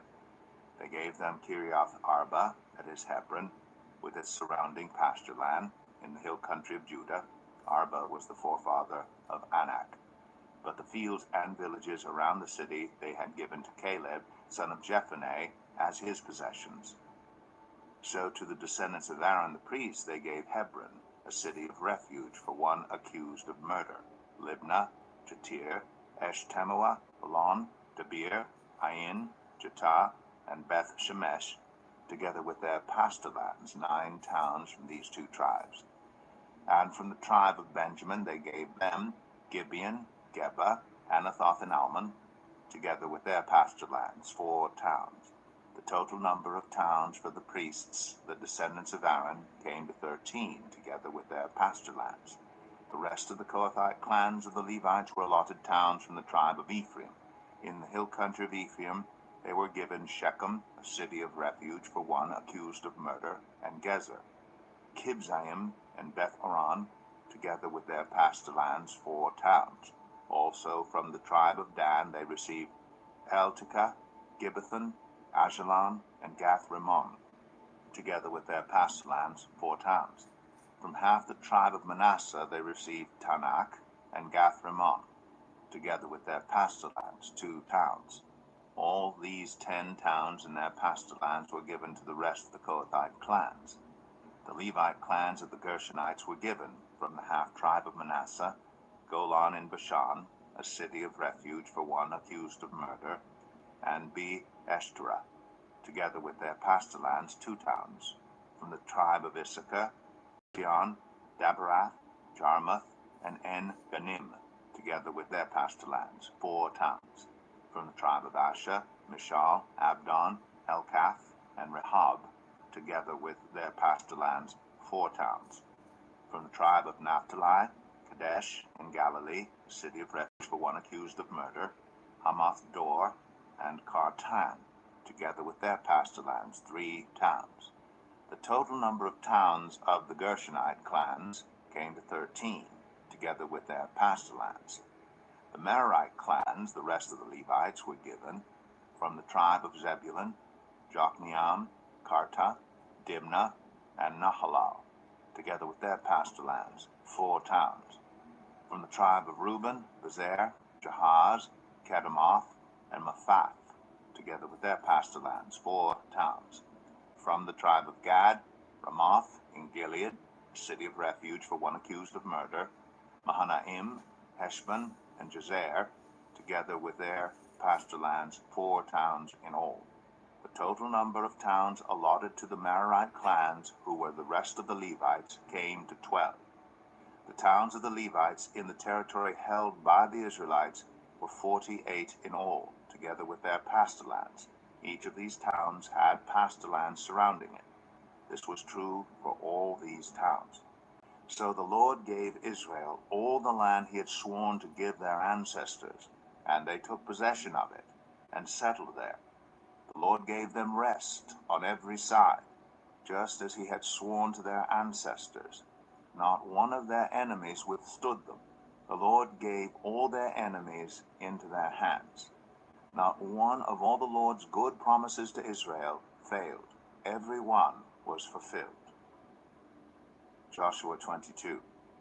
Then Joshua summoned the Reubenites, the Gadites, and the half-tribe of Manasseh, and said to them, "You have done all that Moses, the servant of the Lord, commanded, and you have obeyed me in everything I commanded. For a long time now, to this very day, you have not deserted your fellow Israelites, but have carried out the mission the Lord your God gave you. Now that the Lord your God has given them rest as he promised, return to your homes in the land that Moses, the servant of the Lord, gave you on the other side of the Jordan. But be very careful to keep the commandment and the law that Moses, the servant of the Lord, gave you, to love the Lord your God, to walk in obedience to him, to keep his commands, to hold fast to him, and to serve him with all your heart and with all your soul." Then Joshua blessed them and sent them away, and they went to their homes. To the half-tribe of Manasseh Moses had given land in Bashan, and to the other half of the tribe Joshua gave land on the west side of the Jordan along with their fellow Israelites. When Joshua sent them home, he blessed them, saying, "Return to your homes with your great wealth, with large herds of livestock, with silver, gold, bronze, and iron, and a great quantity of clothing, and divide the plunder from your enemies with your fellow Israelites.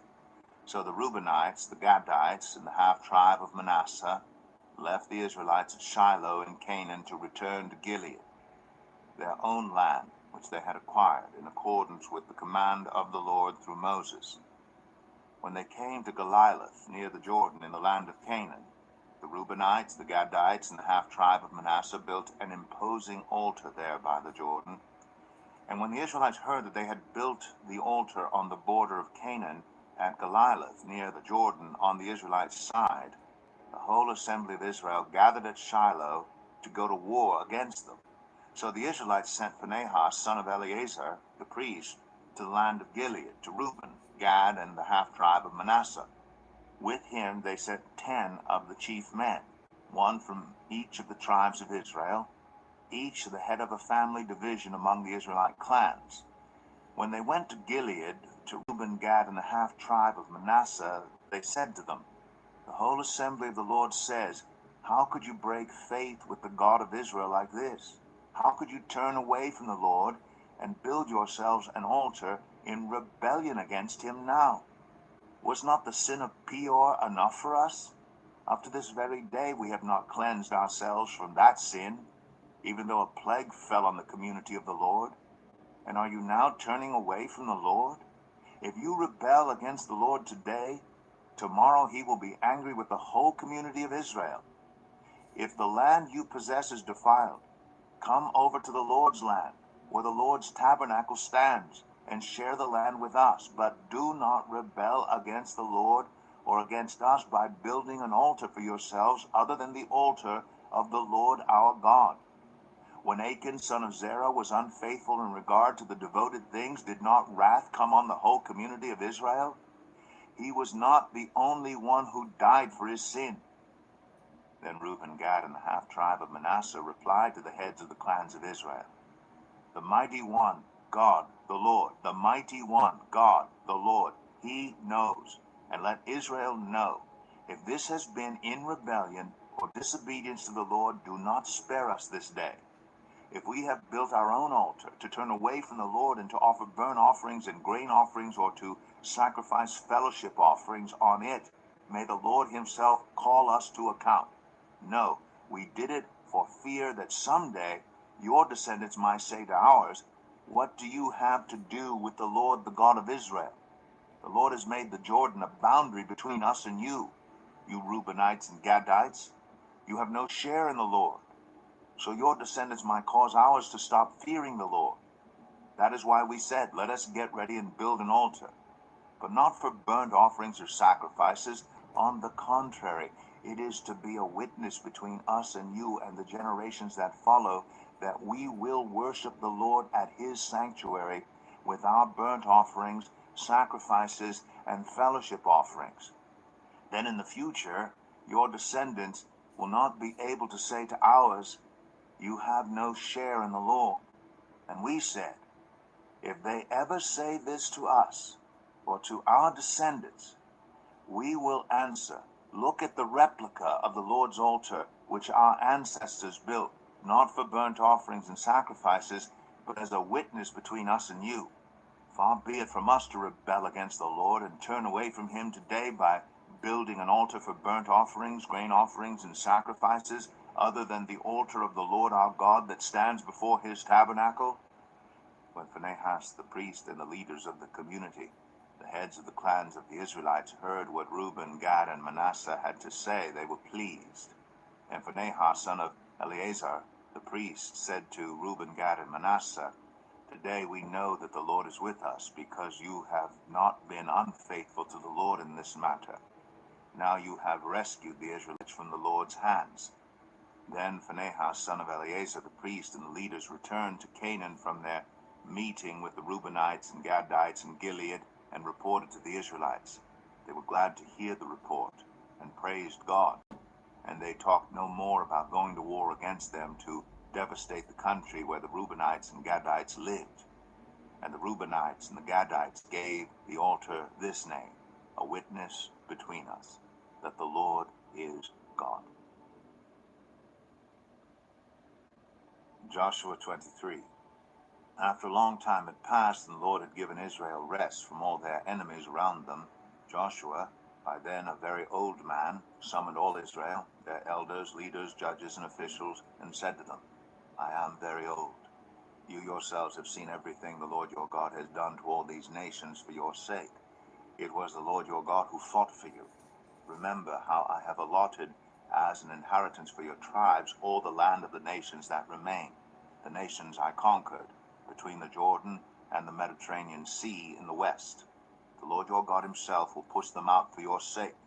He will drive them out before you, and you will take possession of their land, as the Lord your God promised you. Be very strong. Be careful to obey all that is written in the book of the law of Moses, without turning aside to the right or to the left. Do not associate with these nations that remain among you. Do not invoke the names of their gods or swear by them. You must not serve them or bow down to them, but you are to hold fast to the Lord your God as you have until now. The Lord has driven out before you great and powerful nations. To this day no one has been able to withstand you. One of you routs 1,000, because the Lord your God fights for you, just as he promised. So be very careful to love the Lord your God.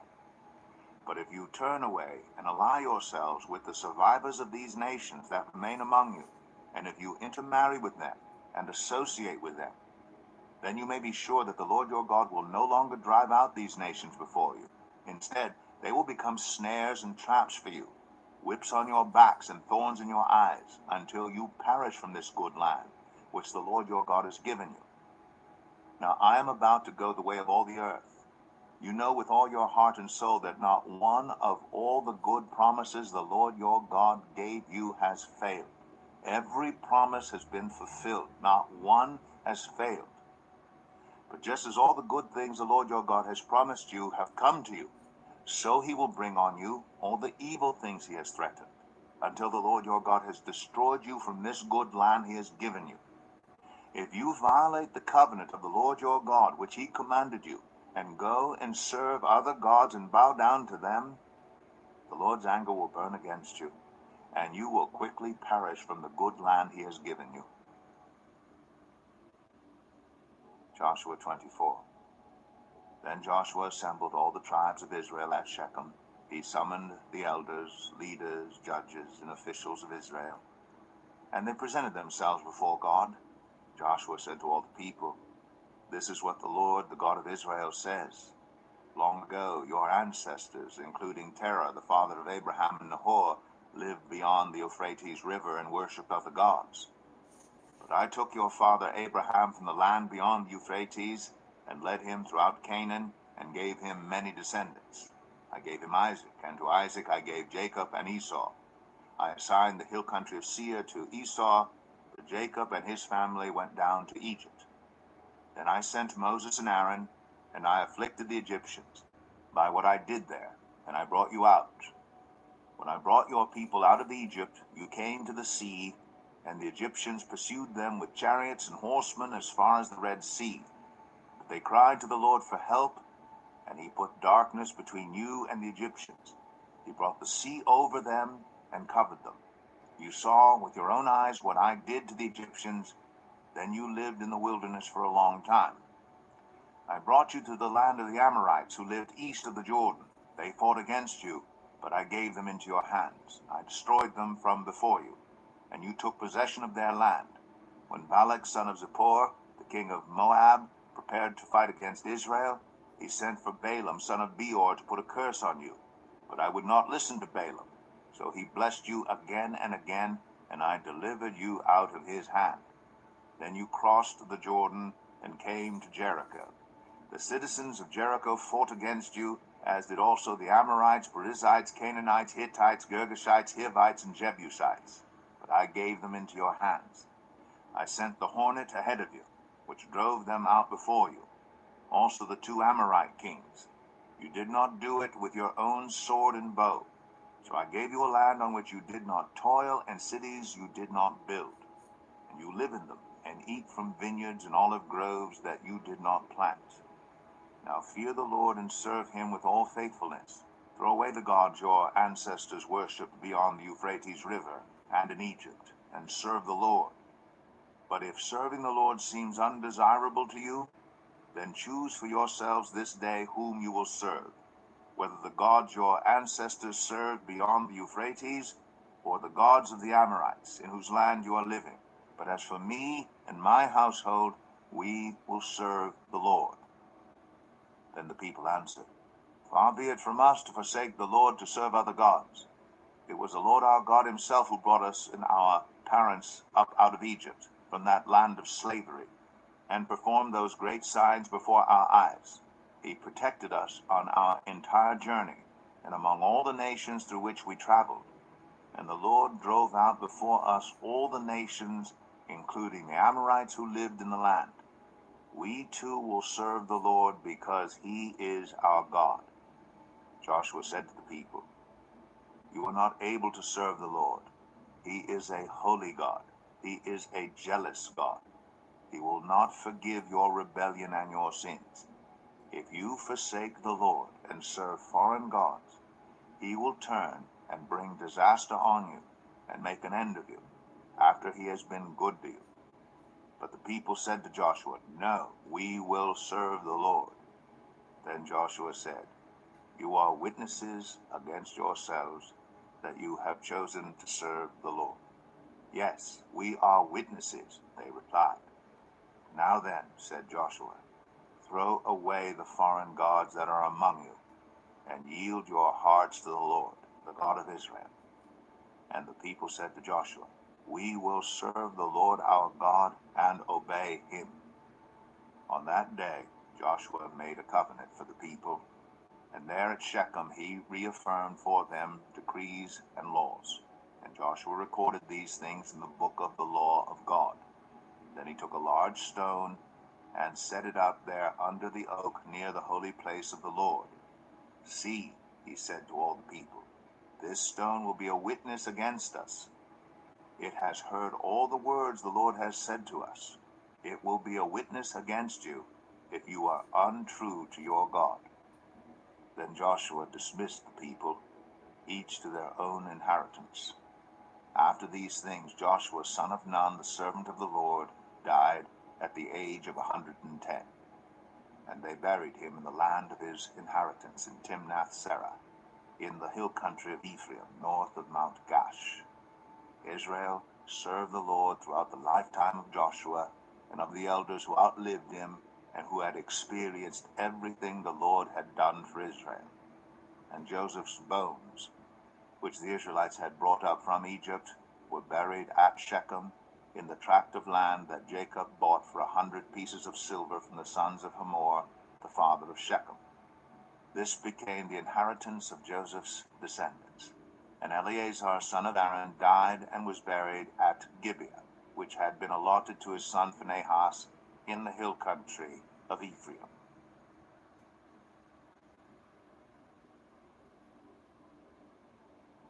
The Book of Judges, chapter 1. After the death of Joshua, the Israelites asked the Lord, Who of us is to go up first to fight against the Canaanites?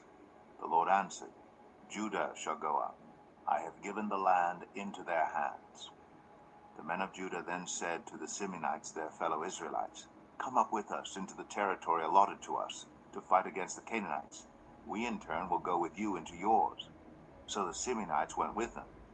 When Judah attacked, the Lord gave the Canaanites and Perizzites into their hands, and they struck down 10,000 men at Bezek.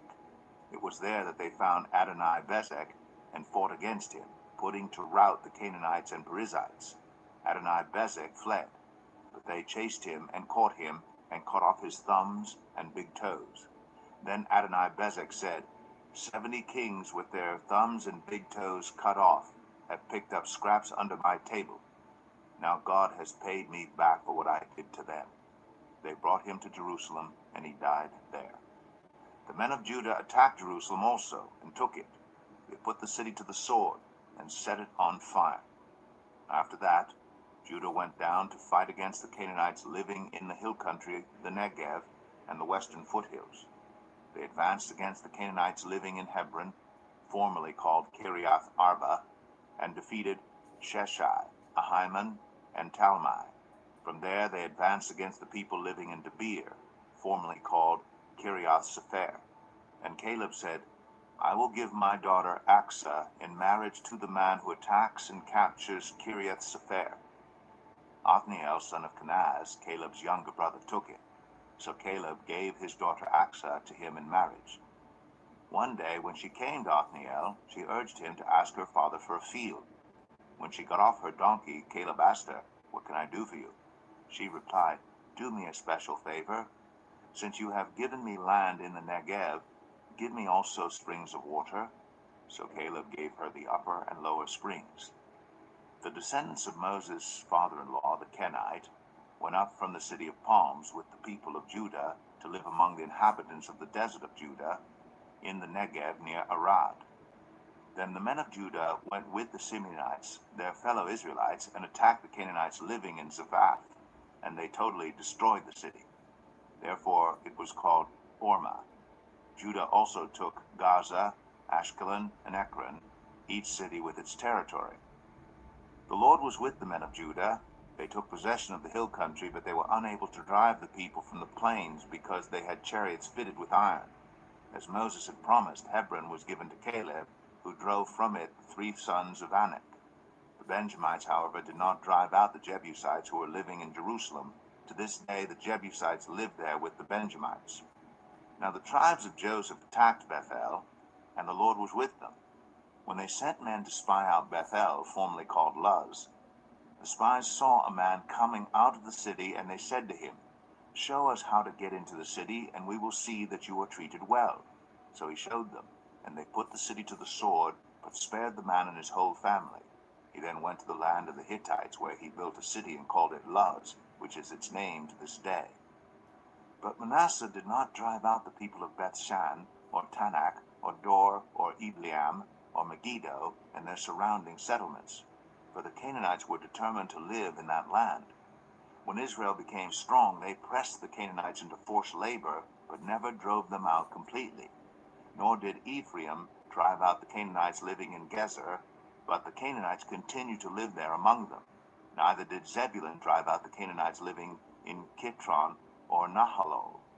So these Canaanites lived among them, but Zebulun did subject them to forced labor. Nor did Asher drive out those living in Akko or Sidon or Alab or Akzib or Helba or Aphek or Rehob. The Asherites lived among the Canaanite inhabitants of the land because they did not drive them out. Neither did Naphtali drive out those living in Beth Shemesh or Beth Anath, but the Naphtalites too lived among the Canaanite inhabitants of the land. And those living in Beth Shemesh and Beth Anath became forced laborers for them. The Amorites confined the Danites to the hill country, not allowing them to come down into the plain. And the Amorites were determined also to hold out in Mount Eris, Ajalon, and Shaalbim. But when the power of the tribes of Joseph increased, they too were pressed into forced labor. The boundary of the Amorites was from Scorpion Pass to Selah and beyond. Judges 2. The angel of the Lord went up from Gilgal to Bochim and said, I brought you up out of Egypt and led you into the land I swore to give to your ancestors. I said, I will never break my covenant with you, and you shall not make a covenant with the people of this land, but you shall break down their altars. Yet you have disobeyed me. Why have you done this? And I have also said, I will not drive them out before you. They will become traps for you, and their gods will become snares to you. When the angel of the Lord had spoken these things to all the Israelites, the people wept aloud, and they called that place Bochim. There they offered sacrifices to the Lord. After Joshua had dismissed the Israelites, they went to take possession of the land, each to their own inheritance. The people served the Lord throughout the lifetime of Joshua and of the elders who outlived him, and who had seen all the great things the Lord had done for Israel. Joshua son of Nun, the servant of the Lord, died at the age of 110, and they buried him in the land of his inheritance at Timnath-Eres in the hill country of Ephraim, north of Mount Gash. After that whole generation had been gathered to their ancestors, another generation grew up, who knew neither the Lord nor what he had done for Israel.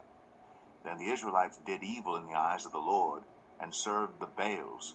They forsook the Lord, the God of their ancestors, who had brought them out of Egypt. They followed and worshipped various gods of the peoples around them. They aroused the Lord's anger because they forsook him and served Baal and the Ashtoreths. In his anger against Israel, the Lord gave them into the hands of raiders who plundered them. He sold them into the hands of their enemies all around, whom they were no longer able to resist. Whenever Israel went out to fight, the hand of the Lord was against them to defeat them, just as he had sworn to them. They were in great distress. Then the Lord raised up judges, who saved them out of the hands of these raiders. Yet they would not listen to their judges, but prostituted themselves to other gods and worshipped them. They quickly turned from the ways of their ancestors, who had been obedient to the Lord's commands. Whenever the Lord raised up a judge for them, he was with the judge and saved them out of the hands of their enemies as long as the judge lived. For the Lord relented because of their groaning under those who oppressed and afflicted them. But when the judge died, the people returned to ways even more corrupt than those of their ancestors, following other gods and serving and worshiping them. They refused to give up their evil practices and stubborn ways. Therefore the Lord was very angry with Israel and said, "Because this nation has violated the covenant I ordained for their ancestors and has not listened to me, I will no longer drive out before them any of the nations Joshua left when he died. I will use them to test Israel and see whether they will keep the way of the Lord and walk in it as their ancestors did." The Lord had allowed those nations to remain. He did not drive them out at once by giving them into the hands of Joshua. Judges 3. These are the nations the Lord left to test all those Israelites who had not experienced any of the wars in Canaan. He did this only to teach warfare to the descendants of the Israelites who had not had previous battle experience. The 5 rulers of the Philistines, all the Canaanites, the Sidonians, and the Hivites living in the Lebanon mountains, from Mount Baal Hermon to Lebo Hamath. They were left to test the Israelites to see whether they would obey the Lord's commands, which he had given their ancestors through Moses. The Israelites lived among the Canaanites, Hittites, Amorites, Perizzites, Hivites, and Jebusites. They took their daughters in marriage and gave their own daughters to their sons and served their gods. The Israelites did evil in the eyes of the Lord. They forgot the Lord their God and served the Baals and the Asherahs. The anger of the Lord burned against Israel, so that he sold them into the hands of Cushan Rishathaim, king of Aram Naharaim, to whom the Israelites were subject for 8 years. But when they cried out to the Lord, he raised up for them a deliverer, Othniel, son of Kenaz, Caleb's younger brother, who saved them. The Spirit of the Lord came on him, so that he became Israel's judge and went to war. The Lord gave Cushan Rishathaim, king of Aram, into the hands of Othniel, who overpowered him. So the land had peace for 40 years, until Othniel, son of Kenaz, died. Again the Israelites did evil in the eyes of the Lord. And because they did this evil, the Lord gave Eglon, king of Moab, power over Israel, getting the Ammonites and Amalekites to join him. Eglon came and attacked Israel, and they took possession of the city of palms. The Israelites were subject to Eglon, king of Moab, for 18 years. Again the Israelites cried out to the Lord, and he gave them a deliverer, Ehud, a left-handed man, the son of Gera the Benjamite. The Israelites sent him with tribute to Eglon, king of Moab. Now Ehud had made a double-edged sword about a cubit long, which he strapped to his right thigh under his clothing. He presented the tribute to Eglon, king of Moab, who was a very fat man. After Ehud had presented the tribute, he sent on their way those who had carried it. But on reaching the stone images near Gilgal, he himself went back to Eglon and said, "Your Majesty, I have a secret message for you." The king said to his attendants, "Leave us," and they all left. Ehud then approached him while he was sitting alone in the upper room of his palace and said, "I have a message from God for you." As the king rose from his seat, Ehud reached with his left hand, drew the sword from his right thigh, and plunged it into the king's belly. Even the handle sank in after the blade, and his bowels discharged. Ehud did not pull the sword out, and the fat closed in over it. Then Ehud went out to the porch. He shut the doors of the upper room behind him and locked them. After he had gone, the servants came and found the doors of the upper room locked. They said, "He must be relieving himself in the inner room of the palace." They waited to the point of embarrassment, but when he did not open the doors of the room, they took a key and unlocked them. There they saw their lord fallen to the floor, dead. While they waited, Ehud got away. He passed by the stone images and escaped to Sirah. When he arrived there, he blew a trumpet in the hill country of Ephraim, and the Israelites went down with him from the hills, with him leading them. "Follow me," he ordered, "for the Lord has given Moab, your enemy, into your hands." So they followed him down and took possession of the fords of the Jordan that led to Moab. They allowed no one to cross over. At that time, they struck down about 10,000 Moabites, all vigorous and strong. Not one escaped. That day, Moab was made subject to Israel, and the land had peace for 80 years. After Ehud came Shamgar, son of Anath, who struck down 600 Philistines with an ox goad. He too saved Israel. Judges 4. Again the Israelites did evil in the eyes of the Lord, now that Ehud was dead. So the Lord sold them into the hands of Jabin, king of Canaan, who reigned in Hazor. Sisera, the commander of his army, was based in Harosheth Hagoyim. Because he had 900 chariots fitted with iron and had cruelly oppressed the Israelites for 20 years, they cried to the Lord for help. Now Deborah, a prophet, the wife of Lapidoth, was leading Israel at that time. She held court under the palm of Deborah between Ramah and Bethel in the hill country of Ephraim. And the Israelites went up to her to have their disputes decided. She sent for Barak, son of Abinoam, from Kadesh in Naphtali, and said to him, "The Lord, the God of Israel, commands you, go, take with you 10,000 men of Naphtali and Zebulun, and lead them up to Mount Tabor. I will lead Sisera, the commander of Jabin's army, with his chariots and his troops to the Kishon River, and give him into your hands." Barak said to her, "If you go with me, I will go. But if you don't go with me, I won't go." "Certainly I will go with you," said Deborah. "But because of the course you are taking, the honor will not be yours, for the Lord will deliver Sisera into the hands of a woman." So Deborah went with Barak to Kadesh. There Barak summoned Zebulun and Naphtali, and 10,000 men went up under his command. Deborah also went up with him. Now Eber the Kenite had left the other Kenites, the descendants of Hobab, Moses' brother-in-law, and pitched his tent by the great tree in Zananim near Kadesh. When they told Sisera that Barak, son of Abinoam, had gone up to Mount Tabor, Sisera summoned from Harosheth Hagoyim to the Kishon River all his men and his 900 chariots fitted with iron. Then Deborah said to Barak, "Go, this is the day the Lord has given Sisera into your hands. Has not the Lord gone ahead of you?" So Barak went down Mount Tabor with 10,000 men following him. At Barak's advance, the Lord routed Sisera and all his chariots and army by the sword, and Sisera got down from his chariot and fled on foot. Barak pursued the chariots and army as far as Harosheth Hagoyim, and all Sisera's troops fell by the sword. Not a man was left. Sisera, meanwhile, fled on foot to the tent of Jael, the wife of Eber the Kenite, because there was an alliance between Jabin, king of Hazor, and the family of Eber the Kenite. Jael went out to meet Sisera and said to him, "Come, my lord, come right in, don't be afraid." So he entered her tent, and she covered him with a blanket. "I'm thirsty," he said. "Please give me some water." She opened a skin of milk, gave him a drink, and covered him up. "Stand in the doorway of the tent," he told her. "If someone comes by and asks you, 'Is anyone in there?' say no."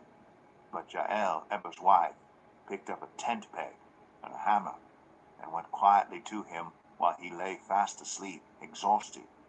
She drove the peg through his temple into the ground, and he died. Just then Barak came by in pursuit of Sisera, and Jael went out to meet him. Come, she said, I will show you the man you're looking for.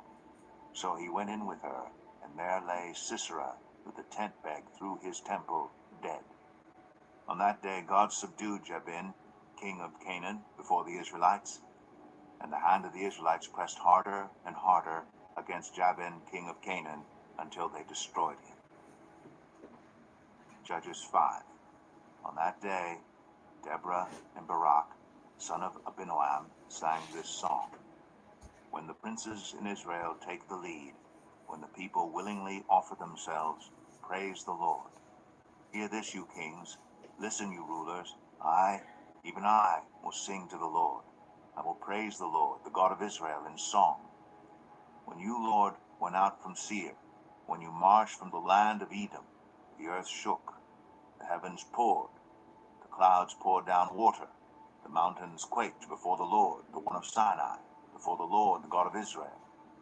In the days of Shamgar, son of Anath, in the days of Jael, the highways were abandoned.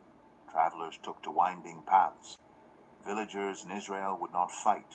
They held back until I, Deborah, arose, until I arose, a mother in Israel. God chose new leaders. More came to the city gates, but not a shield or spear was seen among 40,000 in Israel. My heart is with Israel's princes, with the willing volunteers among the people. Praise the Lord. You who ride on white donkeys, sitting on your saddle blankets, and you who walk along the road, consider the voice of the singers at the watering places. They recite the victories of the Lord, the victories of his villagers in Israel. Then the people of the Lord went down to the city gates. Wake up, Deborah. Wake up, break out in song. Arise, Barak. Take captive your captives, son of Abinoam. The remnant of the nobles came down. The people of the Lord came down to me against the mighty. Some came from Ephraim, whose roots were in Amalek. Benjamin was with the people who followed you. From Machir, captains came down. From Zebulun, those who bear a commander's staff. The princes of Issachar were with Deborah. Yes, Issachar was with Barak, sent under his command into the valley. In the districts of Reuben, there was much searching of heart. Why did you stay among the sheep pens to hear the whistling for the flocks? In the districts of Reuben, there was much searching of heart. Gilead stayed beyond the Jordan, and Dan, why did he linger by the ships? Asher remained on the coast and stayed in his coves. The people of Zebulun risked their very lives. So did Naphtali on the terraced fields. Kings came, they fought. The kings of Canaan fought. At Tanakh, by the waters of Megiddo, they took no plunder of silver. From the heavens the stars fought. From their courses they fought against Sisera. The river Kishon swept them away. The age-old river, the river Kishon. March on, my soul, be strong. Then thundered the horses' hooves. Galloping, galloping go his mighty steeds. Curse Meroz, said the angel of the Lord. Curse its people bitterly, because they did not come to help the Lord against the mighty. Most blessed of women be Jael, the wife of Heber the Kenite, most blessed of tent-dwelling women. He asked for water, and she gave him milk. In a bowl fit for nobles, she brought him curdled milk. Her hand reached for the tent peg, her right hand for the workman's hammer. She struck Sisera, she crushed his head, she shattered and pierced his temple. At her feet he sank, he fell, there he lay. At her feet he sank, he fell. Where he sank, there he fell, dead. Through the window peered Sisera's mother. Behind the lattice she cried out, Why is his chariot so long in coming?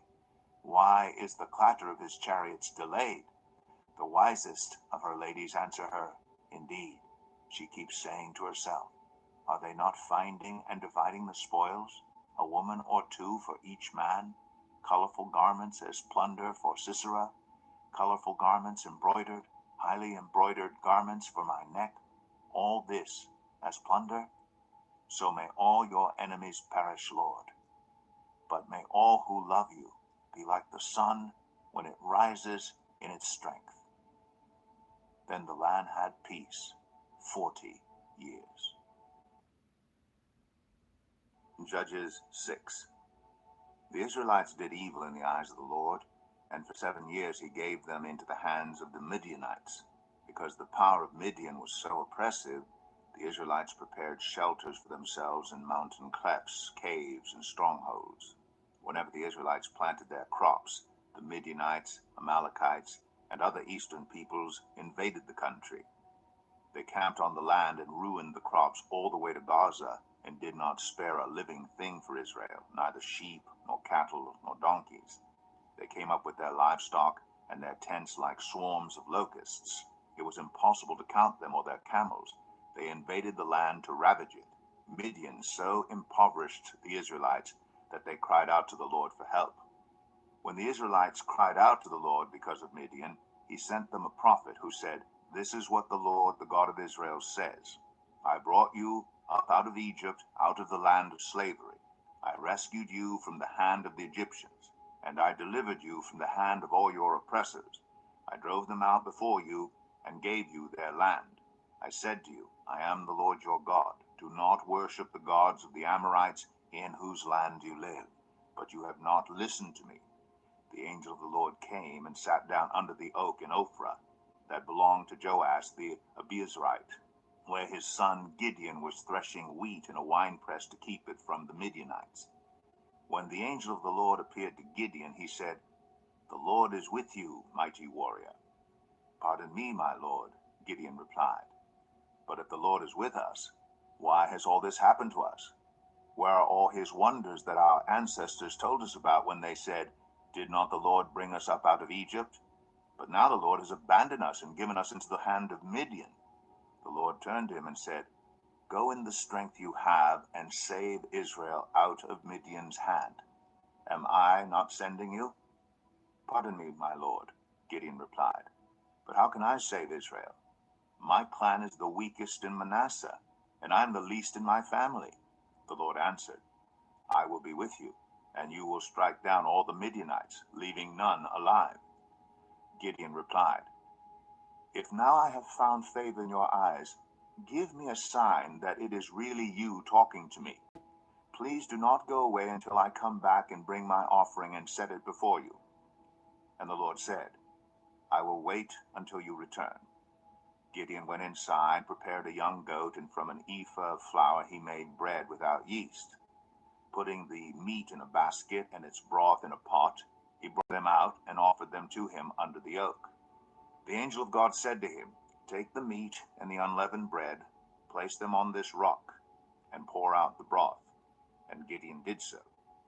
Then the angel of the Lord touched the meat and the unleavened bread with the tip of the staff that was in his hand. Fire flared from the rock, consuming the meat and the bread, and the angel of the Lord disappeared. When Gideon realized that it was the angel of the Lord, he exclaimed, "Alas, sovereign Lord, I have seen the angel of the Lord face to face." But the Lord said to him, "Peace, do not be afraid. You are not going to die." So Gideon built an altar to the Lord there and called it, "The Lord is Peace." To this day it stands in Ophrah of the Abiezrites. That same night the Lord said to him, "Take the second bull from your father's herd, the one 7 years old. Tear down your father's altar to Baal and cut down the Asherah pole beside it. Then build a proper kind of altar to the Lord your God on the top of this height, using the wood of the Asherah pole that you cut down. Offer the second bull as a burnt offering." So Gideon took 10 of his servants and did as the Lord told him. But because he was afraid of his family and the townspeople, he did it at night rather than in the daytime. In the morning, when the people of the town got up, there was Baal's altar demolished, with the Asherah pole beside it cut down, and the second bull sacrificed on the newly built altar. They asked each other, "Who did this?" When they carefully investigated, they were told, "Gideon, son of Joash, did it." The people of the town demanded of Joash, "Bring out your son. He must die because he has broken down Baal's altar and cut down the Asherah pole beside it." But Joash replied to the hostile crowd around him, "Are you going to plead Baal's cause? Are you trying to save him? Whoever fights for him shall be put to death by morning. If Baal really is a god, He can defend himself when someone breaks down his altar." So because Gideon broke down Baal's altar, they gave him the name Jerubbaal that day, saying, "Let Baal contend with him." Now all the Midianites, Amalekites, and other eastern peoples joined forces and crossed over the Jordan and camped in the valley of Jezreel. Then the Spirit of the Lord came on Gideon, and he blew a trumpet, summoning the Abiezrites to follow him. He sent messengers throughout Manasseh, calling them to arms, and also into Asher, Zebulun, and Naphtali, so that they too went up to meet them. Gideon said to God, "If you will save Israel by my hand as you have promised, look, I will place a wool fleece on the threshing floor. If there is dew only on the fleece and all the ground is dry, then I will know that you will save Israel by my hand, as you said." And that is what happened. Gideon rose early the next day. He squeezed the fleece and wrung out the dew, a bowlful of water. Then Gideon said to God, "Do not be angry with me. Let me make just one more request. Allow me one more test with the fleece, but this time make the fleece dry and let the ground be covered with dew." That night God did so. Only the fleece was dry. All the ground was covered with dew. Judges 7. Early in the morning, Jerubbaal, that is Gideon, and all his men camped at the spring of Harod. The camp of Midian was north of them in the valley near the hill of Moreh. The Lord said to Gideon, "You have too many men. I cannot deliver Midian into their hands, or Israel would boast against me. My own strength has saved me. Now announce to the army, anyone who trembles with fear may turn back and leave Mount Gilead." So 22,000 men left, while 10,000 remained. But the Lord said to Gideon, "There are still too many men. Take them down to the water, and I will thin them out for you there. If I say, 'This one shall go with you,' he shall go. But if I say, 'This one shall not go with you,' he shall not go." So Gideon took the men down to the water. There the Lord told him, "Separate those who lap the water with their tongues, as a dog laps from those who kneel down to drink." 300 of them drank from cupped hands, lapping like dogs. All the rest got down on their knees to drink. The Lord said to Gideon, "With the 300 men that lapped, I will save you and give the Midianites into your hands. Let all the others go home." So Gideon sent the rest of the Israelites home, but kept the 300, who took over the provisions and trumpets of the others. Now the camp of Midian lay below him in the valley. During that night the Lord said to Gideon, "Get up, go down against the camp, because I am going to give it into your hands. If you are afraid to attack, go down to the camp with your servant Purah, and listen to what they are saying. Afterward, you will be encouraged to attack the camp." So he and Purah, his servant, went down to the outposts of the camp. The Midianites, the Amalekites, and all the other eastern peoples had settled in the valley, thick as locusts. Their camels could no more be counted than the sand on the seashore. Gideon arrived just as a man was telling a friend his dream. "I had a dream," he was saying. A round loaf of barley bread came tumbling into the Midianite camp. It struck the tent with such force that the tent overturned and collapsed. His friend responded, "This can be nothing other than the sword of Gideon, son of Joash the Israelite. God has given the Midianites and the whole camp into his hands." When Gideon heard the dream and its interpretation, he bowed down and worshipped. He returned to the camp of Israel and called out, "Get up, the Lord has given the Midianite camp into your hands." Dividing the 300 men into 3 companies, he placed trumpets and empty jars in the hands of all of them, with torches inside. "Watch me," he told them. "Follow my lead. When I get to the edge of the camp, do exactly as I do. When I and all who are with me blow our trumpets, then from all around the camp blow yours and shout, 'For the Lord and for Gideon.'" Gideon and the 100 men with him reached the edge of the camp at the beginning of the middle watch, just after they had changed the guard. They blew their trumpets and broke the jars that were in their hands. The 3 companies blew the trumpets and smashed the jars. Grasping the torches in their left hands and holding in their right hands the trumpets they were to blow, they shouted, a sword for the Lord and for Gideon. While each man held his position around the camp, all the Midianites ran, crying out as they fled. When the 300 trumpets sounded, the Lord caused the men throughout the camp to turn on each other with their swords. The army fled to Beth-shittah toward Zererah as far as the border of Abel-Meholah, near Tabath. Israelites from Naphtali, Asher, and all Manasseh were called out, and they pursued the Midianites.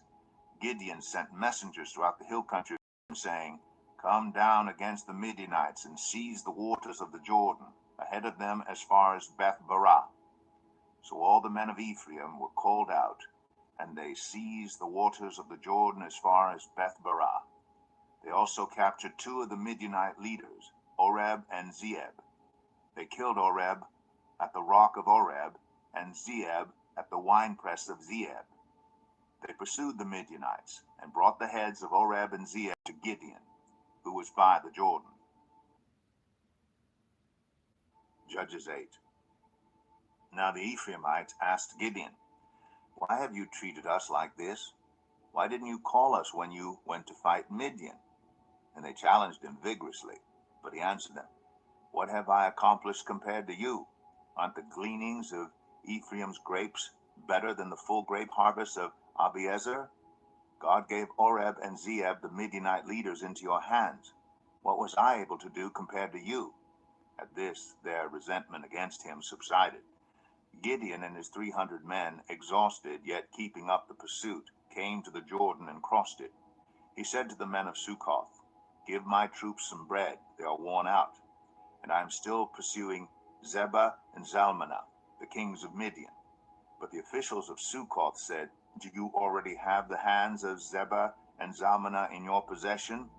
Why should we give bread to your troops?" Then Gideon replied, "Just for that, when the Lord has given Zebah and Zalmunna into my hand, I will tear your flesh with desert thorns and briars." From there he went up to Peniel, and made the same request of them. But they answered as the men of Succoth had. So he said to the men of Peniel, "When I return in triumph, I will tear down this tower." Now Zebah and Zalmunna were in Karkor, with a force of about 15,000 men. All that were left of the armies of the eastern peoples, 120,000 swordsmen, had fallen. Gideon went up by the route of the nomads east of Nobah and Jogbehah, and attacked the unsuspecting army. Zebah and Zalmunna, the 2 kings of Midian, fled, but he pursued them and captured them, routing their entire army. Gideon, son of Joash, then returned from the battle by the pass of Eris. He caught a young man of Succoth and questioned him, and the young man wrote down for him the names of the 77 officials of Succoth, the elders of the town. Then Gideon came and said to the men of Succoth, "Here are Zebah and Zalmunna, about whom you taunted me by saying, 'Do you already have the hands of Zebah and Zalmunna in your possession? Why should we give bread to your exhausted men?' He took the elders of the town and taught the men of Succoth a lesson by punishing them with desert thorns and briars. He also pulled down the tower of Peniel and killed the men of the town. Then he asked Zebah and Zalmunna, 'What kind of men did you kill at Tabor?' 'Men like you,' they answered, 'each one with the bearing of a prince.' Gideon replied, 'Those were my brothers, the sons of my own mother. As surely as the Lord lives, if you had spared their lives, I would not kill you.' Turning to Jether, his oldest son, he said, 'Kill them.' But Jether did not draw his sword because he was only a boy and was afraid. Zebah and Zalmunna said, 'Come, do it yourself. As is the man, so is his strength.' So Gideon stepped forward and killed them, and took the ornaments off their camels' necks. The Israelites said to Gideon, 'Rule over us, you, your son, and your grandson, because you have saved us from the hand of Midian.' But Gideon told them, 'I will not rule over you, nor will my son rule over you. The Lord will rule over you.' And he said, 'I do have one request, that each of you give me an earring from your share of the plunder.' It was the custom of the Ishmaelites to wear gold earrings. They answered, 'We'll be glad to give them.' So they spread out a garment, and each of them threw a ring from his plunder unto it. The weight of the gold rings he asked for came to 1,700 shekels. not counting the ornaments, the pendants, and the purple garments worn by the kings of Midian, or the chains that were on their camels' necks. Gideon made the gold into an ephod, which he placed in Ophrah, his town. All Israel prostituted themselves by worshipping it there, and it became a snare to Gideon and his family. Thus Midian was subdued before the Israelites and did not raise its head again. During Gideon's lifetime, the land had peace 40 years. Jerubbaal, son of Joash, went back home to live. He had 70 sons of his own, for he had many wives. His concubine, who lived in Shechem, also bore him a son, whom he named Abimelech. Gideon, son of Joash, died at a good old age, and was buried in the tomb of his father Joash in Ophrah of the Abiezrites. No sooner had Gideon died than the Israelites again prostituted themselves to the Baals. They set up Baal-berith as their god, and did not remember the Lord their God, who had rescued them from the hands of all their enemies on every side. They also failed to show any loyalty to the family of Jerubbaal, that is Gideon, in spite of all the good things he had done for them. Judges 9. Abimelech, son of Jerubbaal, went to his mother's brothers in Shechem and said to them and to all his mother's clan, "Ask all the citizens of Shechem, which is better for you, to have all 70 of Jerubbaal's sons rule over you, or just one man? Remember, I am your flesh and blood." When the brothers repeated all this to the citizens of Shechem, they were inclined to follow Abimelech, for they said, "He is related to us." They gave him 70 shekels of silver from the temple of Baal-berith, and Abimelech used it to hire reckless scoundrels who became his followers. He went to his father's home in Ophrah, and on one stone murdered his 70 brothers, the sons of Jerubbaal. But Jotham, the youngest son of Jerubbaal, escaped by hiding. Then all the citizens of Shechem and Beth-Millo gathered beside the great tree at the pillar in Shechem to crown Abimelech king. When Jotham was told about this, he climbed up on the top of Mount Gerizim and shouted to them, "Listen to me, citizens of Shechem, so that God may listen to you." One day the trees went out to anoint a king for themselves. They said to the olive tree, "Be our king." But the olive tree answered, "Should I give up my oil by which both gods and humans are honored to hold sway over the trees?" Next the trees said to the fig tree, "Come and be our king." But the fig tree replied, "Should I give up my fruit, so good and sweet, to hold sway over the trees?" Then the trees said to the vine, "Come and be our king." But the vine answered, "Should I give up my wine, which cheers both gods and humans, to hold sway over the trees?" Finally all the trees said to the thorn bush, "Come and be our king." The thorn bush said to the trees, "If you really want to anoint me king over you, come and take refuge in my shade. But if not, then let fire come out of the thorn bush and consume the cedars of Lebanon." Have you acted honorably and in good faith by making Abimelech king?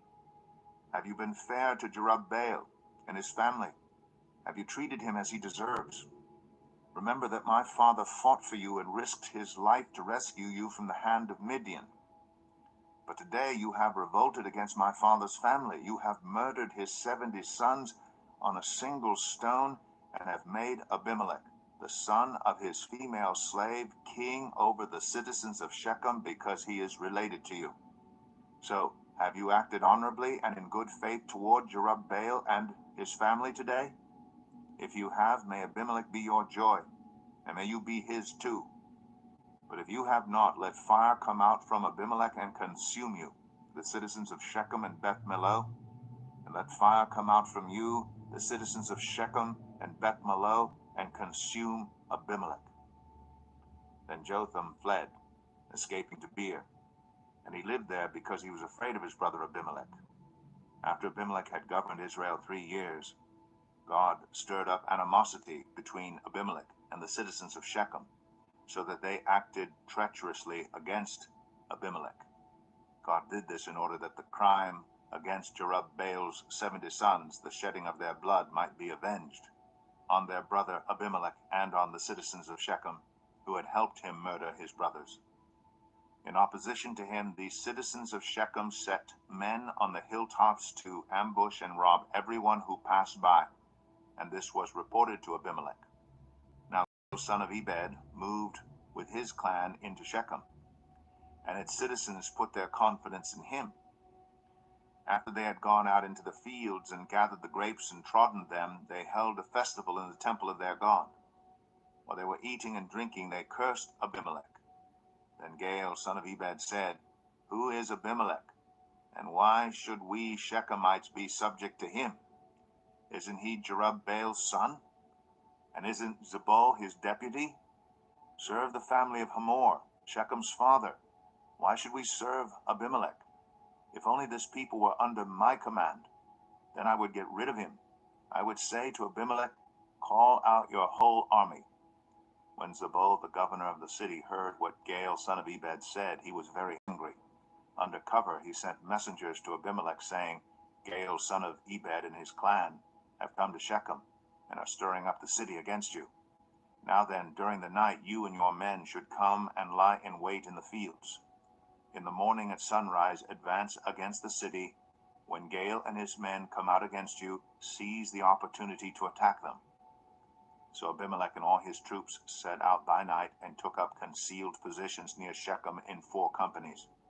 Now Gaal, son of Ebed, had gone out and was standing at the entrance of the city gate just as Abimelech and his troops came out from their hiding place. When Gaal saw them, he said to Zebul, "Look, people are coming down from the tops of the mountains." Zebul replied, "You mistake the shadows of the mountains for men."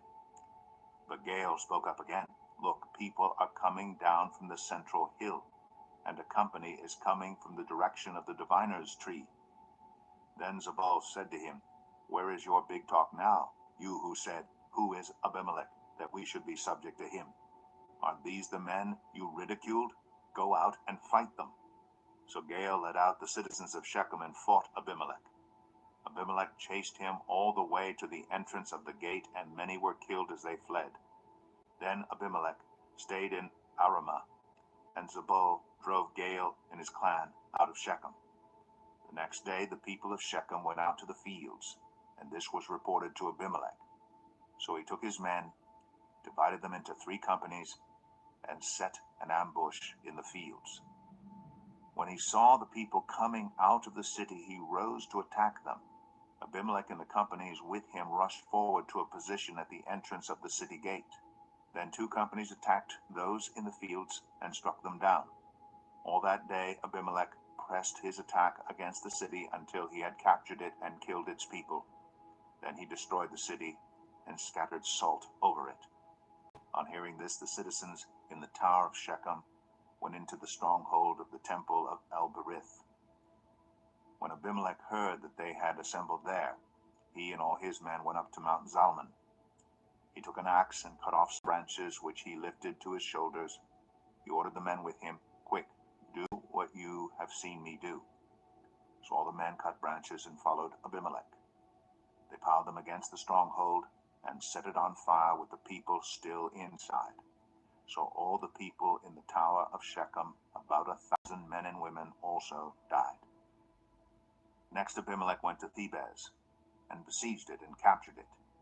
Inside the city, however, was a strong tower to which all the men and women, all the people of the city, had fled. They had locked themselves in and climbed up on the tower roof. Abimelech went to the tower and attacked it. But as he approached the entrance to the tower to set it on fire, a woman dropped an upper millstone on his head and cracked his skull. Hurriedly, he called to his armor-bearer, "Draw your sword and kill me so that they can't say a woman killed him."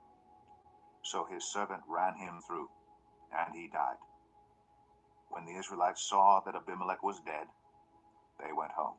The wickedness that Abimelech had done to his father by murdering his 70 brothers, God also made the people of Shechem pay for all their wickedness. The curse of Jotham, son of Jerubbaal, came on them. Judges 10. After the time of Abimelech, a man of Issachar named Tola, son of Puah, son of Dodo, rose to save Israel. He lived in Shamir, in the hill country of Ephraim. He led Israel 23 years. Then he died and was buried in Shamir.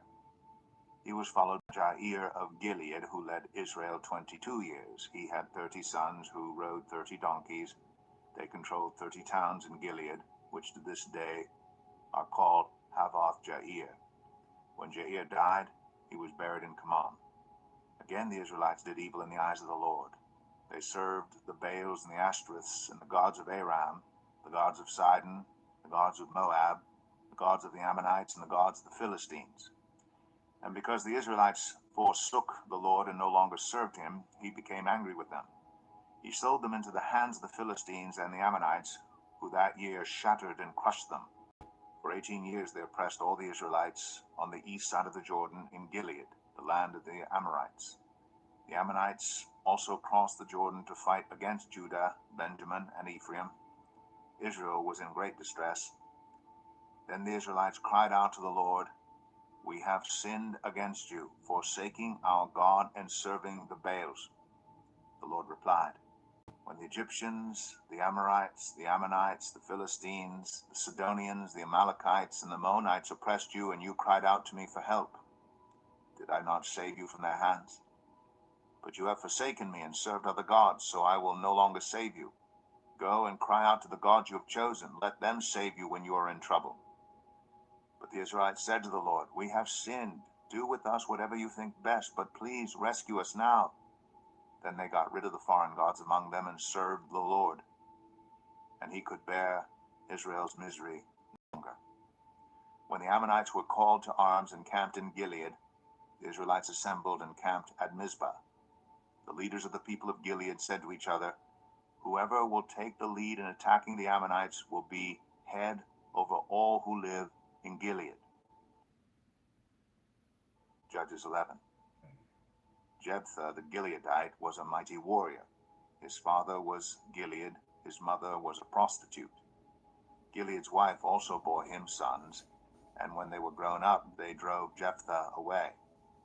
"You are not going to get any inheritance in our family," they said, "because you are the son of another woman." So Jephthah fled from his brothers and settled in the land of Tob, where a gang of scoundrels gathered around him and followed him. Sometime later, when the Ammonites were fighting against Israel, the elders of Gilead went to get Jephthah from the land of Tob. "Come," they said, "be our commander so we can fight the Ammonites." Jephthah said to them, "Didn't you hate me and drive me from my father's house? Why do you come to me now when you're in trouble?" The elders of Gilead said to him, "Nevertheless, we are turning to you now. Come with us to fight the Ammonites, and you will be head over all of us who live in Gilead." Jephthah answered, "Suppose you take me back to fight the Ammonites and the Lord gives them to me. Will I really be your head?" The elders of Gilead replied, "The Lord is our witness. We will certainly do as you say." So Jephthah went with the elders of Gilead, and the people made him head and commander over them, and he repeated all his words before the Lord in Mizpah. Then Jephthah sent messengers to the Ammonite king with the question, "What do you have against me that you have attacked my country?" The king of the Ammonites answered Jephthah's messengers, "When Israel came up out of Egypt, they took away my land from the Arnon to the Jabbok, all the way to the Jordan. Now give it back peaceably." Jephthah sent back messengers to the Ammonite king, saying, "This is what Jephthah says. Israel did not take the land of Moab or the land of the Ammonites. But when they came up out of Egypt, Israel went through the wilderness to the Red Sea and on to Kadesh. Then Israel sent messengers to the king of Edom, saying, 'Give us permission to go through your country.' But the king of Edom would not listen. They sent also to the king of Moab, and he refused. So Israel stayed at Kadesh. Next they traveled through the wilderness, skirted the lands of Edom and Moab, passed along the eastern side of the country of Moab, and camped on the other side of the Arnon. They did not enter the territory of Moab, for the Arnon was its border. And Israel sent messengers to Sihon, king of the Amorites, who ruled in Heshbon, and said to him, 'Let us pass through your country to our own place.' Sihon, however, did not trust Israel to pass through his territory. He mustered all his troops and encamped at Jahaz and fought with Israel. Then the Lord, the God of Israel, gave Sihon and his whole army into Israel's hands, and they defeated them. Israel took over all the land of the Amorites who lived in that country, capturing all of it from the Arnon to the Jabbok, and from the desert to the Jordan. Now, since the Lord, the God of Israel, has driven the Amorites out before his people Israel, what right have you to take it over? Will you not take what your God Chemosh gives you? Likewise, whatever the Lord our God has given us, we will possess. Are you any better than Balak, son of Zippor, king of Moab? Did he ever quarrel with Israel or fight with them? For 300 years Israel occupied Heshbon, Aroer, the surrounding settlements, and all the towns along the Arnon. Why didn't you retake during that time? I have not wronged you, but you are doing me wrong by waging war against me. Let the Lord, the judge, decide the dispute this day between the Israelites and the Ammonites. The king of Ammon, however, paid no attention to the message Jephthah sent him. Then the Spirit of the Lord came on Jephthah. He crossed Gilead and Manasseh, passed through Mizpah of Gilead, and from there he advanced against the Ammonites. And Jephthah made a vow to the Lord, if you give the Ammonites into my hands, whatever comes out of the door of my house to meet me when I return in triumph from the Ammonites will be the Lord's, and I will sacrifice it as a burnt offering. Then Jephthah went over to fight the Ammonites, and the Lord gave them into his hands. He devastated 20 towns from Aroer to the vicinity of Manith as far as Abel Keramim. Thus Israel subdued Ammon. When Jephthah returned to his home in Mizpah, who should come out to meet him but his daughter, dancing to the sound of timbrels? She was an only child. Except for her, he had neither son nor daughter. When he saw her, he tore his clothes and cried, "Oh no, my daughter, you have brought me down, and I am devastated. I have made a vow to the Lord that I cannot break." "My father," she replied, "you have given your word to the Lord. Do to me just as you promised, now that the Lord has avenged you of your enemies, the Ammonites. But grant me this one request," she said. "Give me 2 months to roam the hills and weep with my friends, because I will never marry." "You may go," he said. And he let her go for 2 months. She and her friends went into the hills and wept because she would never marry. After the 2 months, she returned to her father, and he did to her as he had vowed, and she was a virgin. From this comes the Israelite tradition that each year the young women of Israel go out for 4 days to commemorate the daughter of Jephthah, the Gileadite. Judges 12. The Ephraimite forces were called out, and they crossed over to Zavon. They said to Jephthah, "Why did you go to fight the Ammonites without calling us to go with you? We're going to burn down your house over your head." Jephthah answered, "I and my people were engaged in a great struggle with the Ammonites, and although I called, you didn't save me out of their hands. When I saw that you wouldn't help, I took my life in my hands and crossed over to fight the Ammonites, and the Lord gave me the victory over them. Now why have you come up to fight me?" Jephthah then called together the men of Gilead and fought against Ephraim. The Gileadites struck them down because the Ephraimites had said, "You Gileadites are renegades from Ephraim and Manasseh." The Gileadites captured the fords of the Jordan leading to Ephraim, and whenever a survivor of Ephraim said, "Let me cross over," the men of Gilead asked him, "Are you an Ephraimite?" If he replied, "No," they said, "All right, say Shibboleth." If he said Sibboleth because he could not pronounce the word correctly, they seized him and killed him at the fords of the Jordan. 42,000 Ephraimites were killed at that time. Jephthah led Israel 6 years. Then Jephthah the Gileadite died and was buried in a town in Gilead. After him, Ibzan of Bethlehem led Israel. He had 30 sons and 30 daughters. He gave his daughters away in marriage to those outside his clan, and for his sons he brought in 30 young women as wives from outside his clan. Ibzan led Israel 7 years.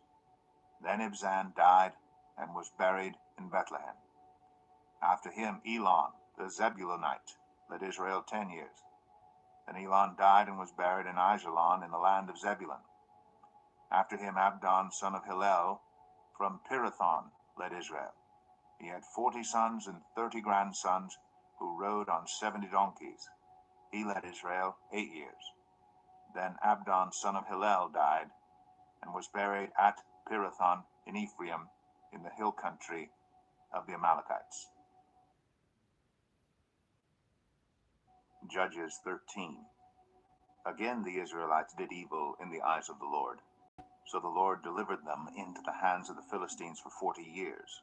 A certain man of Zorah, named Manoah, from the clan of the Danites, had a wife who was childless, unable to give birth. The angel of the Lord appeared to her and said, "You are barren and childless, but you are going to become pregnant and give birth to a son. Now see to it that you drink no wine or other fermented drink, and that you do not eat anything unclean. You will become pregnant and have a son whose head is never to be touched by a razor, because the boy is to be a Nazirite, dedicated to God from the womb. He will take the lead in delivering Israel from the hands of the Philistines." Then the woman went to her husband and told him, "A man of God came to me. He looked like an angel of God, very awesome. I didn't ask him where he came from, and he didn't tell me his name. But he said to me, 'You will become pregnant and have a son. Now then, drink no wine or other fermented drink, and do not eat anything unclean, because the boy will be a Nazirite of God from the womb until the day of his death.' Then Manoah prayed to the Lord, 'Pardon your servant, Lord. I beg you to let the man of God you sent to us come again to teach us how to bring up the boy who is to be born.' God heard Manoah, and the angel of God came again to the woman while she was out in the field, but her husband Manoah was not with her. The woman hurried to tell her husband, 'He's here, the man who appeared to me the other day.' Manoah got up and followed his wife. When he came to the man, he said, 'Are you the man who talked to my wife?' 'I am,' he said. So Manoah asked him, 'When your words are fulfilled, what is to be the rule that governs the boy's life and work?' The angel of the Lord answered, 'Your wife must do all that I have told her. She must not eat anything that comes from the grapevine, nor drink any wine or other fermented drink, nor eat anything unclean. She must do everything I have commanded her.' Manoah said to the angel of the Lord, 'We would like you to stay until we prepare a young goat for you.' The angel of the Lord replied, 'Even though you detain me, I will not eat any of your food. If you prepare a burnt offering, offer it to the Lord.' Manoah did not realize that it was the angel of the Lord. Then Manoah inquired of the angel of the Lord, 'What is your name, so that we may honor you when your word comes true?' He replied, 'Why do you ask my name? It is beyond understanding.' Then Manoah took a young goat, together with the grain offering, and sacrificed it on a rock to the Lord. And the Lord did an amazing thing while Manoah and his wife watched. As the flame blazed up from the altar toward heaven, the angel of the Lord ascended in the flame. Seeing this, Manoah and his wife fell with their faces to the ground. When the angel of the Lord did not show himself again to Manoah and his wife, Manoah realized that it was the angel of the Lord. 'We are doomed to die,' he said to his wife. 'We have seen God.' But his wife answered, 'If the Lord had meant to kill us, he would not have accepted a burnt offering and grain offering from our hands, nor shown us all these things, or now told us this.'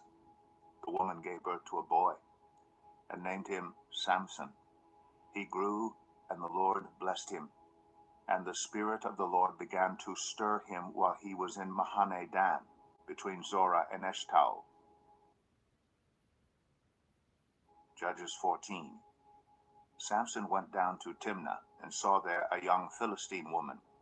When he returned, he said to his father and mother, 'I have seen a Philistine woman in Timnah. Now get her for me as my wife.' His father and mother replied, 'Isn't there an acceptable woman among your relatives, or among all our people? Must you go to the uncircumcised Philistines to get a wife?' But Samson said to his father, 'Get her for me. She's the right one for me.' His parents did not know that this was from the Lord, who was seeking an occasion to confront the Philistines, for at that time they were ruling over Israel. Samson went down to Timnah together with his father and mother. As they approached the vineyards of Timnah, suddenly a young lion came roaring toward him. The Spirit of the Lord came powerfully upon him, so that he tore the lion apart with his bare hands, as he might have torn a young goat. But he told neither his father nor his mother what he had done. Then he went down and talked with the woman, and he liked her.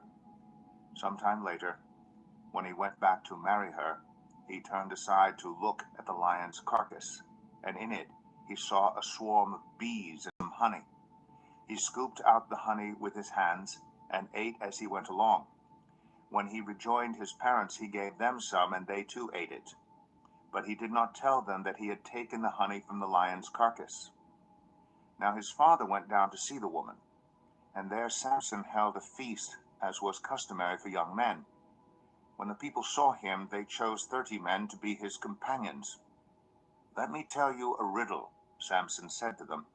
"If you can give me the answer within the 7 days of the feast, I will give you 30 linen garments and 30 sets of clothes. If you can't tell me the answer, you must give me 30 linen garments and 30 sets of clothes." "Tell us your riddle," they said. "Let's hear it." He replied, "Out of the eater, something to eat. Out of the strong, something sweet." For 3 days they could not give the answer. On the 4th day they said to Samson's wife, "Coax your husband into explaining the riddle for us, or we will burn you and your father's household to death. Did you invite us here to steal our property?" Then Samson's wife threw herself on him, sobbing, "You hate me. You don't really love me. You've given my people a riddle, but you haven't told me the answer." "I haven't even explained it to my father or mother," he replied. "So why should I explain it to you?" She cried the whole 7 days of the feast. So on the 7th day he finally told her, because she continued to press him. She in turn explained the riddle to her people. Before sunset on the 7th day, the men of the town said to him, "What is sweeter than honey? What is stronger than a lion?" Samson said to them, "If you had not plowed with my heifer, you would not have solved my riddle." Then the Spirit of the Lord came powerfully upon him. He went down to Ashkelon, struck down 30 of their men, stripped them of everything, and gave their clothes to those who had explained the riddle. Burning with anger, he returned to his father's home, and Samson's wife was given to one of his companions who had attended him at the feast. Judges 15. Later on, at the time of wheat harvest, Samson took a young goat and went to visit his wife. He said, "I'm going to my wife's room," but her father would not let him go in. "I was so sure you hated her," he said, "that I gave her to your companion. Isn't her younger sister more attractive? Take her instead." Samson said to them, "This time I have a right to get even with the Philistines. I will really harm them." So he went out and caught 300 foxes and tied them tail to tail in pairs. He then fastened a torch to every pair of tails, lit the torches, and let the foxes loose in the standing grain of the Philistines. He burned up the shocks and standing grain together with the vineyards and olive groves. When the Philistines asked, "Who did this?" they were told, "Samson, the Timnite's son-in-law, because his wife was given to his companion." So the Philistines went up and burned her and her father to death. Samson said to them, "Since you've acted like this, I swear that I won't stop until I get my revenge on you." He attacked them viciously and slaughtered many of them. Then he went down and stayed in a cave in the rock of Etam. The Philistines went up and camped in Judah, spreading out near Lahai. The people of Judah asked, "Why have you come to fight us?" "We have come to take Samson prisoner," they answered, "to do to him as he did to us." Then 3,000 men from Judah went down to the cave in the rock of Etam and said to Samson, "Don't you realize that the Philistines are rulers over us? What have you done to us?" He answered, "I merely did to them what they did to me." They said to him, "We've come to tie you up and hand you over to the Philistines." Samson said, "Swear to me that you won't kill me yourselves." "Agreed," they answered. "We will only tie you up and hand you over to them. We will not kill you." So they bound him with 2 new ropes and led him from the rock. As he approached Lehi, the Philistines came toward him shouting. The Spirit of the Lord came powerfully upon him. The ropes on his arms became like charred flax, and the bindings dropped from his hands. Finding a fresh jawbone of a donkey, he grabbed it and struck down 1,000 men. Then Samson said, "With a donkey's jawbone I have made donkeys of them. With a donkey's jawbone I have killed 1,000 men." When he finished speaking, he threw away the jawbone, and the place was called Ramath Lehi. Because he was very thirsty, he cried out to the Lord, "You have given your servant this great victory. Must I now die of thirst and fall into the hands of the uncircumcised?" Then God opened up the hollow place in Lehi, and water came out of it. When Samson drank, his strength returned, and he revived. So the spring was called En Hakor, and it is still there in Lehi. Samson led Israel for 20 years in the days of the Philistines. Judges 16. One day Samson went to Gaza, where he saw a prostitute. He went in to spend the night with her. The people of Gaza were told, "Samson is here." So they surrounded the place and lay in wait for him all night at the city gate. They made no move during the night, saying, "At dawn we'll kill him." But Samson lay there only until the middle of the night. Then he got up and took hold of the doors of the city gate, together with the 2 posts, and tore them loose, bar and all.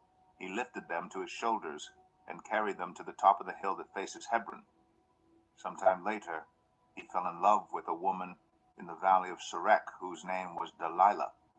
The rulers of the Philistines went to her and said, "See if you can lure him into showing you the secret of his great strength, and how we can overpower him so we may tie him up and subdue him. Each one of us will give you 1,100 shekels of silver." So Delilah said to Samson, "Tell me the secret of your great strength, and how you can be tied up and subdued." Samson answered her, "If anyone ties me with 7 fresh bowstrings that have not been dried, I'll become as weak as any other man." Then the rulers of the Philistines brought her 7 fresh bowstrings that had not been dried, and she tied him with them. With men hidden in the room, she called to him, "Samson, the Philistines are upon you." But he snapped the bowstrings as easily as a piece of string snaps when it comes close to a flame. So the secret of his strength was not discovered. Then Delilah said to Samson, "You have made a fool of me. You lied to me. Come now, tell me how you can be tied." He said, "If anyone ties me securely with new ropes that have never been used, I'll become as weak as any other man." So Delilah took new ropes and tied him with them. Then, with men hidden in the room, she called to him, "Samson, the Philistines are upon you." But he snapped the ropes off his arms as if they were threads. Delilah then said to Samson, "All this time you have been making a fool of me and lying to me. Tell me how you can be tied."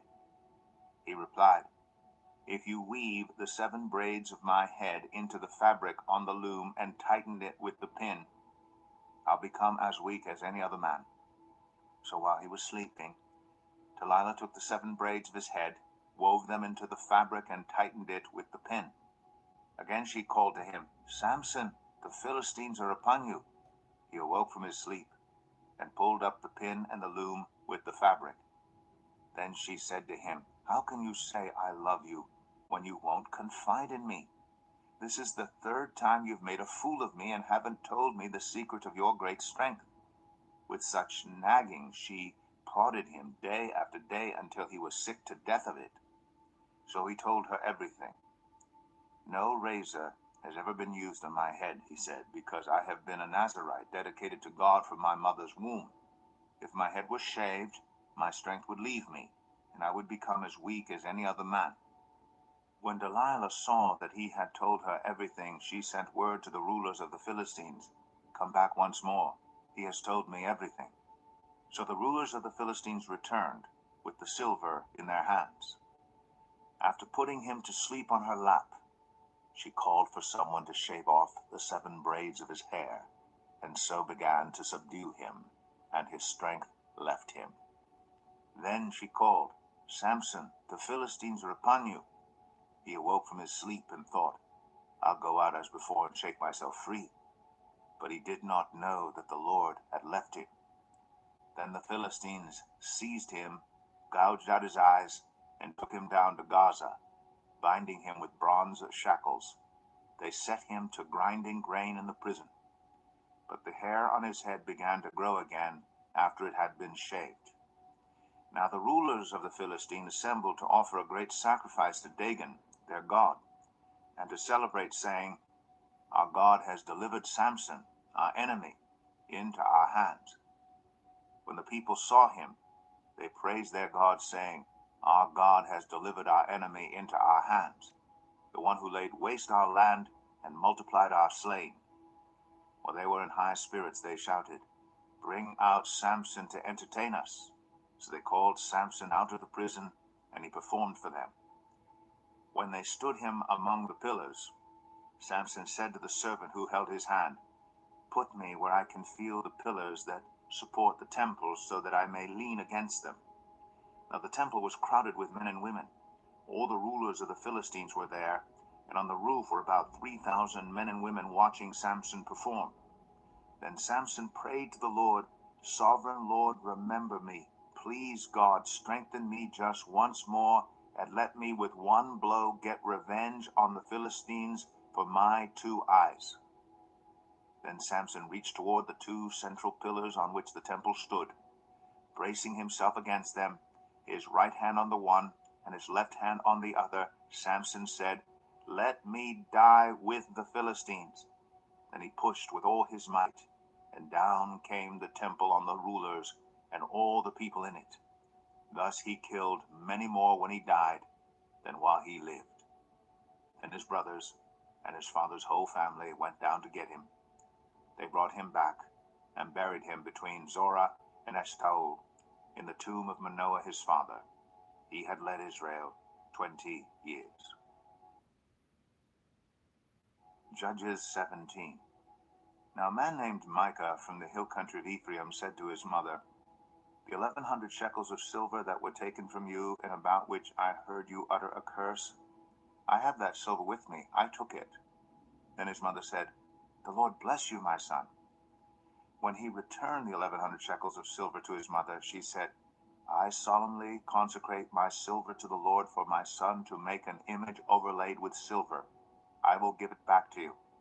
So after he returned the silver to his mother, she took 200 shekels of silver and gave them to a silversmith, who used them to make the idol. And it was put in Micah's house. Now this man Micah had a shrine, and he made an ephod and some household gods, and installed one of his sons as his priest. In those days Israel had no king. Everyone did as they saw fit. A young Levite from Bethlehem in Judah, who had been living within the clan of Judah, left that town in search of some other place to stay. On his way he came to Micah's house in the hill country of Ephraim. Micah asked him, "Where are you from?" "I'm a Levite from Bethlehem in Judah," he said, "and I'm looking for a place to stay." Then Micah said to him, "Live with me and be my father and priest, and I'll give you 10 shekels of silver a year, your clothes, and your food." So the Levite agreed to live with him, and the young man became like one of his sons to him. Then Micah installed the Levite, and the young man became his priest and lived in his house. And Micah said, "Now I know that the Lord will be good to me, since this Levite has become my priest." Judges 18. In those days Israel had no king. And in those days the tribe of the Danites was seeking a place of their own where they might settle, because they had not yet come into an inheritance among the tribes of Israel. So the Danites sent 5 of their leading men from Zorah and Eshtaol to spy out the land and explore it. These men represented all the Danites. They told them, "Go explore the land." So they entered the hill country of Ephraim and came to the house of Micah, where they spent the night. When they were near Micah's house, they recognized the voice of the young Levite. So they turned in there and asked him, "Who brought you here? What are you doing in this place? Why are you here?" He told them what Micah had done for him and said, "He has hired me and I am his priest." Then they said to him, please inquire of God to learn whether our journey will be successful." The priest answered them, "Go in peace. Your journey has the Lord's approval." So the 5 men left and came to Laish, where they saw that the people were living in safety, like the Sidonians, at peace and secure. And since their land lacked nothing, they were prosperous. Also, they lived a long way from the Sidonians and had no relationship with anyone else. When they returned to Zorah and Eshtaol, their fellow Danites asked them, "How did you find things?" They answered, "Come on, let's attack them. We have seen the land and it is very good. Aren't you going to do something? Don't hesitate to go there and take it over. When you get there, you will find an unsuspecting people and a spacious land that God has put into your hands, a land that lacks nothing whatever." Then 600 men of the Danites, armed for battle, set out from Zorah and Eshtaol. On their way, they set up camp near Kiriath Jearim in Judah. This is why the place west of Kiriath Jearim is called Mahane Dan to this day. From there, they went on to the hill country of Ephraim and came to Micah's house. Then the 5 men who had spied out the land of Laish said to their fellow Danites, "Do you know that one of these houses has an ephod, some household gods, and an image overlaid with silver? Now you know what to do." So they turned in there and went to the house of the young Levite at Micah's place and greeted him. The 600 Danites, armed for battle, stood at the entrance of the gate. The 5 men who had spied out the land went inside and took the idol, the ephod, and the household gods, while the priest and the 600 armed men stood at the entrance of the gate. When the 5 men went into Micah's house and took the idol, the ephod, and the household gods, the priest said to them, "What are you doing?" They answered him, "Be quiet, don't say a word. Come with us and be our father and priest. Isn't it better that you serve a tribe and clan in Israel as priest, rather than just one man's household?" The priest was very pleased. He took the ephod, the household gods, and the idol, and went along with the people. Putting their little children, their livestock, and their possessions in front of them, they turned away and left. When they had gone some distance from Micah's house, the men who lived near Micah were called together and overtook the Danites. As they shouted after them, the Danites turned and said to Micah, "What's the matter with you that you called out your men to fight?" He replied, "You took the gods I made and my priest and went away. What else do I have? How can you ask what's the matter with you?" The Danites answered, "Don't argue with us, or some of the men may get angry and attack you and your family will lose your lives." So the Danites went their way, and Micah, seeing that they were too strong for him, turned around and went back home. Then they took what Micah had made and his priest, and went on to Laish against a people at peace and secure. They attacked them with the sword and burned down their city. There was no one to rescue them because they lived a long way from Sidon and had no relationship with anyone else. The city was in a valley near Beth Rehob. The Danites rebuilt the city and settled there. They named it Dan, after their ancestor Dan, who was born to Israel, though the city used to be called Laish. There the Danites set up for themselves the idol, and Jonathan son of Gershom, the son of Moses, and his sons were priests for the tribe of Dan until the time of the captivity of the land. They continued to use the idol Micah had made all the time the house of God was in Shiloh. Judges 19. In those days Israel had no king. Now a Levite who lived in a remote area in the hill country of Ephraim took a concubine from Bethlehem in Judah. But she was unfaithful to him. She left him and went back to her parents' home in Bethlehem, Judah. After she had been there 4 months, her husband went to her to persuade her to return. He had with him his servant and 2 donkeys.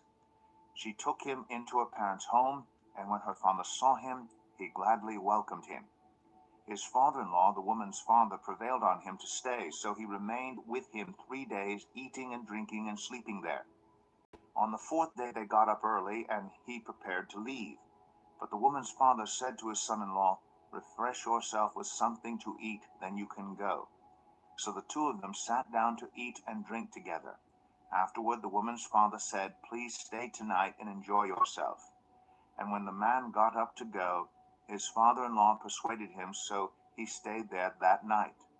On the morning of the 5th day, when he rose to go, the woman's father said, refresh yourself, wait till afternoon.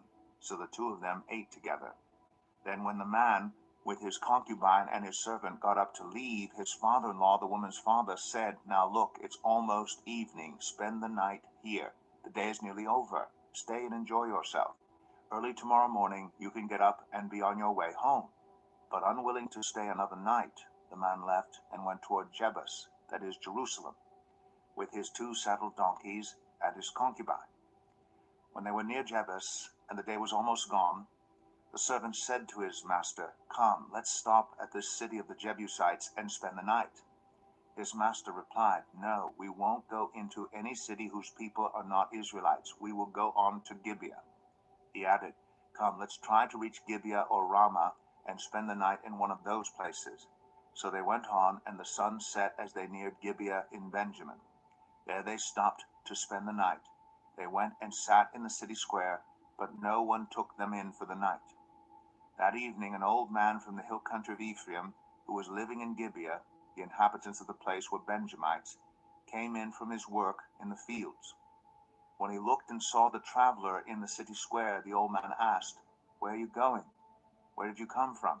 He answered, We are on our way from Bethlehem in Judah to a remote area in the hill country of Ephraim where I live.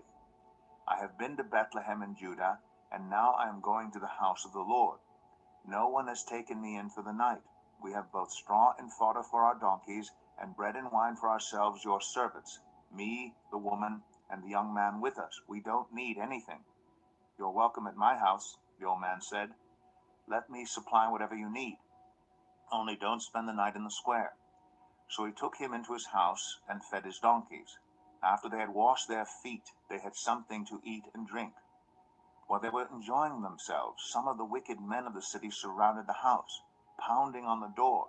They shouted to the old man who owned the house, Bring out the man who came to your house so that we can have sex with him. The owner of the house went outside and said to them, No, my friends, don't be so vile. Since this man is my guest, don't do this outrageous thing. Look, here is my virgin daughter and his concubine. I will bring them out to you now, and you can use them and do to them whatever you wish. But as for this man, don't do such an outrageous thing. But the men would not listen to him. So the man took his concubine and sent her outside to them, and they raped her and abused her throughout the night, and at dawn they let her go. At daybreak the woman went back to the house where her master was staying, fell down at the door, and lay there until daylight. When her master got up in the morning and opened the door of the house and stepped out to continue on his way, there lay his concubine, fallen in the doorway of the house with her hands on the threshold. He said to her, Get up, let's go. But there was no answer. Then the man put her on his donkey and set out for home. When he reached home, he took a knife and cut up his concubine, limb by limb, into 12 parts, and sent them into all the areas of Israel. Everyone who saw it was saying to one another, Such a thing has never been seen or done, not since the day the Israelites came up out of Egypt. Just imagine. We must do something. So speak up. Judges 20. Then all Israel from Dan to Beersheba and from the land of Gilead came together as one and assembled before the Lord in Mizpah. The leaders of all the people of the tribes of Israel took their places in the assembly of God's people, 400,000 men armed with swords. The Benjamites heard that the Israelites had gone up to Mizpah. Then the Israelites said, Tell us how this awful thing happened. So the Levite, the husband of the murdered woman, said, I and my concubine came to Gibeah in Benjamin to spend the night. During the night the men of Gibeah came after me and surrounded the house, intending to kill me. They raped my concubine, and she died. I took my concubine, cut her into pieces, and sent one piece to each region of Israel's inheritance, because they committed this lewd and outrageous act in Israel. Now, you Israelites, speak up and tell me what you have decided to do. All the men rose up together as one, saying, None of us will go home. No, not one of us will return to his house. But now this is what we'll do to Gibeah. We'll go up against it in the order decided by casting lots. will take 10 men out of every 100 from all the tribes of Israel, and 100 from 1,000, and 1,000 from 10,000 to get provisions for the army. Then, when the army arrives at Gibeah in Benjamin, it can give them what they deserve for this outrageous act done in Israel. So all the Israelites got together and united as one against the city. The tribes of Israel sent messengers throughout the tribe of Benjamin, saying, "What about this awful crime that was committed among you? Now turn those wicked men of Gibeah over to us, so that we may put them to death and purge the evil from Israel." But the Benjamites would not listen to their fellow Israelites. From their towns they came together at Gibeah against the Israelites. At once the Benjamites mobilized 26,000 swordsmen from their towns, in addition to 700 able young men from those living in Gibeah. Among all these soldiers, there were 700 select troops who were left-handed, each of whom could sling a stone at a hair and not miss. Israel, apart from Benjamin, mustered 400,000 swordsmen, all of them fit for battle. The Israelites went up to Bethel and inquired of God. They said, "Who of us is to go up first to fight against the Benjamites?" The Lord replied, "Judah shall go first." The next morning the Israelites got up and pitched camp near Gibeah. The Israelites went out to fight the Benjamites and took up battle positions against them at Gibeah. The Benjamites came out of Gibeah and cut down 22,000 Israelites on the battlefield that day. But the Israelites encouraged one another and again took up their positions where they had stationed themselves the first day. The Israelites went up and wept before the Lord until evening, and they inquired of the Lord. They said, "Shall we go up again to fight against the Benjamites, our fellow Israelites?" The Lord answered, "Go up against them." Then the Israelites drew near to Benjamin the second day. This time when the Benjamites came out from Gibeah to oppose them, they cut down another 18,000 Israelites, all of them armed with swords. Then all the Israelites, the whole army, went up to Bethel, and there they sat weeping before the Lord. They fasted that day until evening and presented burnt offerings and fellowship offerings to the Lord. And the Israelites inquired of the Lord. In those days the ark of the covenant of God was there, with Phinehas son of Eleazar the son of Aaron ministering before it. They asked, "Shall we go up again to fight against the Benjamites, our fellow Israelites, or not?" The Lord responded, "Go, for tomorrow I will give them into your hands." Then Israel set an ambush around Gibeah. They went up against the Benjamites on the third day and took up positions against Gibeah as they had done before. The Benjamites came out to meet them and were drawn away from the city. They began to inflict casualties on the Israelites as before, so that about 30 men fell in the open field and on the roads, the one leading to Bethel and the other to Gibeah. While the Benjamites were saying, "We are defeating them as before," the Israelites were saying, "Let's retreat and draw them away from the city to the roads." All the men of Israel moved from their places and took up positions at Baal Tamar, and the Israelite ambush charged out of its place on the west of Gibeah. Then 10,000 of Israel's able young men made a frontal attack on Gibeah. The fighting was so heavy that the Benjamites did not realize how near disaster was. The Lord defeated Benjamin before Israel, and on that day the Israelites struck down 25,100 Benjamites, all armed with swords. Then the Benjamites saw that they were beaten. Now the men of Israel had given way before Benjamin because they relied on the ambush they had set near Gibeah. Those who had been in ambush made a sudden dash into Gibeah, spread out, and put the whole city to the sword. The Israelites had arranged with the ambush that they should send up a great cloud of smoke from the city, and then the Israelites would counterattack. The Benjamites had begun to inflict casualties on the Israelites, about 30, and they said, "We are defeating them as in the first battle." But when the column of smoke began to rise from the city, the Benjamites turned and saw the whole city going up in smoke. Then the Israelites counterattacked, and the Benjamites were terrified because they realized that disaster had come on them. So they fled before the Israelites in the direction of the wilderness. but they could not escape the battle. And the Israelites who came out of the towns cut them down there. They surrounded the Benjamites, chased them, and easily overran them in the vicinity of Gibeah on the east. 18,000 Benjamites fell, all of them valiant fighters. As they turned and fled toward the wilderness to the rock of Rimmon, the Israelites cut down 5,000 men along the roads. They kept pressing after the Benjamites as far as Edom and struck down 2,000 more. On that day, 25,000 Benjamite swordsmen fell, all of them valiant fighters. But 600 of them turned and fled to the wilderness to the rock of Rimmon, where they stayed 4 months. The men of Israel went back to Benjamin and put all the towns to the sword, including the animals and everything else they found. All the towns they came across, they set on fire. Judges 21. The men of Israel had taken an oath at Mizpah. Not one of us will give his daughter in marriage to a Benjamite. The people went to Bethel, where they sat before God until evening, raising their voices and weeping bitterly. Lord, God of Israel, they cried, why has this happened to Israel? Why should one tribe be missing from Israel today? Early the next day, the people built an altar and presented burnt offerings and fellowship offerings. Then the Israelites asked, who from all the tribes of Israel has failed to assemble before the Lord? For they had taken a solemn oath that anyone who failed to assemble before the Lord at Mizpah was to be put to death. Now the Israelites grieved for the tribe of Benjamin, their fellow Israelites.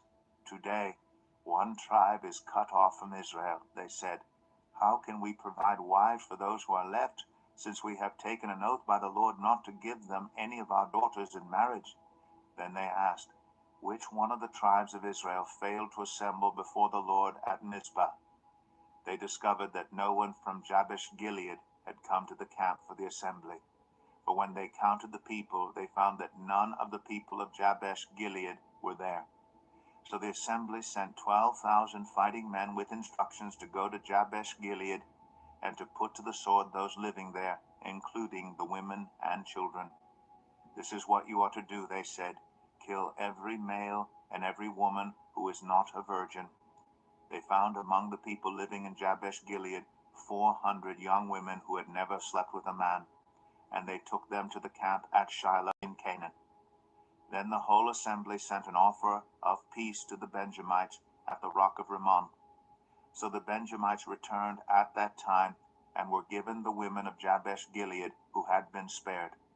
But there were not enough for all of them. The people grieved for Benjamin, because the Lord had made a gap in the tribes of Israel. And the elders of the assembly said, with the women of Benjamin destroyed, how shall we provide wives for the men who are left? The Benjamite survivors must have heirs, they said, so that a tribe of Israel will not be wiped out. We can't give them our daughters as wives, since we Israelites have taken this oath. Cursed be anyone who gives a wife to a Benjamite. But look, there is the annual festival of the Lord in Shiloh, which lies north of Bethel, east of the road that goes from Bethel to Shechem, and south of Lebanah. So they instructed the Benjamites, saying, go and hide in the vineyards and watch. When the young women of Shiloh come out to join in the dancing, rush from the vineyards, and each of you seize one of them to be your wife. Then return to the land of Benjamin. When their fathers or brothers complain to us, we will say to them, do us the favor of helping them, because we did not get wives for them during the war. You will not be guilty of breaking your oath because you did not give your daughters to them. So that is what the Benjamites did. While the young women were dancing, each man caught one and carried her off to be his wife. Then they returned to their inheritance and rebuilt the towns and settled in them. At that time the Israelites left that place and went home to their tribes and clans, each to his own inheritance. In those days Israel had no king. Everyone did as they saw fit.